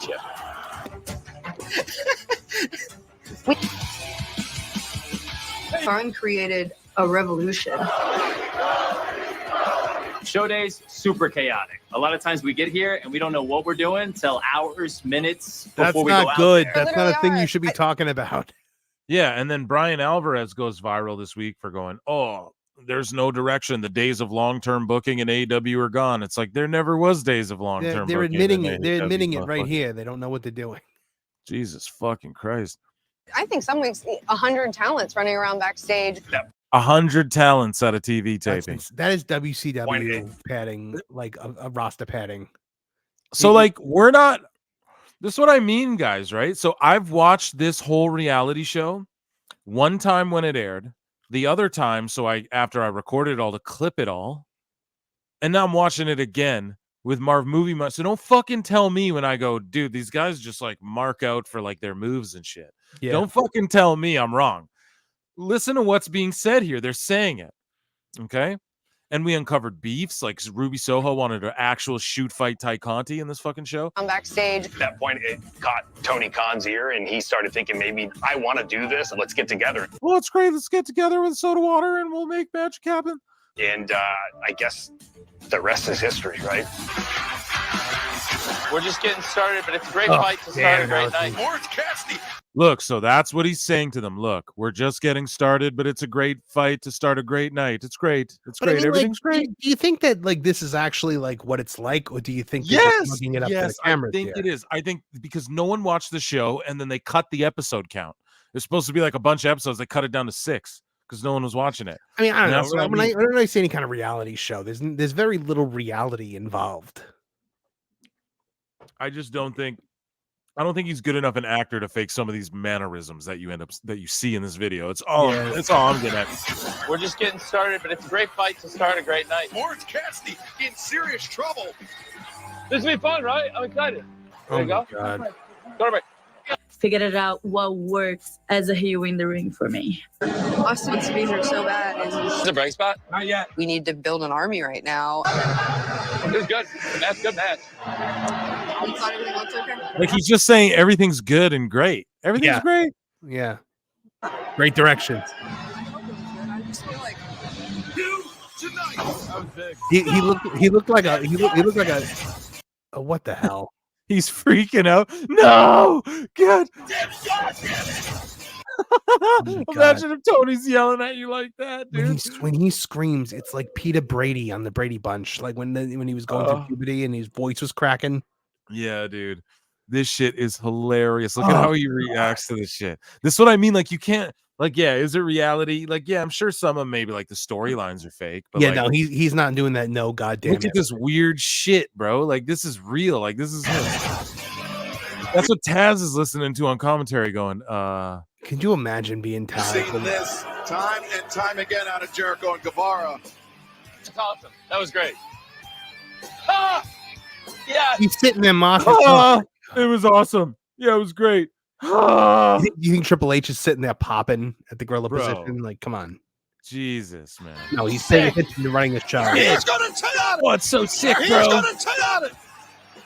And Claudio Castagnoli was Is that heavy, Tony? No. I gave you extra time.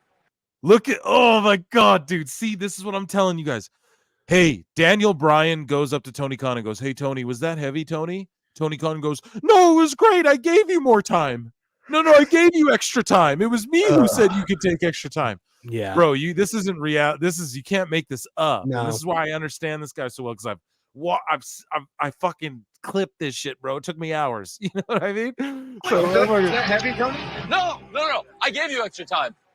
I gave you extra time. He talks like he talks like the loser that you're like in line in front of at Comic-Con, who like, you know, like you're trying to get the same autograph, but like, you know, he's just talking to you about like his imaginary friends and the comic book he's writing, and man. it's like people, it's exactly that type of person. Like I love it so much. I love it so much. Take a break right now. Go. They're really flying through. Soda waters, cups, soda waters and cups. Hey,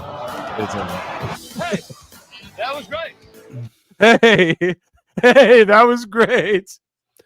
He's yelling at the commentary the whole time. It's great, and then also from the back. Hey, it's great. Do you think he ever like criticizes anyone when they come back? Like, man, that match sucked. No, of course not. Like, even if he thought, not. do you think he's ever thought that a match on this show like was bad, or do you think like it's all over to him? It's the best shit ever. yeah. It's great. It's the greatest wrestling. I'm so happy they can just do this, you know, and be my friend. Hey, that was great. That was perfect. 1, 2, 3. Look at how they treat him too. Imagine if this is Vince. They're not just looking away. House of Black is just looking away. Watch House of Black. They're like, okay, thanks, Tony. Hey, that was great. That was perfect. Yeah, great, thanks. They go up to Julia. They gave him something new every time. They gave him the same amount of consideration that they would probably give to like a kid in the front row. Yeah. That was like, hey guys, great match. Yeah, thanks. Oh my God. 2, 3. Are you okay? That was great. Way to get him off the end. Oh, you okay? That was great. Way to get him off the end. Oh, great job. Are you okay? That was great. Way to get him off the end. Oh my Got him God. back. That was great. Pick him up. Oh, he's so like, I don't even know how to describe it. Oh, Like, you pick him up. It was great. You got him back at the. You pick him up. That was great. What like, is he's this just guy even so doing? socially awkward. Like it's so cringy to even look at. Man, I'm telling y'all. This ain't it's just this is how he is, man. Imagine that was your boss. Like, think about if you worked at a Best Buy and that was your boss. I mean, I'd be look, laughing if that was about him. my boss and he was paying me literally millions of dollars above $500K. my worth, like he is for most of these people, like more money than they will ever see in their lives, I would be able to put up with it. I would give him all the hugs that he wanted, and I would be like, "You're the best thing that's ever happened, Tony." Yeah. Oh my god, dude. But look, at the end of the day, I think I said this to you on the podcast. I was like, the TNA guys, they all love Dixie Carter while she was paying them, and now they all can't rush to talk enough shit about Dixie Carter. Yep. Like She didn't know what she was doing, blah blah blah. Yep. Yeah. But she, like, as you said on the podcast, she didn't have lifelong NDAs. Exactly. So you can talk about her. That's the Yeah. problem with Tony. You can't talk about him unless you don't sign shit. Go We'll into shoot the him card some. rundown. We'll feel out the ending, and then we'll go into the card rundown. Listen to him. Like, he sounds like he's like listen to this. Listen to how he's telling them to go into the card rundown. Now remember, he's talking to Tony Schiavone and Taz and Jim Ross more Right. than likely. Like, so they don't need to hear this. Like, who is he talking to that needs to hear him say it this way, where you could just say, go into the card rundown, and they're professional enough to where they know what the fuck they're doing, Tony Khan. Uh-huh. So here, just watch this. Go into the card rundown. We'll feel out the ending, and then we'll go into the card rundown bumpers. Whoa, can you calm down? Take a breath, bro. Aren't you in charge of this whole thing here? Take a breath for a second. I'm pretty sure that Tony Khan, the puppet, blinks more than him. Yes, man. Like, I'm Mello, Dr. Ty and Anna, and Lauren Nightingale take Britt Baker with Sky in her sights, and now Sky Blue goes down. and he does not like women's wrestling. Look at that look on his fucking face. Oh, 100%. Like he puts it on there because he has to. Which is don't like care about somebody that. was like, "Oh, there was 2 minutes and 30 seconds of women's wrestling on SmackDown this weekend." Or like, remember when they complained about oh, there was no women's wrestling on SmackDown, when it was like the entire episode was like dealing with like building the War Games team. Yeah, the whole episode was like, damage control shit. Like So they were featured in like and the main every event segment. Yeah. They're like, just but they not didn't the wrestle. match They didn't they- wrestle. Like you idiots. Like, I give me a solid promo over a mediocre match any day of the week. Fucking trash. Match right there. Jamie Hayter coming up right now. The Elite versus Death Triangle. Soda water. So that's a different day. He has soda water here. I mean, at the end of the day, I drink soda water too, but he really loves them. I like them too. I have a Soda Stream machine. Me too. I fucking love soda water, dude. It's funny. And then Chris Daniels, is always with him right here. So when they say, could you imagine so when, what it must so when be they like say being Chris Daniels? Daniels and when they say Daniels and Mega Khan and fucking or whatever her name is and fucking the Bucks barged in. They did on Punk. You know, Daniels right here. He's the right hand man, literally. Not Jericho though. No, he came in after. The you get to the Death Triangle, the better, man. All right, the Bucks are attacking. Oh, this. Like, look, Christopher Daniels is a guy that you want to be a head of talent relations. Oh yeah, because he's someone the guys can respect. He's able to communicate. He's able to talk shop with them, communicate with them. I mean, that's what you need from that role. And so, And thank just- God that he didn't try to like do it himself. You're right, man. And sorry, and I don't mean to flip the subject, but just like look at Tony Khan's graphic card that's like popping up, and look at just CEO, GM, and head of creative. Like, you can't just say like you're this. Why like, are you the CEO and GM? Like, and head of creative? Like, you can't just be the CEO and we. like get you just it, owner, you know? you just owner of the company. How about that? Like, you own the company, dude. But do he's whatever you just want. gotta like. He's just like a mark for himself, dude. It's just cringy, man. Totally, we want to get him going. Get him off this. Marks charging right back at Hangman. Now, Look at his smile. Oh my god! And then he goes, sorry, I didn't even mean to pause it here. He goes, I like it right here. You for know, this at the end- trash. Look at the trash he's watching. At the end of the day, it's like Look at that face. He, you know, we say that like he's booking for himself to be entertained for himself. I 100% think that's I like the fact that other people like enjoy this in any way, shape, or form is entirely by accident. I know. He is, And he even is, if you do, even if like here's the thing. Hairline. He was with us tonight. He disappeared, but he's all where'd he good. go? He went in the upside down, I'm sure. Oh. Well, I don't know, man. Maybe he just, I don't know. Who knows? Maybe he went to bed or something. But anyways, he will say it. He's the big fan of deathmatch, but he's the biggest fan of WWE. He's the biggest Cornette fan you'll ever meet, but he loves deathmatch wrestling. Right. Why? I don't know why. He's all into psychology and all the shit. He tries to break it down for me, but all I'm fucking saying is that he can tell you shitty. Like, he'll admit to you, like, yo, no, this is stupid and dumb and doesn't make fucking sense. And that's all. I don't know. That's all anybody wants. That's all anybody wants. And just, I don't know. It's like you said, Tony Khan booking for himself. Like, it doesn't need to make sense to anybody else. As long as it makes sense to Tony, and he goes right here with his face shows you, I like it. Like, let's show you. I like it. I like this. I don't think I've ever. Like, what is he watching? This Moxley shit and saying, I like this. I don't know. You got to be able to be objective about these things and go, like, I know that I'll mark out for shit that the average person won't mark out for, but I can be objective about it and be like, yeah, I'm a mark though. So, like, but he just can't do that. It's just this whole thing is fucking, I don't know. Just look at his face. It drives me nuts. Right. Get him off this. Mox charging right back and Like, look at that. Okay, so Mox jumped into a ref and fell down like a plumber, and then watch how Tony reacts. now. I like this. I don't think I've ever seen him hit with an elbow like that. Like, all right, you know what I mean? Like, okay, Tony, he's just like, look how geeked he is to meet Joe in the back. Look how geeked he is right now. Yeah, like, but could you imagine, like, he like goes to his father after all this, and he's like, Dad, look at this, watch this, watch my wrestling. Like, this poor guy.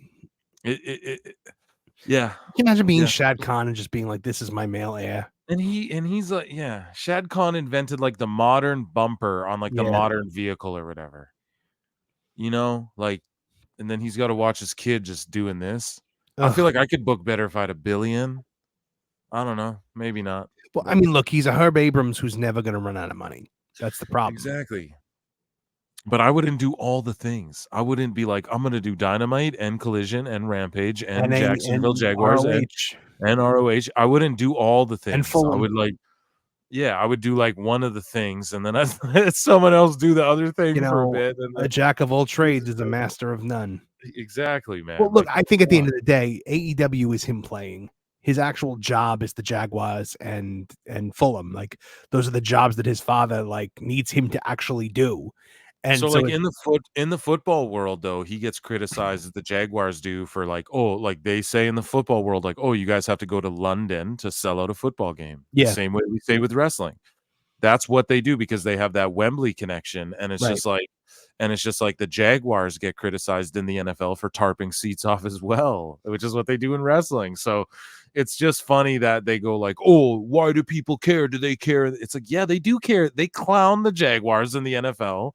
Because this is what they clown the Jaguars for, that the quarterback, I think Trevor Lawrence, he got, I believe, sorry, I might have fucked his name, but he got injured and they didn't cart him off. Like, they had a cart. Sammy Guevara's running Matt Hardy over with a cart or whatever, but they don't have a cart to get their star quarterback off the Jacksonville Jaguars field. You know what I mean? So of course, yeah. But we're getting a lot of good comments here from the audience. Okay, well, let's stop and read some while we're e-fapping this. Do you have any you want to shout out there, Marv? You can LTK says Tony said he made his family watch AEW on Christmas. Pathetic. That's what I was citing. Like he said on Christmas Day he was like making them watch Rampage or whatever. I tried to get mine too, and they were calling it Krusty W. Some relatives of mine, the young ones, they were when his mother was like sick in the hospital, he was like, yeah, and then I went there and in her hospital room and I put on Rampage, and I'm like, hasn't this woman suffered enough? Oh, this poor lady. They're more than likely want to tell him to shut the fuck up. How can someone that never applied a headlock give feedback on a match? LOL. That's what the agents are for. Yeah, 100%. And it's like your opinion only matters because you have the checkbook. Like it's kind of like I remember one time, like we were talking about Conrad earlier. There was a episode of back when I was listening to Grill and JR like pretty consistently.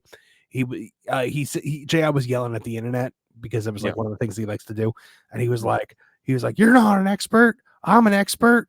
Conrad's an expert." And I'm like, "What makes Conrad an expert?" The fact that he said Conrad's an expert. He said Conrad is an expert.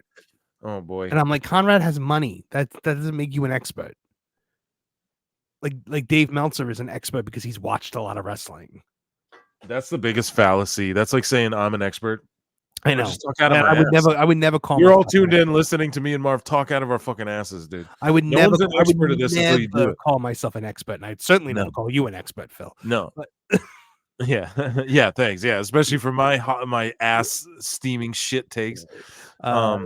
See, that's why he's failing. He won't let anyone else have any power. Like a petulant, spoiled child who won't share his toys. But if he just lets someone with experience run the company and try to learn, yeah, I mean, like I'm sure Jim Ross tried. Like, you know, he did, and then he did, and then remember Brandon Cutler shot on him on Twitter, and then it caused that whole like Brandon Cutler got pulled from a match, so this was real. Davey and them all reported on it, and they talked shit about Jim Ross and shit. Yeah, Omega talked shit about him too. Yeah, when he said that he thought Randy Orton was the best wrestler in the world at that time, and everybody freaked out because he didn't say Kenny. And you know, Kenny said oh, well, I'm not going to listen to the guy that thinks I'm the WWE champion because JR accidentally called him the WWE champion one time. So yeah, Robbie C says, Godless Scummer says, I know that Fulham FC fans don't like him. Don't like him. Yeah, they made the Tony Khan wanks dogs sign. Yeah, exactly, man. They don't like him like overall, and the Jaguar fans they have bad faith with that that franchise as well.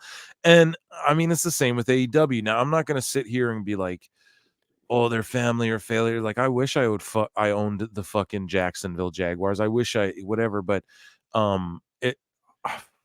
it seems like a bunch of not enough focus on one thing. Like it seems like a really rich dad whose son talked him into a lot of shit, and a lot of it's been successful, but a lot of it's also been mismanaged as they get bigger and bigger and bigger in their conglomerate, monopolized, whatever the fuck you want to call it. Yeah, I don't know, man. I don't see AEW going anywhere though anytime soon. That's for sure. Yeah, no, it's because the money's not going to run out, and no, exactly. They've got more money than they could ever spend in a lifetime. So I mean, he can lose money forever and just keep. That's what they don't get. I got a tweet. Someone tweeted at me and was like, "Huh, WWE's and lost money," and now I just feel like these people are bad faith. Like they must be fucking trolling me. But you know what, WWE was in danger of folding several times. You know, like most notably in the Monday Night Wars when Bischoff was, knocking on the door. It's Tony doesn't have that sense of like, oh my God, like I might go out of business because they're I'm not making enough money. He's always got more money. That's the joke that I always make on Toontown Wrestling is just like, why do you care about money? There's always more of it. Like, well, I just hate when people are like, why do you care about the TV numbers and the blah, blah, blah? And it's like, you wouldn't be in the television business. You wouldn't, he would have just bought PWG and ran an indie if he didn't care about, like, you wouldn't be on TV if you didn't. They're like, why do you all care about the ratings so much? Okay. So here's the thing. We didn't care at first. When they showed up, him and Jericho and the Bucks, they were all running their mouths about how they were going to beat WWE, and now everybody's dunking on them because they didn't. And now they're like, why are you picking on us? And like, no, it's like you asked for it. Like you talked a big game and then you fell on your face. And the other thing is, when you like something, when you are a fan of something, you need that thing to do good to have more of that thing. Mm-hmm. If Iron Man made nothing at the box office, we never would have had an MCU. You want to talk about MCU, best MCU movie, Iron Man, right? Like got over, or like Endgame for sure. Like I went to theaters alone to watch it. Infinity War is probably my favorite. If I were to give you a top 5, I count Infinity War Endgame as one movie.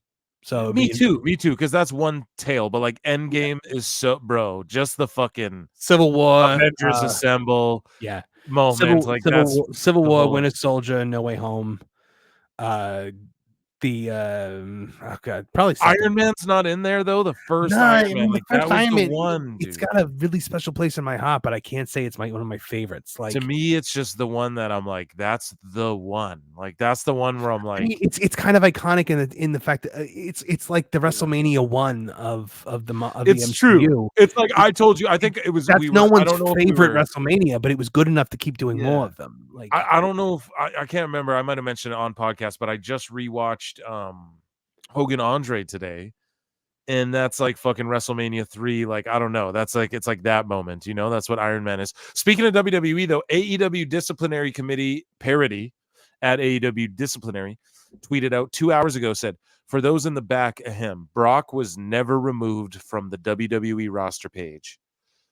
Crazy how one person posts something as fact and suddenly see 100 posts about it.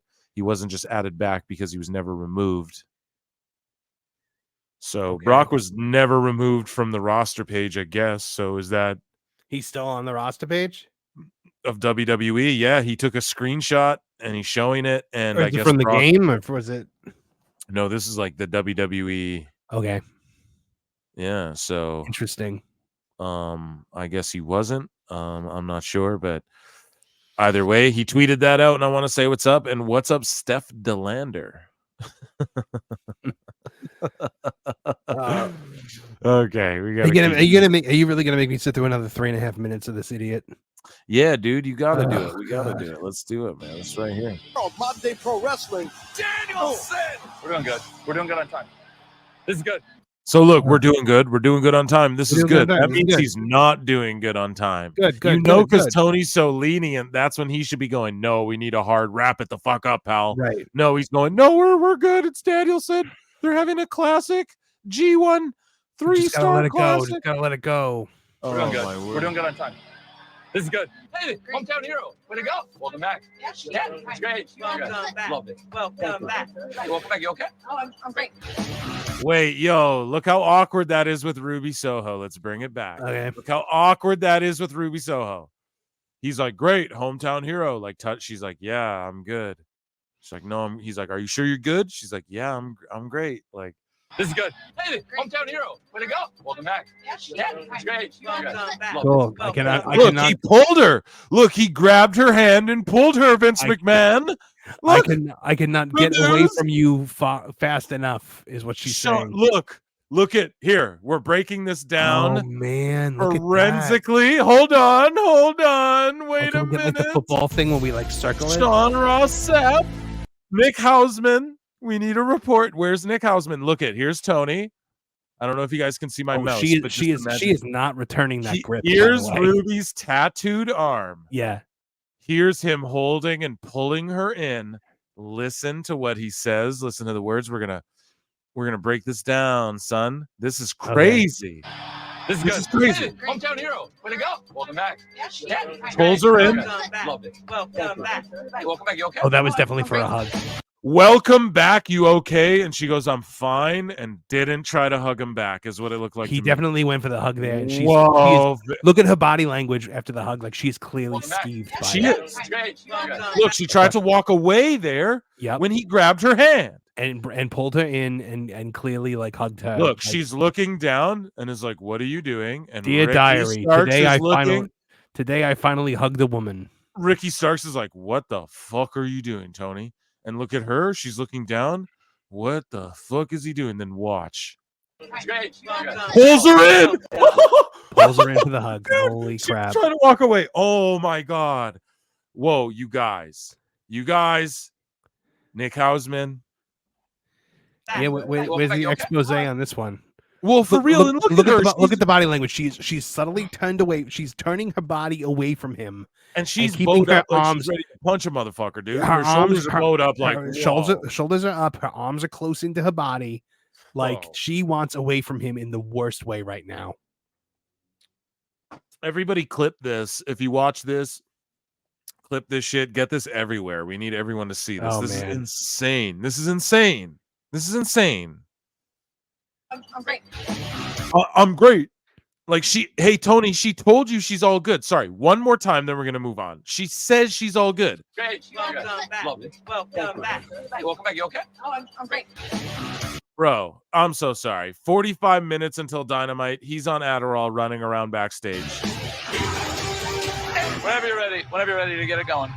A secret. Whenever you're ready Look to at get that it hug. going. Look, I don't know who he's hugging here. That's Adam Cole. Adam Oh Cole. my God. Look at the way he hugs him. Look at that. That is not a way a normal human being hugs someone. Bro, that is the way an alien life form who has only heard about human hugs as like a myth, like tries it out for the first time. Oh my God, you're so right. And wait until you see that is a man. happens. That is a man whose father never hugged him, and he just craves human closeness. It's just. You're so right. He held that hug for way too long. Am I saying? Oh my God! They snuck in. Look how long he holds. This is the Sammy Guevara shit. I think got chopped out. Yeah, it got completely removed. Yeah, and they were backstage. I don't know if that video exists somewhere. I think go back. I want to time this hug. Yes. I'm gonna do a Fightful.com and actually pull out a stopwatch here. Do it. Hold on, let me find my stopwatch. Let me know as soon as you're good, and I'll hit play. And this is what I'm talking about, you guys. Like, I've broken this shit down the way I just spent 12 minutes on a 10-second clip of him shaking Ruby Soho's hand. I've broken that down so many. I'm breaking that down just psychologically. Like, it's what you said. He's ET. He doesn't know what the fuck he's doing. Like, how long would you say a normal hug should be? 2 seconds? I mean, like you come in for the hug, maybe are we blood related? Like, you know what I mean? Like, but not even that. It's like a hug from if I'm your employer, a boss to an employee. I don't even. If I'm your employer, I don't even think we're hugging. But it's like, usually maybe seconds, if we're close enough where it's like a hug, it's like a handshake hug. It's like the handshake where you like come in, touch shoulders, and you like pat him on the back for like a second. Okay, so I got the stopwatch up. Let's do this. Okay, let's do this. So hit it. Be precise with the hitting. Yeah, I'm gonna do it. All right, so here we go. Here we go. God. They snuck in. It's beautiful. Thanks for getting it. Of course. 4.11 seconds. Oh my God, that's entirely too GHEY. long. and like the way he buries his head into the shoulder like that. Oh my God. And I love his fucking pea coat. What is he wearing, dude? This is the way children hug Mickey Mouse at Disney World. Yes, dude, it is. It's like at Disneyland. This is so it felt great to see Tony. Oh, great. Everything's great. Tony's great. Everyone's great. Everything's great. Oh my good God. He has been incredibly Tony hides him. Listen to this. Just watch this. Supportive through this entire process. Of course, we had communicated and talked, but it's not the same as seeing someone face to face.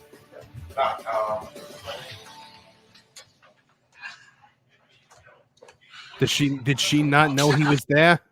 I don't know. His friggin' girlfriend. This is Tony Khan's private room, and he wants to like sit there and watch them kiss. Dude, yes. Listen to what he says. Listen to what he says in like a fucking minute, dude. It's so funny. Hey, I'll close the door. I'm gonna run by every time I go to the bathroom. Oh my God! Of course. Yes. Did he say I'm gonna swing by every time I go to the bathroom? Yes. Don't worry, I got a big gulp. I'm gonna be here a lot. I had a big gulp and I just ate Taco Bell. We're gonna be seeing a lot of each other tonight. Oh my fucking God. What is he talking about? He goes, I'm gonna close the door. And then they go, yeah, like they're making out, and he goes, I'm gonna close the door. I'm gonna close the door, but don't worry. Don't worry. If you're still going the next time I have to pee, I'll be popping my head in. I fucking can't. Bro, this guy's an alien. He's ET. Why are they hugging like they've never seen each other? Like they haven't seen each other in years. Like don't they live together? Yeah, and the whole gimmick of the show is like, I'm a dentist, but I have to drop him off to recover from his life-threatening injury. And Robbie C pointed out, Britt doesn't even hug Adam as passionately as Tony did. She's 100%. He's 100% right. Yeah, he is. 4.11 seconds. Dude, I'm fucking crying tears down my face, dude. This is. I'm gonna run by every time I go to the bathroom. Oh my God! Of course. Yes. And then they go, oh my, and then Adam Cole goes, oh my God, of course. And then Tony goes, this is your bathroom. Like, what kind of fucking awkward, like just small talk? Like, this is a fucking Judd Apatow movie. Could you imagine, like, when Judd Apatow movies were good? He's like back in Jonah Hill days, Seth Rogen days. He's sitting in the bathroom stall, and they gotta like sit there and talk to him through the door. Oh my! with his feet. His pants are down. Hey, so what are you guys doing? He's got like Hulk Hogan like tidy whities like that. Yeah, she's like, oh my god, dude, this. Oh my god, look at this shit. Listen, what? It's so much. I'm gonna run by every time I go to the bathroom. Oh my god, of course. Oh my god. Yes. This is your bathroom. This is your bathroom. My word.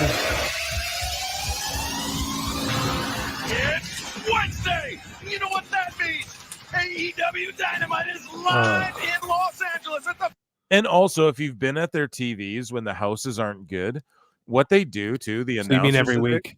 Yeah, the commentators, they just pitch black them out, like during the matches and everything. Now, I don't know. I don't know. Like WWE, like obviously they put the announce table like next to the ring now, so they can't do that.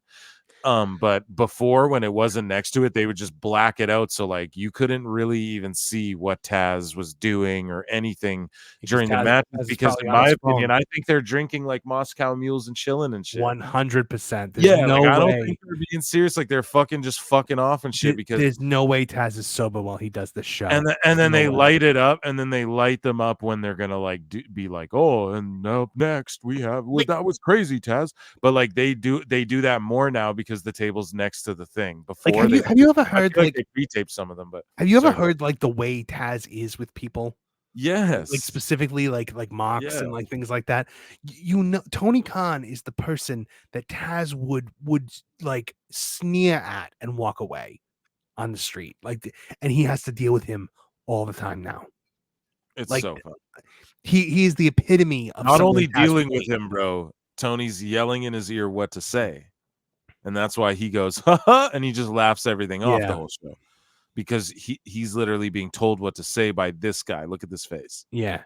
That is the creative mind behind this program. And a soda water.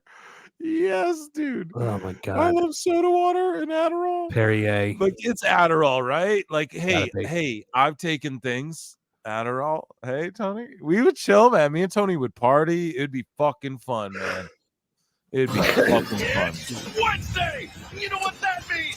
AEW Dynamite is live in Los Angeles at the fabulous Gia Forum. All right, we're 2 minutes here. I'm gonna give you the 5 in about 30. A win. Thank you. Whoa! He just said, "Yo, we got 10 minutes here." Then he goes, "I'm gonna give you the 5 in about 30."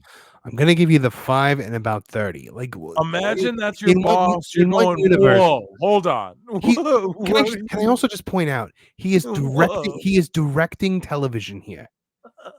In what universe is he qualified to direct television? God, to sit there and direct live TV. What has he ever done? Has he ever taken a film course? Has he ever like he has no idea. No. Nothing as the owner of a football team prepares you for the task of doing this. I just can't believe it sometimes. Triple H didn't even do it until he spent a decade watching it be done. It's fucking maddening. All right, we're 2 minutes here. I'm gonna give you the 5 in about 30. A win. Thank you. So I talked to Tony last week, and he told me there's a plan. Oh, so I just gotta trust him. You know, I trusted him before, and I became TNT champion 3 times. That guy's he's a 3-time. Whenever this show came out, like a year and a half ago, not actually that, maybe like 6 months ago or whatever. I don't know, 8 months ago. Listen, he was a 3-time TNT champion. Bro, in the history books. Like that might as well be your 24/7 title. What the fuck is going on? But so right before that, rather, is where the whole Sammy Guevara booking debacle got cut out. Dr. Britt Baker should be better than these. Neck break. Near fall. Let Saraya blow into the shot. Here's our finish. I decide I'm not only going to hide in Tony's office, but I'll hide in Tony's bathroom. What? Wait. So he's actually in the bathroom. Dude. So when he said, "I'm going to see you every time I go to the bathroom," Tony Khan is literally going into the room where they are at to urinate and defecate. Yes. Okay. That's what you're saying is what it is. It's not even like a joke. You're into This is oh my what god. it is, bro. Or it is a joke, but like not on us. I hope he at least lights a match when he's done. Bro, he loves the match. It's not, dude. He loves the match. Look at this. Oh, I remember that when he just misses Anna J. Hey, Anna J. Great up and coming prospect. Yeah, just took a here's straight death. power bomb to the through concrete floor. through one table. No, No one was smart enough to go. The hey, only maybe thing that should we give table them did, two or the only thing that three, table maybe? supported was her ass. Maybe should we like, hey, if we're gonna like rig up and blanket and pad any tables, we should do those ones. This one for this girl here, like, what the fuck, man? She missed that table. She landed right on the floor. Look at his face. His face being I like, can't. did someone? That is his look of concern. That is his look of, did someone just die if on this my is a television shoot, show? like it's like you said, it's editing and shit. But if this is a shoot, Marv, look at this. That Look is at that is the face you make. That is the face you make when Oh. like the leg comes off your action figure. That's the face I make when I see the fucking ratings for Dynamite every week, dude. Look at this. Look at that. Oh yeah, that was pretty bad. Hopefully she's alive. Hopefully she didn't Matt Hardy. She literally took a power bomb to the concrete floor. There was Oh. nothing breaking her fall. Like I'd be off headset. Like we need an ambulance. He should have get this thrown that bitch back. headset down and been out there. Like, Dude, like medical staff should have crazy, been out there man. when that happened, but he doesn't care. Oh my god, dude. Concussion protocol. It's crazy. Hey, oh yeah, it's crazy. Gotta get to the. Oh, is that Tony saying it's crazy? Oh, you're You good. okay? That's That was crazy. Yeah, he's praising it. Oh yeah, it's crazy. He is praising it now. He is praising her almost dying. Oh, are you good? That was crazy. They're checking her head for like stitch. She needs stitches or what? They're probably like giving a concussion test. Oh, He's like, oh my man, that was totally God. wicked.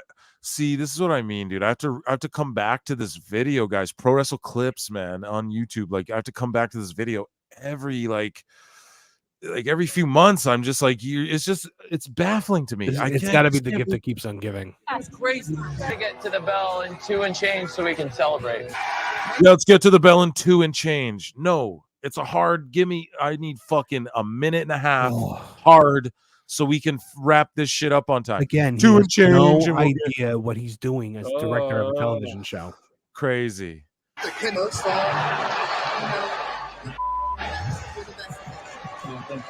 At this point, Literally ready to throw up. let's do it. At the ring. She says, I'm literally ready to throw up. And Tony Khan goes, let's do it. Listen to that. She goes, I'm ready to throw up. He goes, let's do it. At this point, Literally ready to throw up. let's do it. At the ring.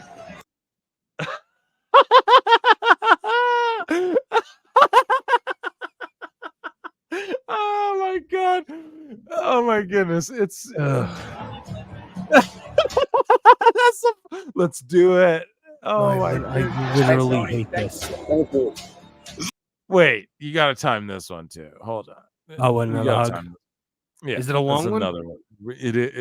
It looks like it. Looks like 1, 2, 3, 4. Hey, we got cut off by the magic of television editing, folks. We don't even actually know. That was about a 4 or 5 second I Had to have been at least. I don't know if it broke the 4.1 second record. 1, 2, 3, 4. About a 4 second hug. Yeah, In months.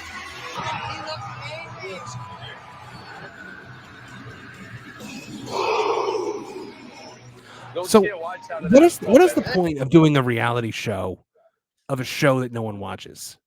And you know what? Kenny Omega did not appear on this shit whatsoever. He like walks in with the Bucks one time. He doesn't say shit. MJF comes in and just talks shit with some heel shit.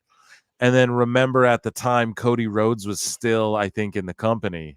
And he was like, don't get any of this on me. Or like, whoever, there was people who ducked out of, who don't appear in the show when you watch the whole thing. And it's literally just Tony and the Bucks jerking themselves off. That's what this show is. 100%. When I do the Bucks one, you guys are going to see some shit that people just, I should have did it when Brawl Out happens, so Yeah, people can really see how they're marks for themselves. I'm gonna have something else to do that night. Yeah. So here's Tony. He's very intense in his work. Seriously, every single day, I'd read things like, I miss Adam Cole. I don't know where he's reading that. It's not my Twitter. The bad news, it's not for me. Hey. Oh, thank you. Thank you, Tony. Thank you. 1, 2. That was a short one. He must have had somewhere to go. But he was like looking at him. He must like, have spotted look Sting weird. out of the corner of his eye and was like, I gotta go hug Sting. This hug here is like when you go in for a kiss, but you like the girl's not really that into Thank you. you. And, Thank you. But he still had to put his head on his shoulder like that. but her Did you see earring that? gets caught on your fucking hoodie, and you're like, oh he shit, still I'm he just still trying had to to go. like he still had to give him a little nuzzle with his face.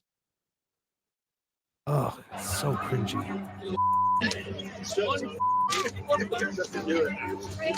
There we go, another marathon hug. Let's fucking go. TK. Like, so that like is boys, just I got- his hug, right? Like he buries his head in everybody's like chest to shoulder. And he's like, let's go, let's fucking go. And then one part that's cut out of here too, because they made me cut it out, is where Tony Khan's like, yeah, I have an 8. Oh, how you doing? I'm great. I have an 8. Or whatever. Yeah, he's like, I have an 8. He's like, I haven't eaten today. Oh, I and haven't it's like eaten. the end. Yeah, and Oh. Guevara's like, what? Guevara's like, what? And Tony's like, yeah. And then they go in his office, bro, and there's like 15 empty soda water Oh bottles. my god. Yeah, I'm not making it up either, bro. Like I have the edited versions. I'll fucking Google Drive you the unedited shit. So Listen, I appreciate the thought. I will never watch this You're again. like, fuck that shit. I will never voluntarily sit through this again. No, exactly. Let's fucking go, TK. All right, boys. And they're like, let's fucking go, TK. Like he's like their little pal. I gotta go out.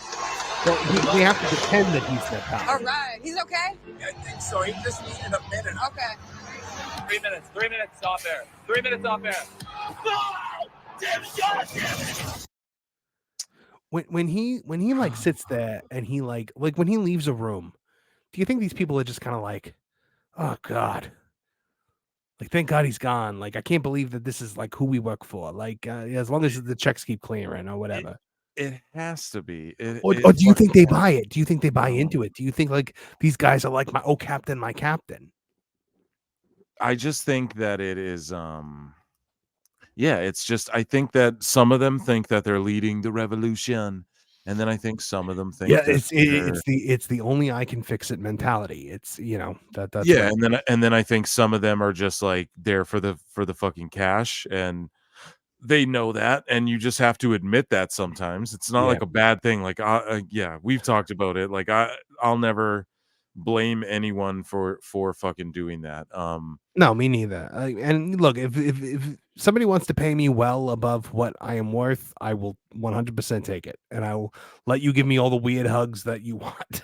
Yeah, dude, for real. Like, I mean, and that's what Okada's doing and shit, right? That the picture of him hugging Okada from like last year, whatever it was, Okada looks so like confused and terrified that this man is like snuggling him at a press conference. I know, it's one of the weirdest, dude. The All hug- of it. the Same hugs, with when I mean, Joe like- tries to hug him. When Joe tries to hug him, he just it's uncomfortable for him. Like he doesn't. He's like, fuck this, you know. So it's just a really weird thing that he does, and just the pulling in the Ruby Soho, guys, clip that, please. If there's any clippers out there. The pulling in the Ruby Soho thing, that was like, I mean, I don't know, we might be reaching on that one, but it No, was I'm a not little trying weird. to accuse him of shit. I'm joking, but what it is it's extremely It's like, just have an you ever awkward been mo- it's an awkward with a awkward girl moment. It's an in awkward high moment. school? That's all I want to showcase here. Like Tony is, I'm telling you, he's literally like a 6-year-old, like a 6th grader in a grown-up's body. That's all I'm trying to get at, right? No, Like, I understand that. yeah, like have you ever been, I don't know, I just feel like that shit is so funny. Like she's just like, yeah, I'm good, bro. You know, like it totally comes across that way. We broke it down shot for shot, scene for scene. All right.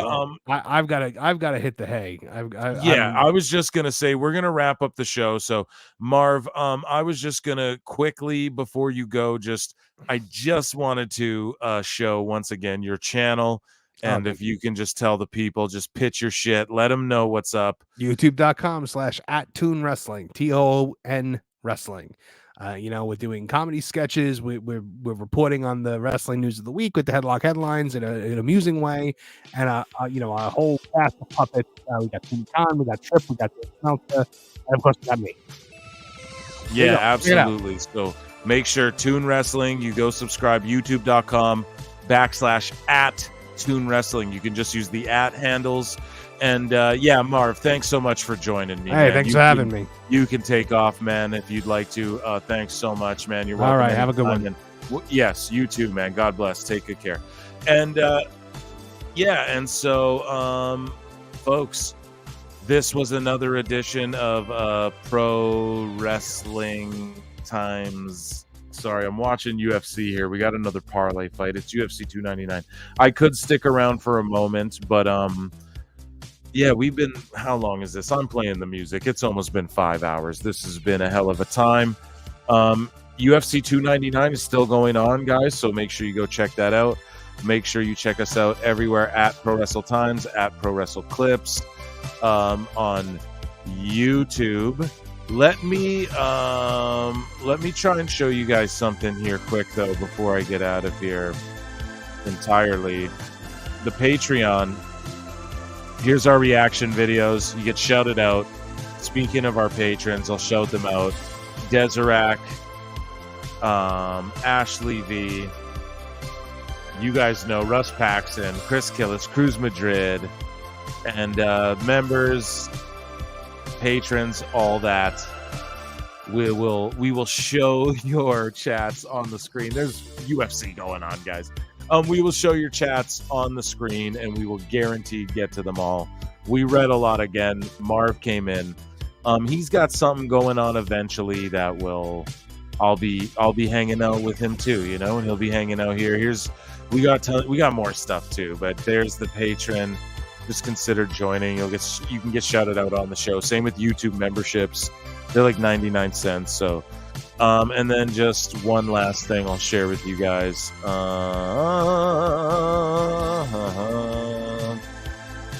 Right here. 99 cents Canadian, you fucks. That's like 75 cents American or some shit. You get these emojis. You get these badges when you stay with us a long time. I'll change the Vince ones if you're triggered, or I'll leave it. Yeah. And then Tribal Chief, you get shouted out on the show, and you just click join, man. It's real chill. And I really appreciate all you guys coming to hang out.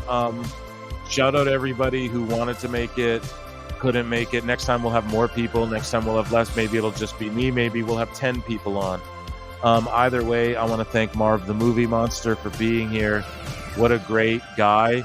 What a great time we all hopefully had together. And I just appreciate you all for hanging out with me. We talked through the finish track. We're just going to keep talking through the motherfucker. I'm not done doing my little outro plug. So I just appreciate all of you so much, truly, and everyone participating in the chat. I see a bunch of comments we didn't even get to. And I just appreciate you all so much, and we're going to do more of these, man. And if you missed this show, or if you were like, what happened here, or what did they say here, and Phil was drunk here, what did he say? You just go check us out on at Pro Wrestle Times on YouTube, and you'll be able to see the replay or whatever, man. And I just appreciate you all so much. I am Phil. Marks Hairline was here. He took off. He probably had to work or something. You know what? I'm not sure. He was cooking and gaming, I thought I might have gamed. I'm going to retitle this because we're just going to... Marv came in the whole fucking thing, so we're going to tag him in here and shout out Marv again. And I'm just doing a drunken dragon on and on and on outro because I love you guys so much, and I really don't want to go, but I have to. So until next time, maybe we'll make this a regular Saturday night thing. Maybe we'll change this up a bit. Maybe I'll pop in for 1 hour one day. Maybe I'll pop in for half hour one day. And we'll just pop in. I don't know. I don't know. That should be a T because I say it all the time and it makes no fucking sense and it's dumb. but I don't care. Bill Marks was here. I am out. Yeah. Hairline was here. He's out. Yeah. Marv the Movie Monster was here. He's out. Yeah. And you were all Pro Wrestle Times listeners, and you always will be. So from here to Mars, to Jupiter, to Neptune, and beyond, I love you all so much. Thank you for tuning in and listening. Top Pod out.